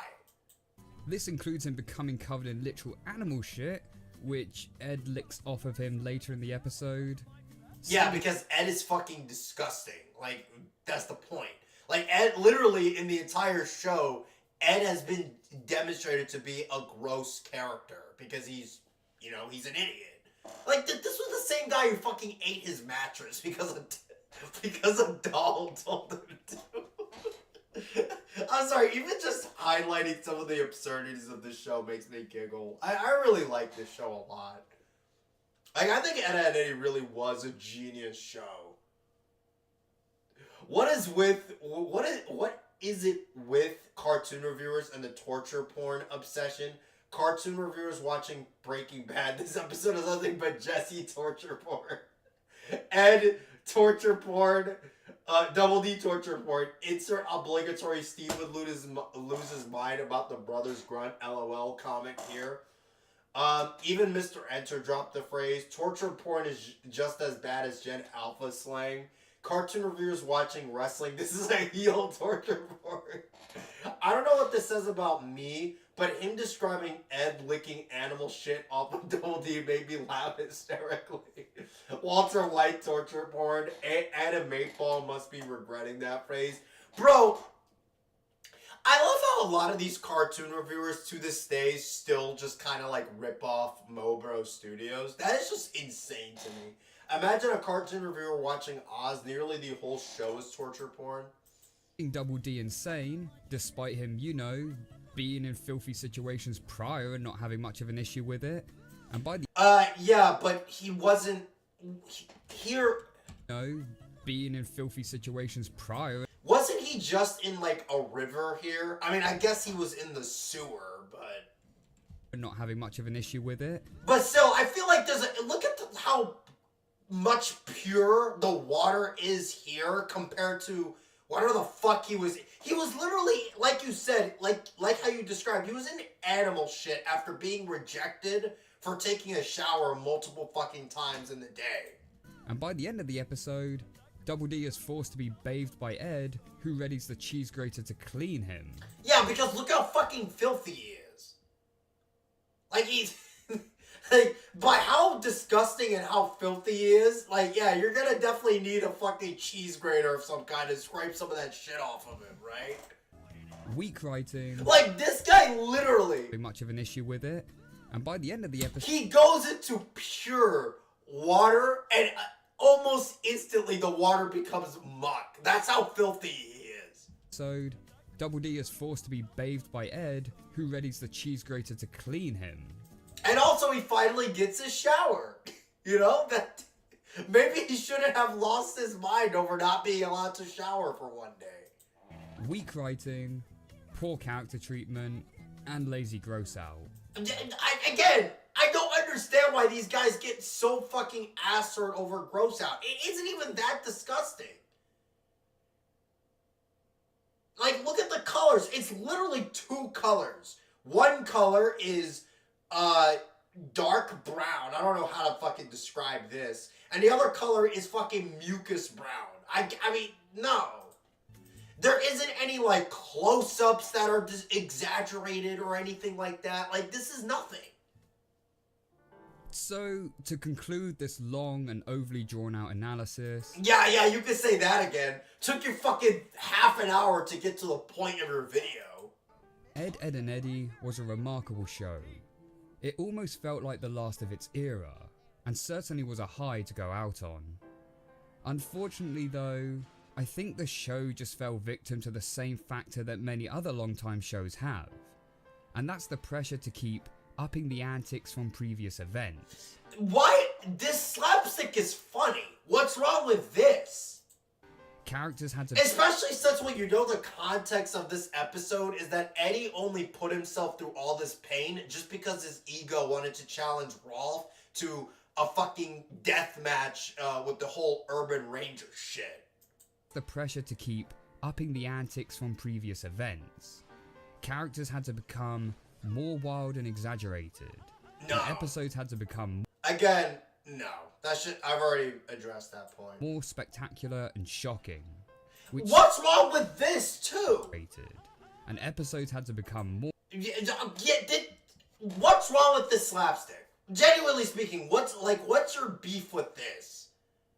more spectacular. He's using the footage over it to describe how, like, the show apparently became bad, and it makes literally no sense. And shocking, which sacrificed the substance and charm that made the series great to begin with. I know I put a lot of blame on this in season 5, but in reality, these cracks had already began forming in season 4. That slapstick that you showed right here is just funny. Like, what? Like... but in reality... even the fucking way he grabs Ed is funny. Like, look at the facial expression. These cracks had... he throws him into the trash with all the garbage nonsense that he tried to pull off that already day. began forming. And kicks the trash with Ed falling out. That's just funny. Like, I'm sorry, you just... I'm trying not to insult the guy. I shouldn't insult him. It's not necessary. In season 4. And as sad as it was for the series to end, maybe this was the best time for it. But even though season 5 had its many problems, I'd still consider season 5 quality to be good when compared to other animated series. Then why were you shitting on it this whole fucking time? Pales in comparison to what had come from seasons 1 to 3. I don't even agree with that either. If I were to rank it, I would probably have seasons 2 is my least favorite. Season 5 would be like above season 2. Season 3 would be above season 5. Season 4 wait, shit. how would I rank it actually? Season 2 would be my least favorite. Season 1 would be like in the middle. And seasons 3 and 4 were my absolute favorite. Because especially season 4. That's when the best episodes came out. And though Ed, Edd and Eddy may be gone, the series' legacy lives on in our hearts. Every time I hear the word dork, I think of Ed, Edd and Eddy. Every time I see the term... Alrighty, I think that's it. I don't think it really has any other points for me to like shit on. Dude, this video is just not good.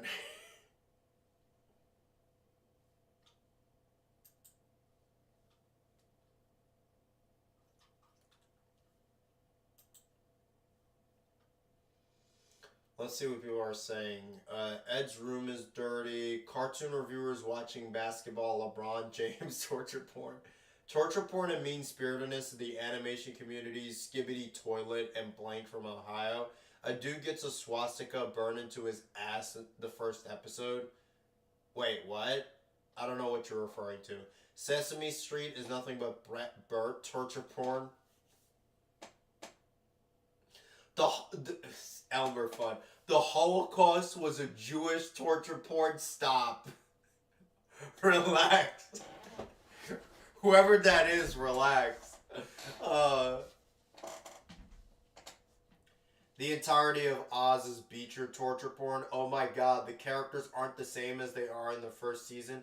Imagine if someone searched Squidward torture porn on Google Lamau. You guys love jerking into torture porn. You guys need to relax, man. Cartoon reviewers hate it when cartoons act exaggerated like a cartoon. God forbid a cartoon has some fun. We can't have that. I hate to sound like a doomer, but people like Steve ruin animation. That is true, yeah. Fucking boring ass video. Yep. God, that video had so many issues with it. It's crazy. The first main issue was that it took him way too fucking long to get to the point of the video. I feel like you could have easily made that video like 25 minutes long. 5 to 10 minutes talking about why you really like the show. And then the rest of the video could have just been like why season 5 isn't as good as the rest. But no, instead of doing that, you basically summarize the show unnecessarily for 30 minutes. Bringing up irrelevant shit for 30 minutes, and then you finally get into the point of your video 30 minutes in. And then your points are just fucking bad. Like, they're just not good points.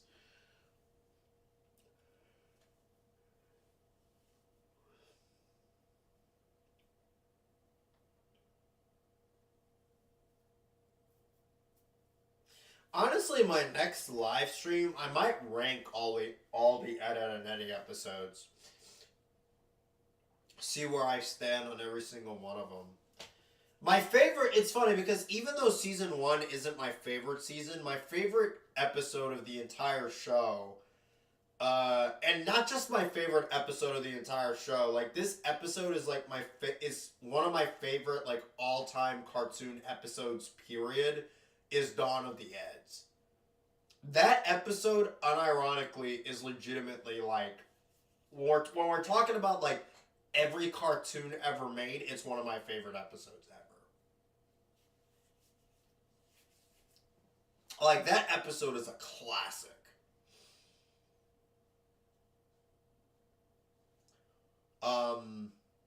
Yeah, Dawn of the Eds would be like my number 1 episode. My number 2 episode would be An Ed is Born.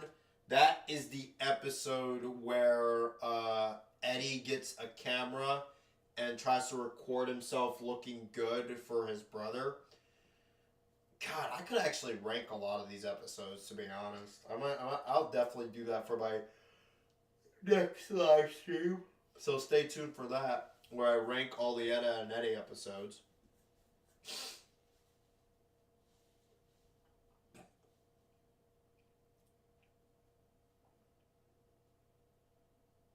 I think there are only like 3 or 4 episodes of the show that I just don't like. I think I pretty much like every episode of the show, and there's only like maybe 3 or 4 out of the 100 something episodes that I just did not like. I already talked about Tinker Ed. I didn't really like that one. Yeah, I didn't really like Smile for the Ed and Your Ed here either. And not to sound like a fucking dipshit cartoon reviewer, but yeah, I do think that they, in a way, they did kind of go a little bit too far when it came to, like, the Eddie torture. And also just because it just seemed like out of character for Kevin to do that. I know that Kevin doesn't really like the Eds, but it's like out of character for him to like want to go out of his way to shit on the Eds when they haven't done anything to him, right? What other episodes do I dislike? I didn't like Tinker Ed. I didn't like those two.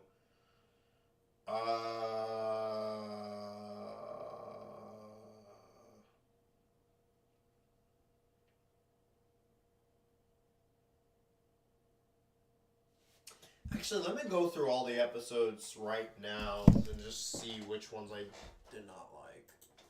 Because I genuinely think there was only like 5 episodes max I just did not like at all. Alright, so season 1, the Ed Touchables and Nag to Ed. I like both of them. Next episode is Pop Goes the Ed / Over Your Ed. I liked both of them too. Then there was A Pinch to Grow and Ed, and Sir Ed a Lot. I like both of those two. Then there was Dawn of the Eds, one of my all-time favorites ever. Let's see. I'll just highlight through all these episodes until I find one I dislike.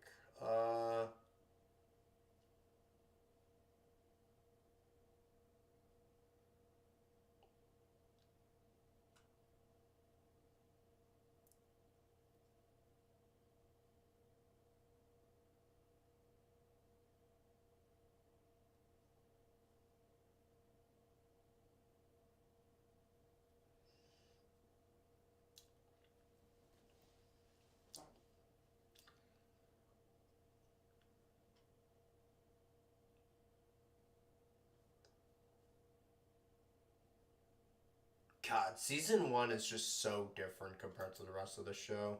It's not to the same extent as like SpongeBob, but it's definitely pretty fucking different. Actually, I would say it's probably to the same extent as SpongeBob.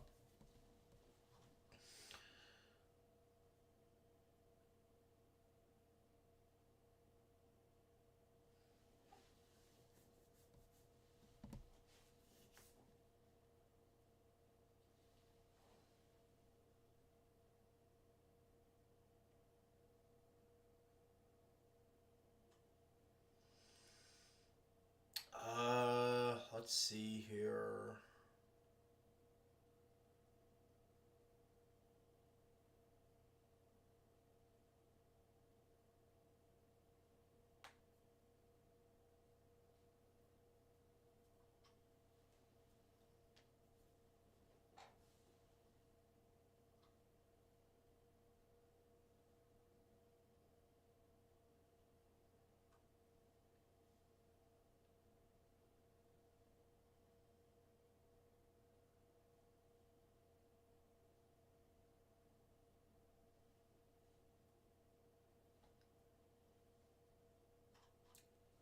It's funny how when I'm going through all these episodes, I'm like in season 2 right now, and I like literally like all of these episodes. Like it's just insane to me how like all of them aged really well for me.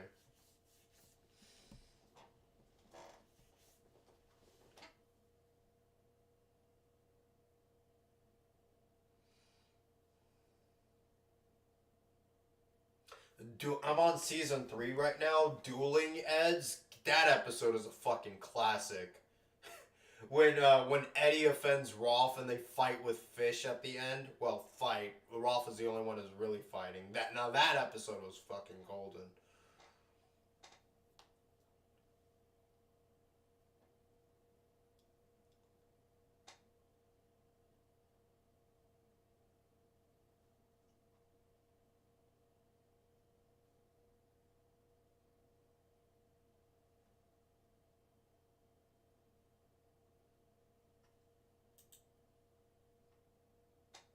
The magazine episode. Uh...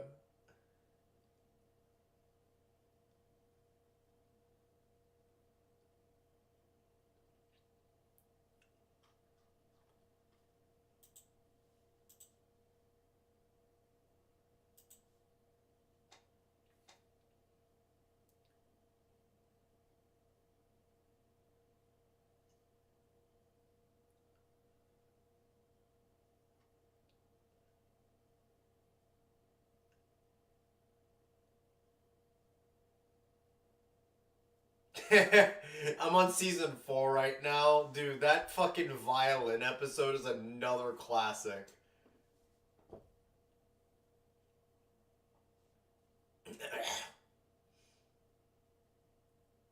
One of those Eds, the one where there's a fucking stuck quarter on the ground and they have to try to scrape it up.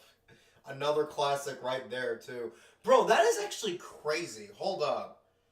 One size fits... So this is like season 4. One size fits Ed / Pain in the Ed. It came out in November 15th, 2002. And the next episode, Ed Overboard, came out in August 24th, 2003. Like, that's literally like an entire year difference. Like, what? Like, almost a year.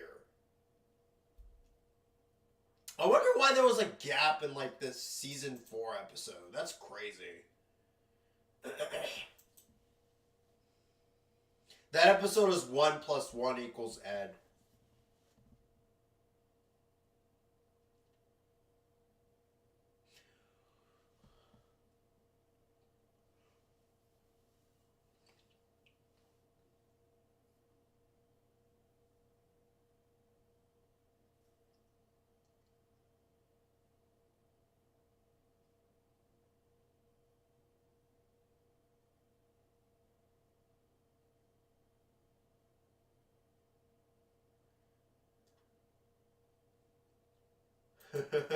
The superhero episode also came out in season 4. I'm telling you, man, season 4 is the best of the entire show.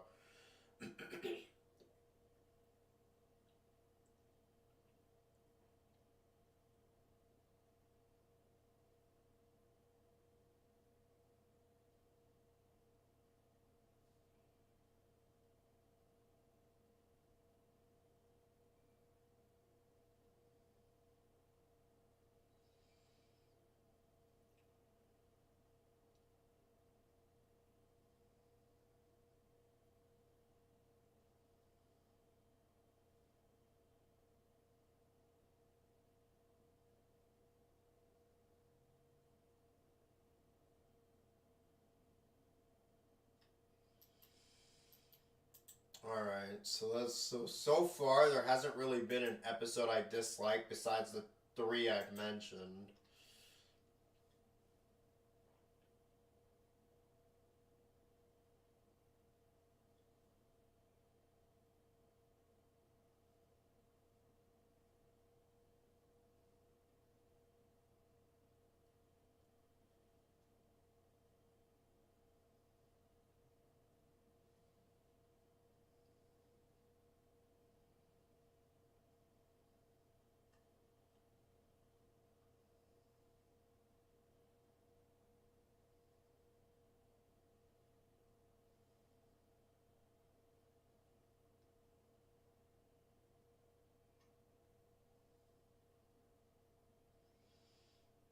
I'm on season 5 right now, by the way.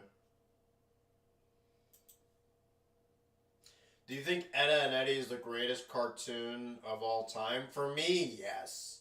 I think Courage the Cowardly Dog is a close second, but yeah.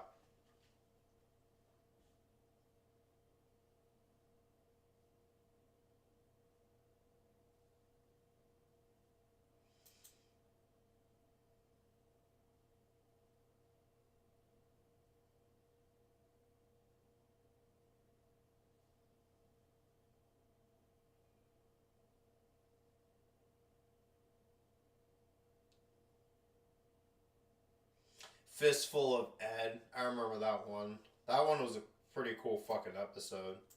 The one where he accidentally where he accidentally gets Lee Kanker injured, Rolf injured. Yeah.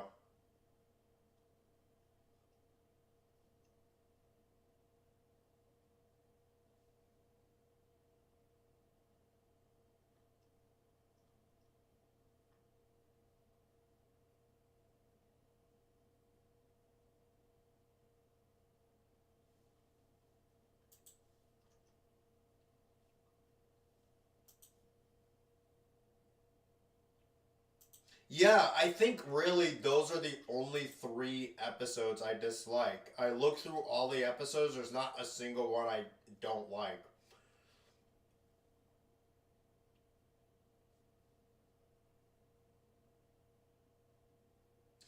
It's so weird to me how season 5, like, how it's like there was technically 6 seasons of the show, but like season 1 literally had like 2 episodes.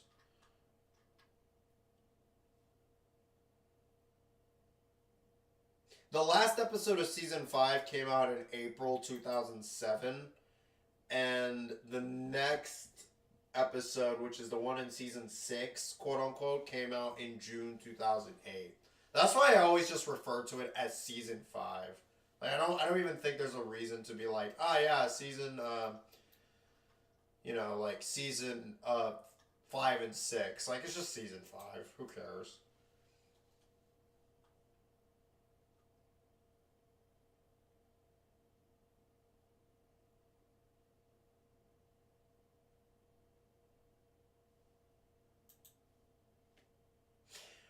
From what I'm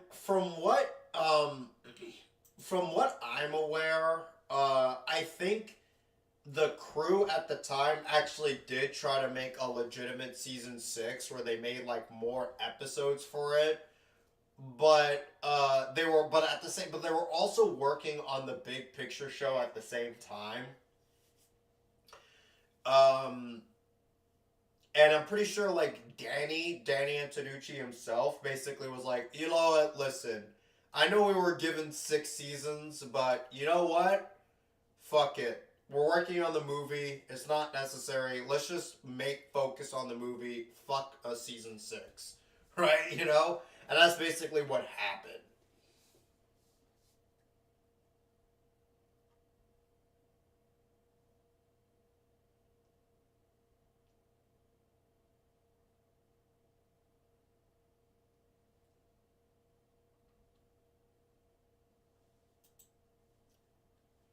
At least that's what I'm finding online from my quote-unquote research, is that it looks like season 6 was supposed to have more episodes, but, you know, Danny Antonucci was like, listen, we're making the movie, it's just unnecessary.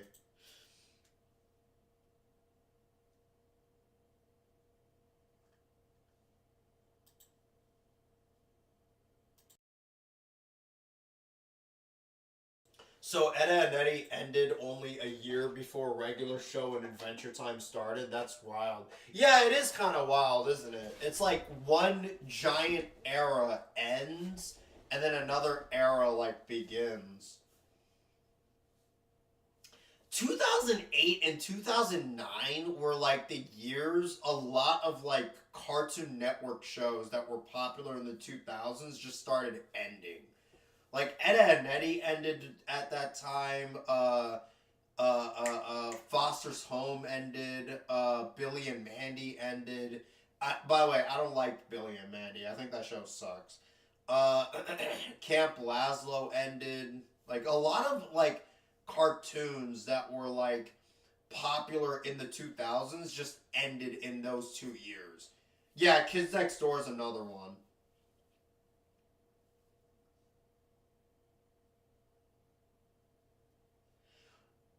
The way Foster's Home ended is actually really fucking funny, though. Like, they literally did not give a shit. They just threw, like, 5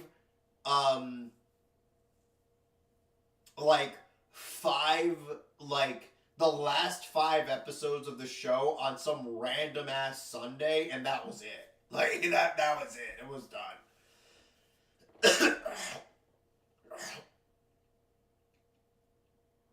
The Snyder era. Dude, I remember so many people back in the day used to hate Stuart Snyder, and to this day I don't understand why.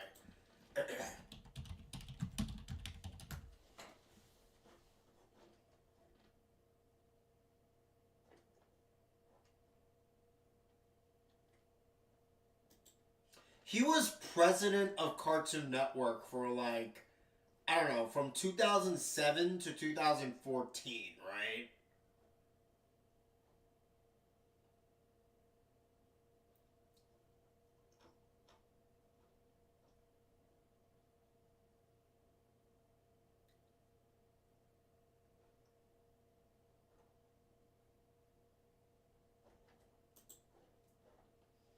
Who? Stuart Snyder.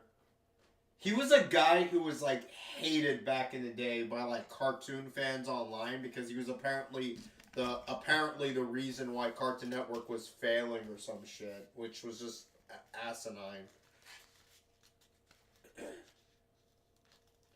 Because 2007 to 2014 was the golden age of I'm a 90s kid, man, children, that's why. True.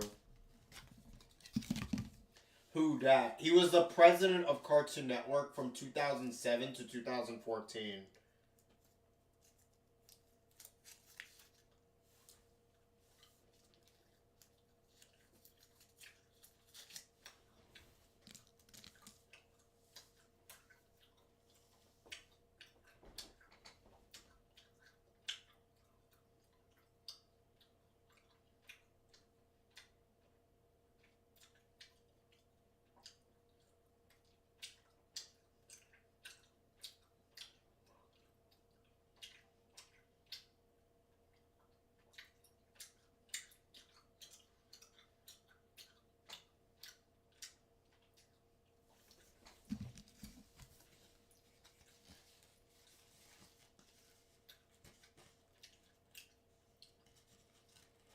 Ben the Looney, the pedophile gooner.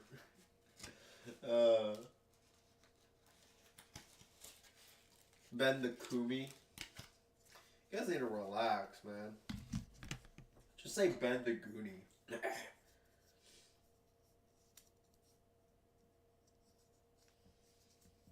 Wait, the Loud House is ending? Really? If so, fucking finally.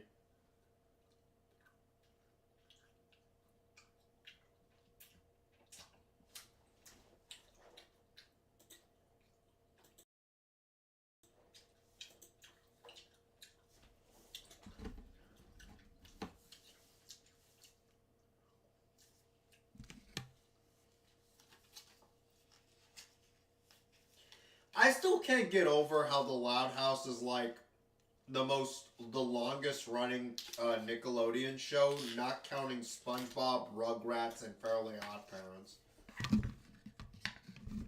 I mean, at this point, it might soon take over Rugrats.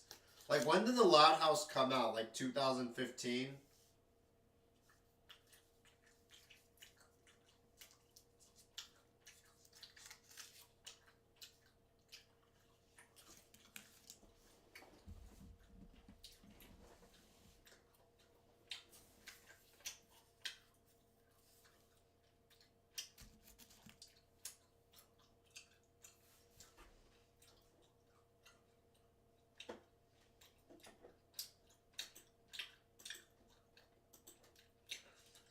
It's funny because I always hated not Cartoon Network. I've always hated the Loud House.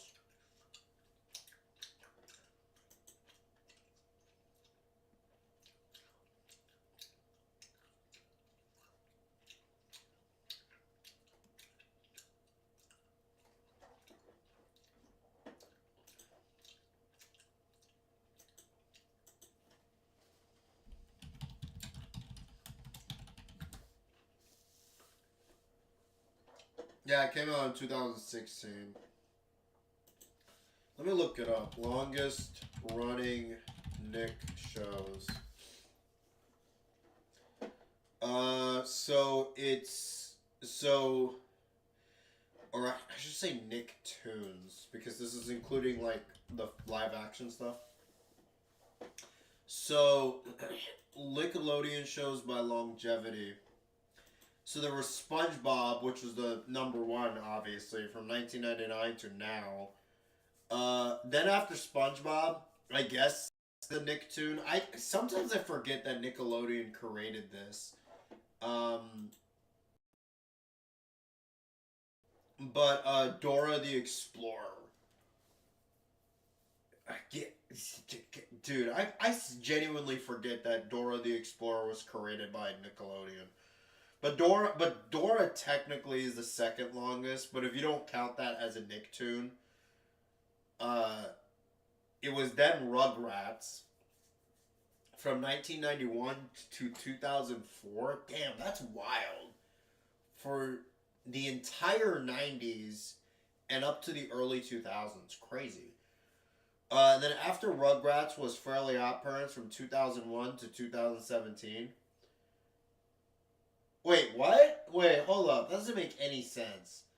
1991 to 2004, that's like what? Like, that's like,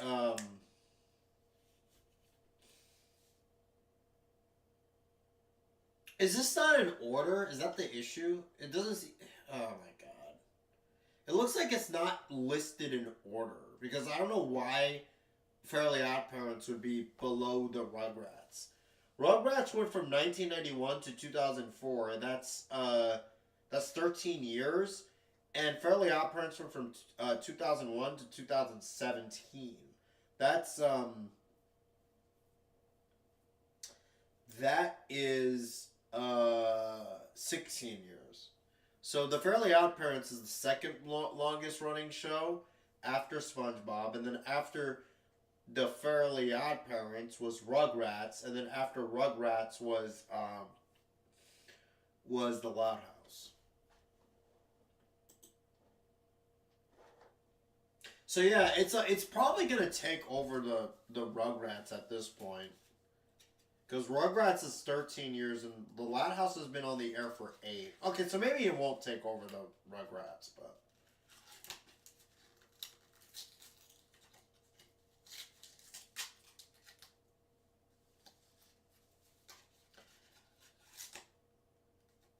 It kind of just shows why. It kind of just shows how lazy Nickelodeon really is, and a lot of these fucking networks are.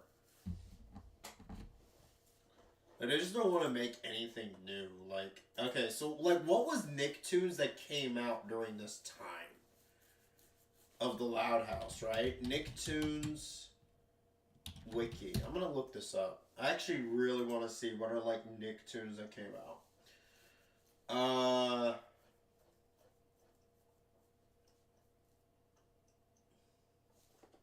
So there's the Loud House, right?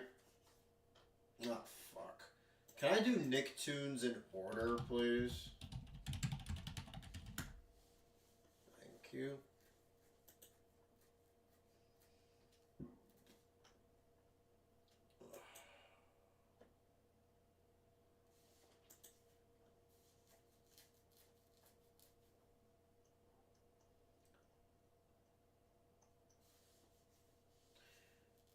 Alright, so there's, actually got really curious about this. I'll even show you guys the screen. So where's the Loud House? It's here, right? There was Bunsen is a Beast, which went nowhere, and I think it was Butch Hartman's last cartoon for Nickelodeon before he quit. Welcome to the Wayne. I never even heard of that. The Adventures of Kid Danger, which I guess was based off of the Kid Danger show. Damn, January 2018 to June 2018. It didn't last any bit of time whatsoever. Rise of the Teenage Mutant Ninja Turtles. Lasted 2 years. Pinky Malinky. Lasted from January 2019 to July 2019. Damn, that's pathetic. The Casa Grandes. Like, why was this even made? Like, why was this even made? Like, seriously. Just like a shitty fucking... I hate saying it like this because it sounds racist, but like, it was literally just like a Hispanic version of the Loud House. Like, what was even the point? Next one is It's Pony. Never heard of it. Next one is Glitch Text. From what people tell me, Glitch Text was actually good. Is that true?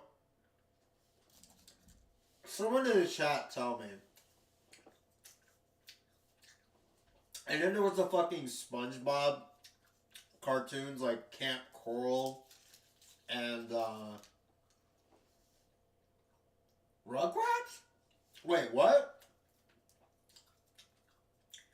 They made a Rugrats reboot? Really? I actually did not know that. Wow.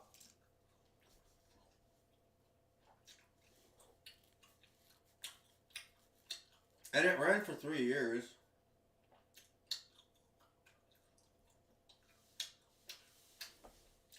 There's a Patrick Show, which is still going on.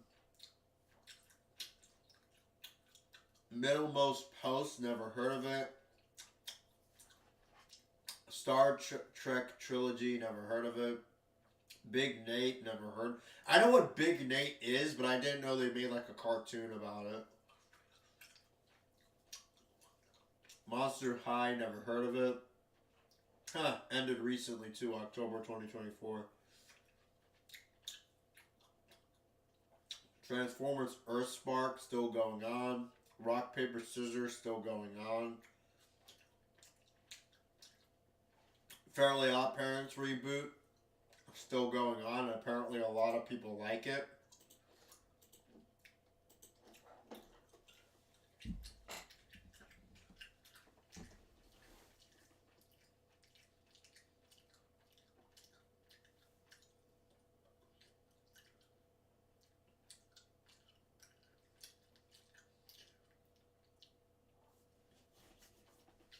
At the end of the day, the most important thing to making a decent cartoon is character, right? If your cartoon doesn't really have any enjoyable characters, then it fails. Like, again, I always go back to this example, but look at Courage the Cowardly Dog. Look at Ed, and Eddie. Look at Johnny Bravo. Is there any character from like a cartoon that is made in like the past 5 years or even fucking 10 years that compares to those guys? Like 2014 to now, is there any character that even somewhat comes close to the level of personality that those guys I just mentioned? Like, bro, Rolf has more character than all of these guys, and he was a side character. And the same thing applies to Courage the Cowardly Dog. BoJack Horseman. I've never seen BoJack Horseman, so I have no fucking idea. No, you can list adult cartoons. It's fine. Because I was about to say maybe BoJack. You know what? I'll give BoJack that. Let's just say BoJack is on that level. Because from everything I've seen and everything I've heard, I genuinely wouldn't be surprised if BoJack actually had that level of character.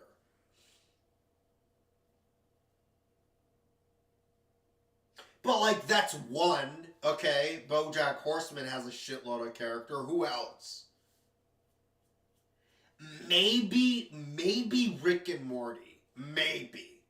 That's a big maybe. I wouldn't say they're as complex in terms of their character as, like, Edda and Eddie, but Smiling Friends? I've never seen it, so I have no fucking idea.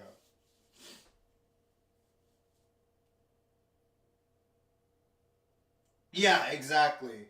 Rick and Morty, I would say, are maybe at that level. Maybe. Again, it's a very big maybe. For me, at least. Like, I wouldn't... So Rick and Morty are pretty memorable characters of the past decade, so I count them for sure. That is true, but the only reason why I'm saying maybe is that I wouldn't put them on like the same level as like a Courage, you know? Like, I feel like, I don't know, I just feel like they could have added a little bit more personality. But you know what? Sure, we'll count Rick and Morty. Why not? So there's Rick and Morty. There's BoJack. Again, I haven't seen BoJack, so I don't know if that's true. But from what everybody has told me, BoJack definitely is on that level, which I'm okay with saying. Sure, why not?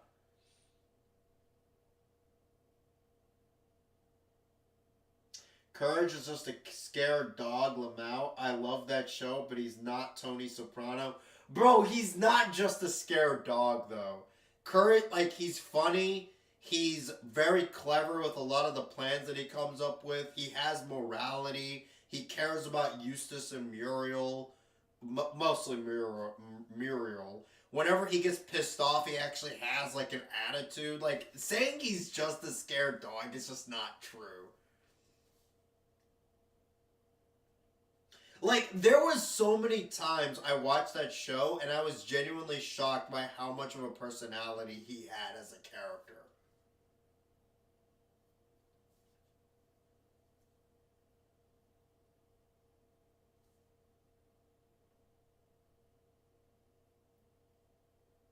Surprised you don't like Avatar with what you say about character in mind. Avatar is very strong characters.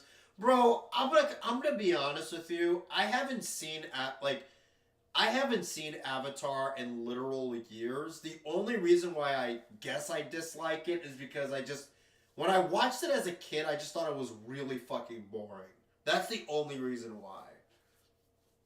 Maybe if I watched it now, I might like it. But again, I just haven't seen the show in forever. And as a kid, I just never really got into it. And now, I feel like I would not really care if I watched it.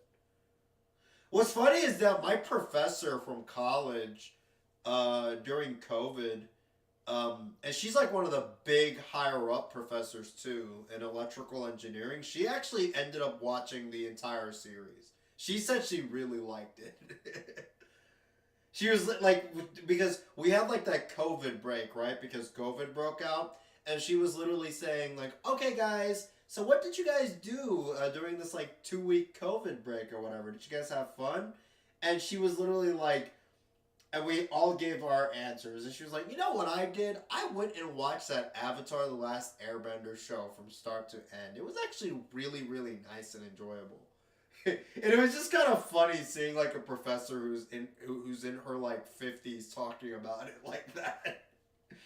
I'm not making fun of her for it either. I mean that's cool. That's based. I mean, do what you gotta do. I just thought that was cool.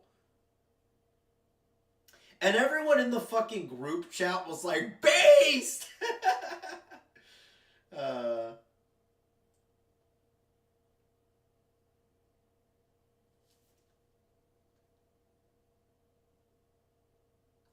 It's a good show. It might be. Again, the only reason why I dislike it, quote unquote, is because it's been fucking forever since I watched it. And I was a kid when I watched it. And I thought it was boring. And also, I'm just not really a fan of the character designs. I just don't like them that much.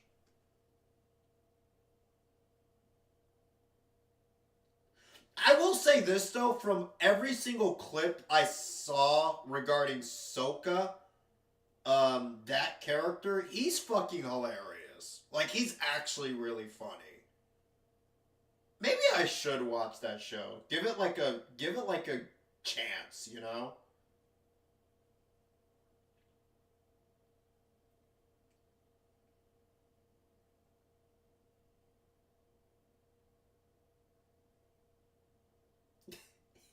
It's pronounced Sokka, moron. I don't give a fuck. I'll pronounce it the way I want, bitch.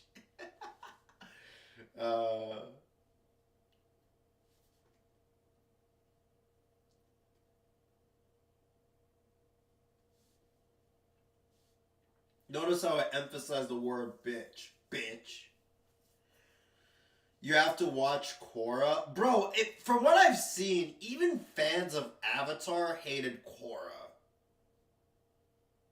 Which, if that's the case, I'm not going to do that. Even if I liked Avatar, right?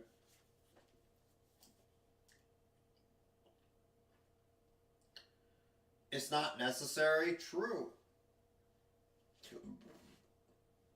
Guys, I'm probably not going to watch Avatar, though. Like, sorry, I have a fucking life. I don't care about watching a new cartoon, dude.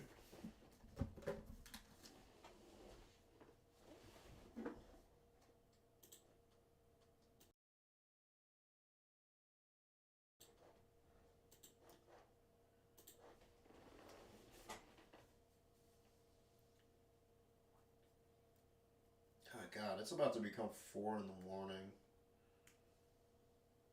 I have to go do something tomorrow. Ugh.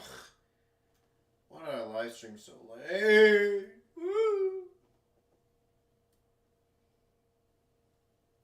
At least watch Cat Scratch, bro. Though that's an underrated classic. Bro, I do agree it's an underrated classic, and I did watch Cat Scratch. That show is fucking baller. It's basically the Nickelodeon version of Ed, Edd n Eddy.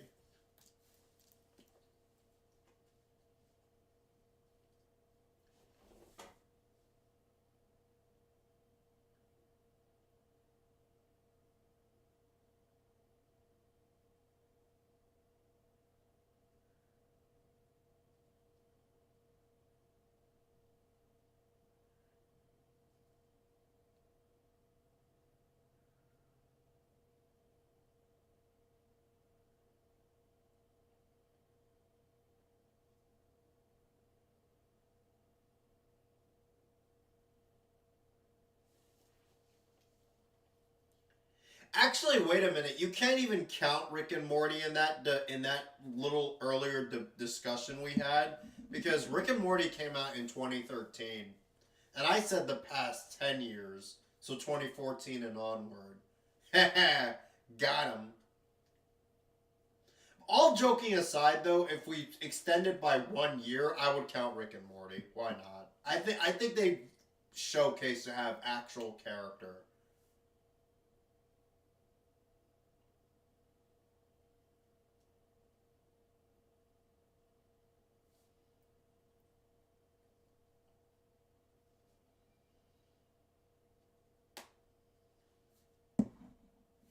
What's like that cartoon that people have been obsessing over, Bluey?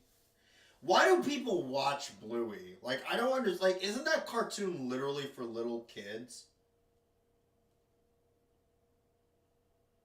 What's funny about Bluey is that the guy who made Power Star is like, works on that show now. That was just so fucking funny. Uncle Grandpa have more character than characters from the past 5 years? You know, that's a good point. Uncle Grandpa actually did have a character. And it wasn't a bad one either. Like, it was actually pretty fucking good. Uncle Grandpa was underrated. I don't know. Like, I don't know why I shat on that show when it first came out. I feel like if I rewatched it, I actually would like it.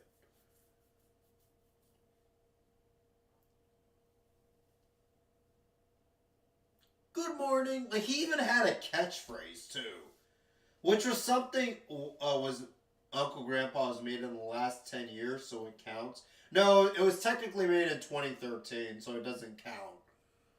But, still, it's like, that's like another thing I miss about cartoons are catchphrases, you know?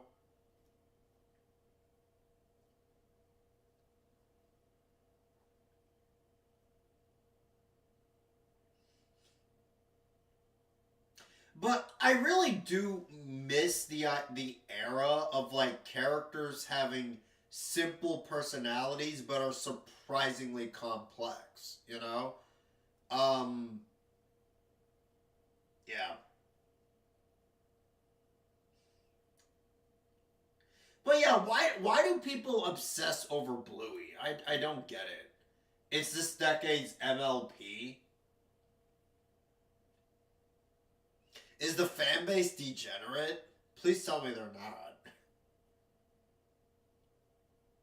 Like I remember the MLP fan base being something else, dude. It's funny because Randy Stair was an MLP fan too.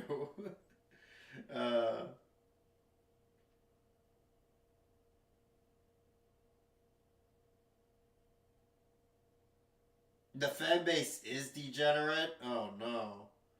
That's not good.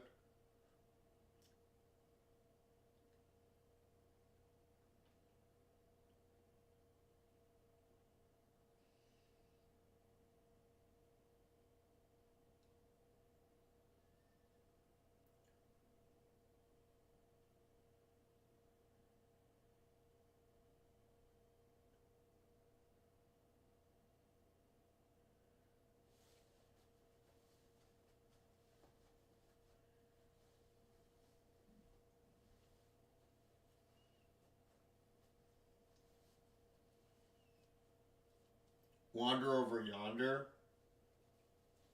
2013, so it doesn't count.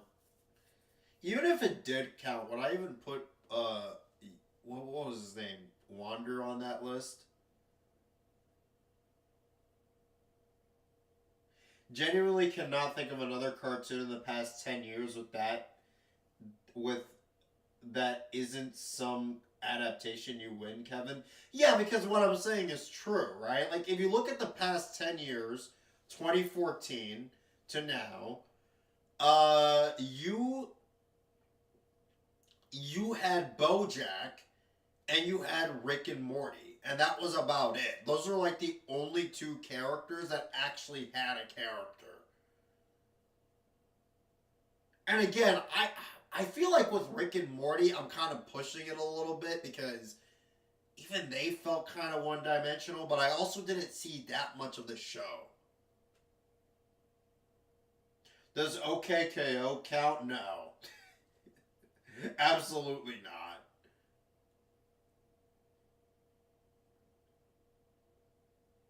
I'm talking about characters that are mostly memorable, not just complex. It's not just that they're memorable, they also have to actually have a personality. Like, it's not just character has character. It's literally character has character and actually knows when to use it, you know? If that makes sense. That's I really think what makes or breaks a character, you know?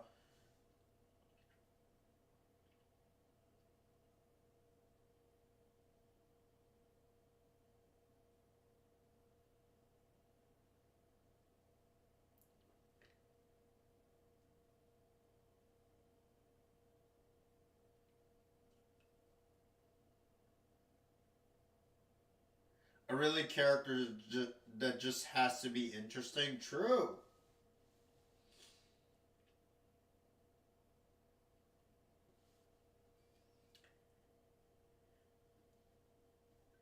They don't have to be complex. They just have to be entertaining. That is true.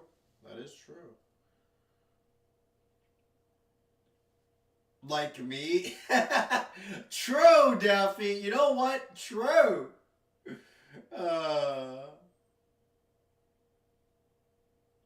Old characters were well written. That is true.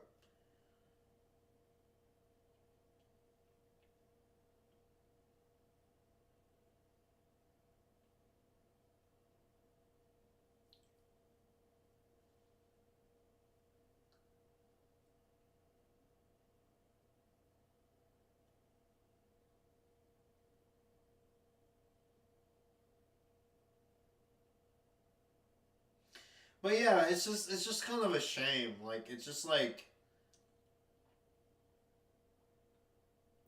it's just, I don't know. I feel like character is just dead. Like, that's what it feels like to me.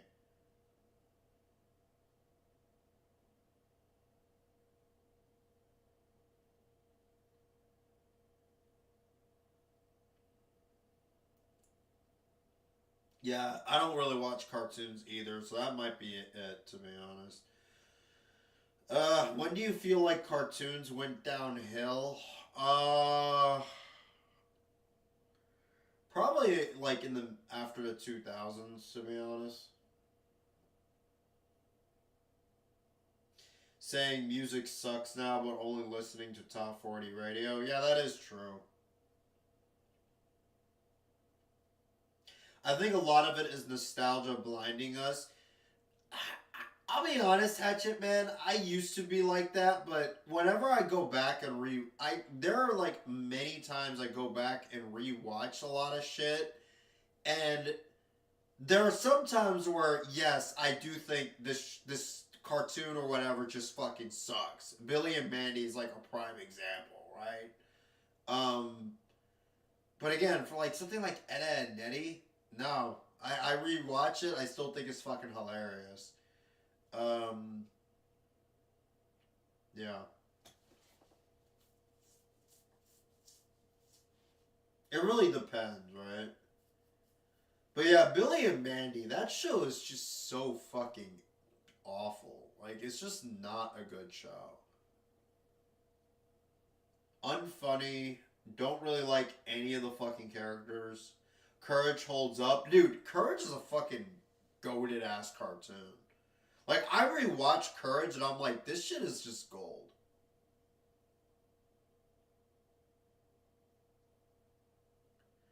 A little sports before dying, dear boy. Do I have a choice? And then they just play wall ball.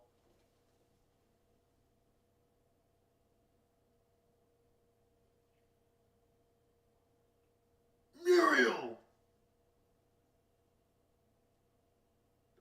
What's your offer? Nice try, Professor. Bro, Eustace had a fuckload of character too.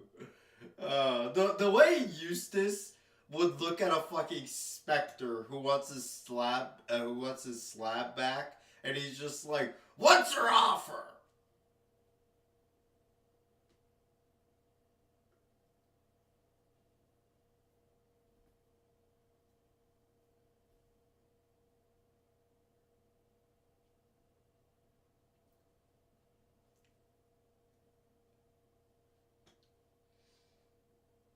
The attempt to serialize and make cartoons more serious in the 2010s, I think, was a major step back, especially with shows that started episodic and become story-driven. It's mainly a 2010s phenomenon.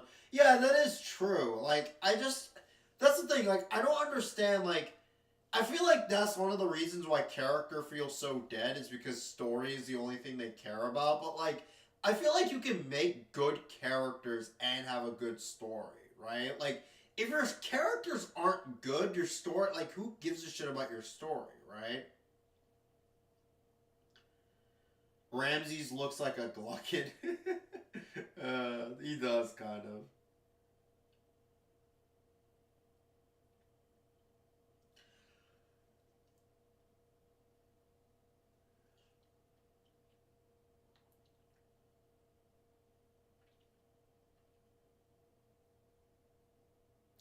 Good characters are required to make a good story. Characters are what drive stories somehow. I agree. But it feels as if now, people, whenever they write this shit, they just want to focus on making a good story and, like, putting their characters second. Which, when that happens, you just end up making something that's boring, you know?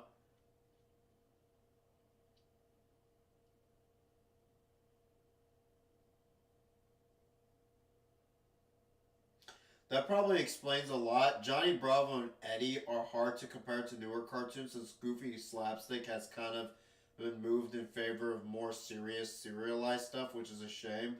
And, you know, and the thing is, bro, like, I don't even think that that's like a fucking, like, either or. Like, if you have, like, a serialized show, I feel like you could still have compelling characters with that format. Like, I watched Samurai Jack, and I thought Jack was a really good character, even though it was a serialized show. I as a kid, I didn't like the show, but a lot of people seem to really like it. But Avatar, that was a serialized show with strong characters. Yeah, like, I don't think it's an either or. Right, but Johnny Bravo's a comedic character. Samurai Jack would probably be more comparable. Well, yeah, if that's the case, then there's really no excuse then, right? Because if Samurai Jack could have, like, an actual character with personality and shit, what's stopping a lot of these serialized shows from doing the same thing? In recent times, it's just sappy reboots and remakes. Bro, this is a conversation that you guys aren't ready for, but this is just a byproduct of the Reaganite era fucking dying. The Reaganite era is dead. It's been dead. It's just been a decaying model for so long now that creativity from society is just fucking dead. And I do think that that's like a byproduct of a failed political model. When a political model that has been used to structure your society has been decayed and been in such disarray for so long, I really do think that has an effect on culture. Like, I don't think that's an exaggeration. Reagan caused a Nintendo Switch, bro. You're not ready for the conversation.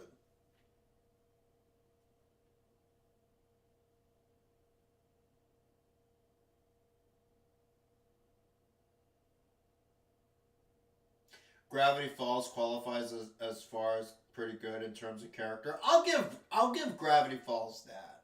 That's fine. No, I'm ready, bro. I heard it. Now, if you're ready, I don't understand why what I'm saying is like hard to believe. Like, that's what I don't get. Well, you have a political model that has failed to address the needs of the society in an adequate manner, where a lot of these institutions have literally showcased to be failed, right? Like, the pandemic should have been an easy fucking pandemic to handle, but our over-privatized and over-saturized healthcare system and our fucking infantile and completely moronic medical establishment has made the pandemic a complete joke in trying to handle it. When you have a society that runs on a political model that has failed to adequately address the needs of said society, then yes, that does reflect in the society's culture going into a huge, giant decay.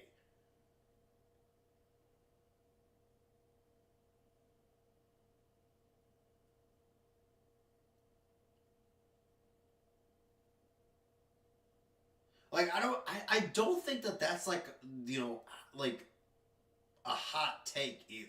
Also, Mega Dupe TV in the chat over there.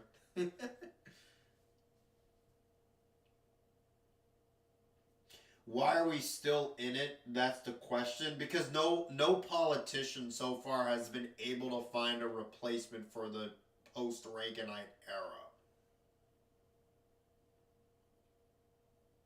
So it applies to cartoon characterization. Not necessarily cartoon characterization, but just like the trying to make something that's like interesting or enjoyable in terms of culture, right?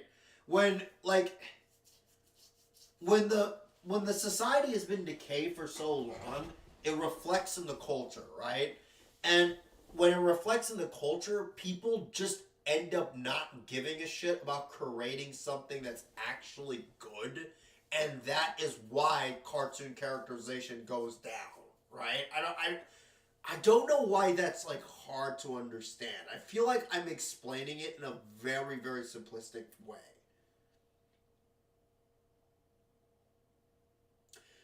It's been discredited since 2008. Our politics truly never recover from Obama's broken promises and delusionment with establishment politics. I would argue it died in 2003. No, I get it now. So Reagan killed Eddie. That's kind of mean-spirited. Okay, that's funny. Mr. Man, I don't know if you genuinely don't understand what I'm saying or you're just being sarcastic just to be funny, but that was funny. I'm not trying to be an asshole saying it like that, by the way. Like, I kid, Kevin. I kid. I know you were kidding. I'm just saying that from your joke, I know that you were making a joke. I understand that. But I don't know if you're making the joke because you are just trying to be funny or because you genuinely don't understand. That's what I'm saying, right? But Kevin, it was the Reaganite era that made cartoons good. Yes, for a time, it actually did make cartoons good in the 90s and the 2000s, the early 2000s, I should say. A little bit afterwards as well. Yeah, it did. It actually did. I mean, you're just kind of saying people don't care about making good entertainment because of it. It's not too hard.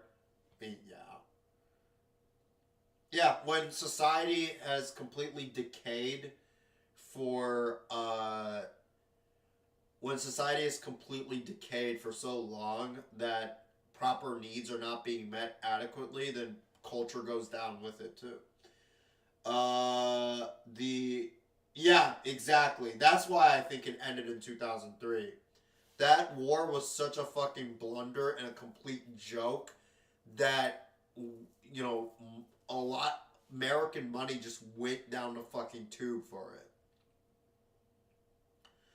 2003, 2008 with the recession, like those years are very significant, and it showed just how dead, or how much of a fucking joke the Reaganite model has become. We need a new FDR. Not even necessarily a new FDR, just a new fucking era. Then 2016, we got into the populist era with Trump. We might be heading into the Trump era, honestly. I really did think about that. That might be a thing that is going to happen. That we're just going to be in the Trump era now. Which I don't want to think about because the Trump era just sounds disastrous, but whatever.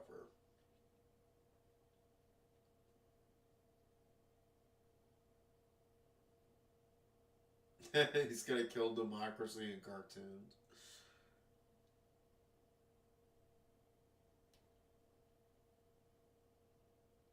For the record, that CEO we talked about earlier this stream,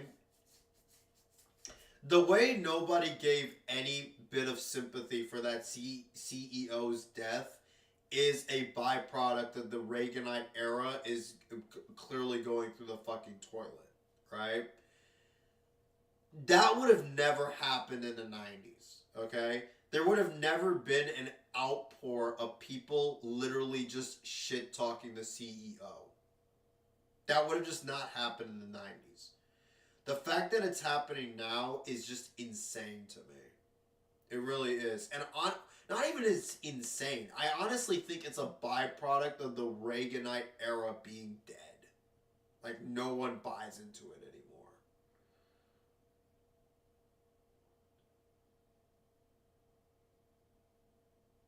If this happened in the 80s, people would probably feel more sorry for him. Oh no, they absolutely would. They absolutely would.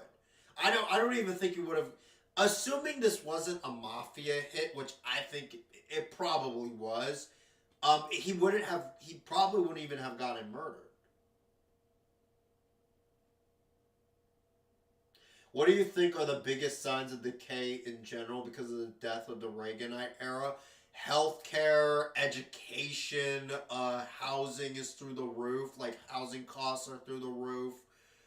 Just a general huge mistrust in everyone. Like, a huge cynical attitude that is overtaking most people. Rise of people just not feeling satisfied with their life anymore.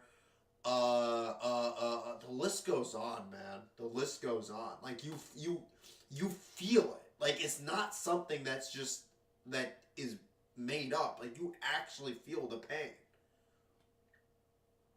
This was not something that people felt in the 90s. People did not feel housing costs were reasonable. Education costs were reasonable. Healthcare system was still really bad, to be honest, but there was, people just did not care as much. There was a lot less cynical attitude back then, too.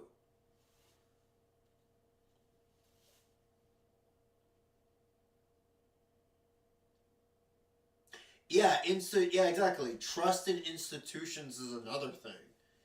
Like, back then in the 90s, when your governor told you something, even if your governor was from a rival political party, you listened.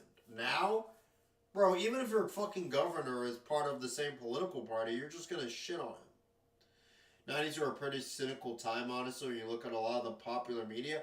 The media itself was edgy, but that's because it was them expressing themselves in a very creative outlook. Keep in mind, in the 90s, The Simpsons was considered to be like something that was like, oh, too shocking, you know? But people didn't treat each other cynically, though. Like, people treated each other, like, with a lot more, I don't know, like, they just had more trust in one another.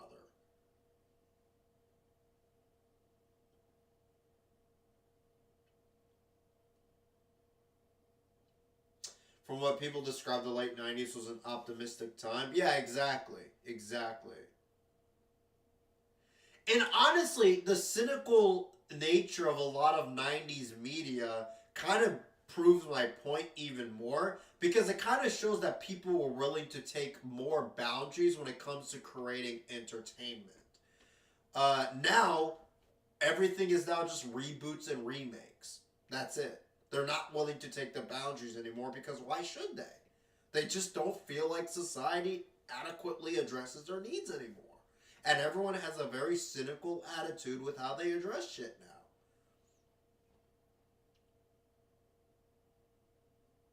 Yeah, Reaganite era is fucking over. It's done. Poof. Get out of there. Get it out. The Republicans have seemed to embrace the new era that they want to go down to. Maybe the Democrats should have a new change. So media now is cynical in a different, non-creative or expressive way like the 1990s? Exactly. The cynical nature of 90s media was because they were trying to push boundaries and showcase the real extent of what you could do with art. Whereas now, media is cynical literally because the people making it are just cynical, right? If that makes sense, right? And it's funny because when you actually look at the media itself, it isn't like cynical. It's like a lot of it is literally inoffensive, but because of how inoffensive and how garbage it is, it ends up becoming cynical on its own, if that makes sense.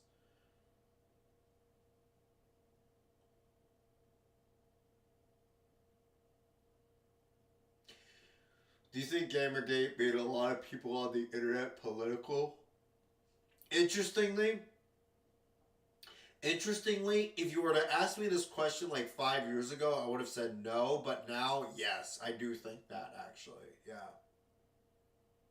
I have really come to the opinion that the internet is a bigger sayer of what people think in the political sphere than I thought originally, which sucks, but whatever.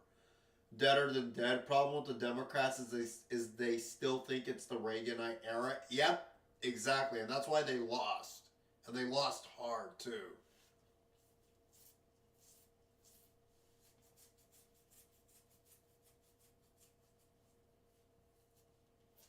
YouTube feels so creatively dead. Yeah, that's another thing too. Third-party companies moved away from cartridges to CDs and discs. It's like cynical in the way like we can get a bunch of money from it. Who gives a shit if it's good? Exactly. What do you think the new Trump era will be like? Complete disregard for institutions. A complete hatred of immigrants. And we're kind of already seeing that. More isolationism.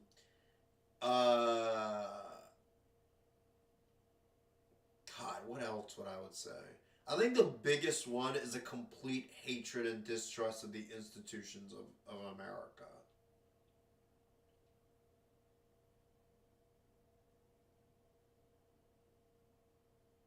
But we'll see. Again, Trump is just such... The thing about Trump is that the people who support him are literally in a fucking cult. Like the Trump cult. Right? The Trumpers. Right? The Trumpers literally, everything that Trump does is literally just so he can have, like, fucking approval from the Trumpers, right? It's very disturbing.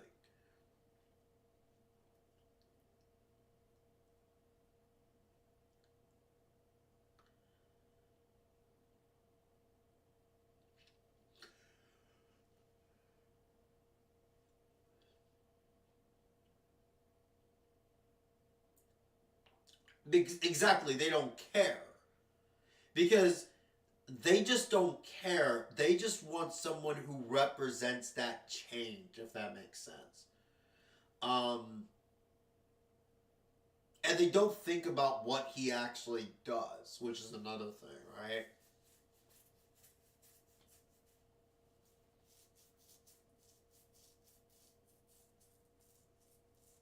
Globalization seems on the way out with more nationalistic and secluded trade blocs such as NAFTA and the EU probably becoming more concrete in the coming decades.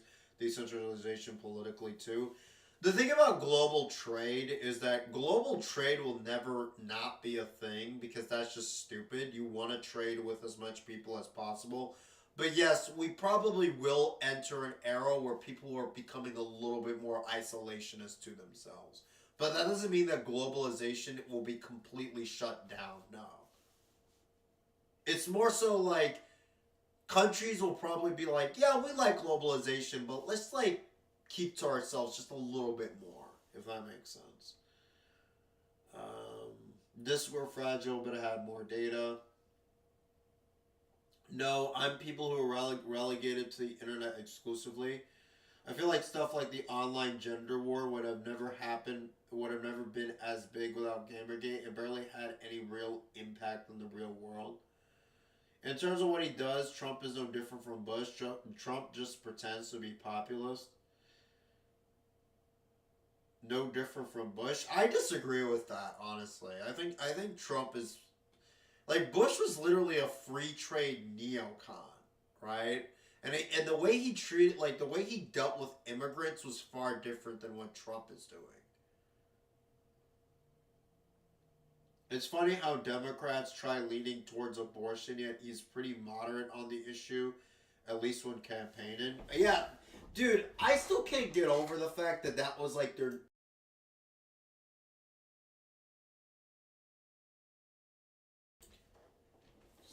I still can't get over the fact that that was like their number one issue is like the abortion thing.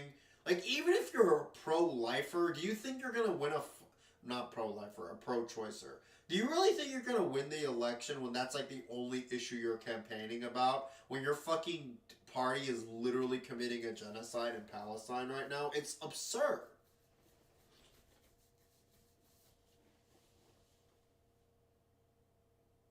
Yeah, exactly. Trump didn't even sound that radical on the campaign trail towards abortion. So it's like trying to make that like your only point, you genuinely come across as psychotic. And it lost him the election, so there you go.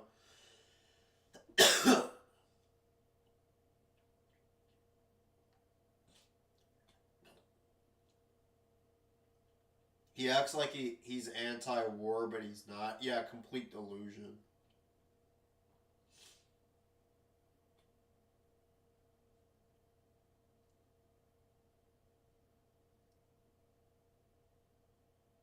I'm leaving now, so have a good one. Yep, I'm leaving too. It's fucking 4 o'clock in the morning.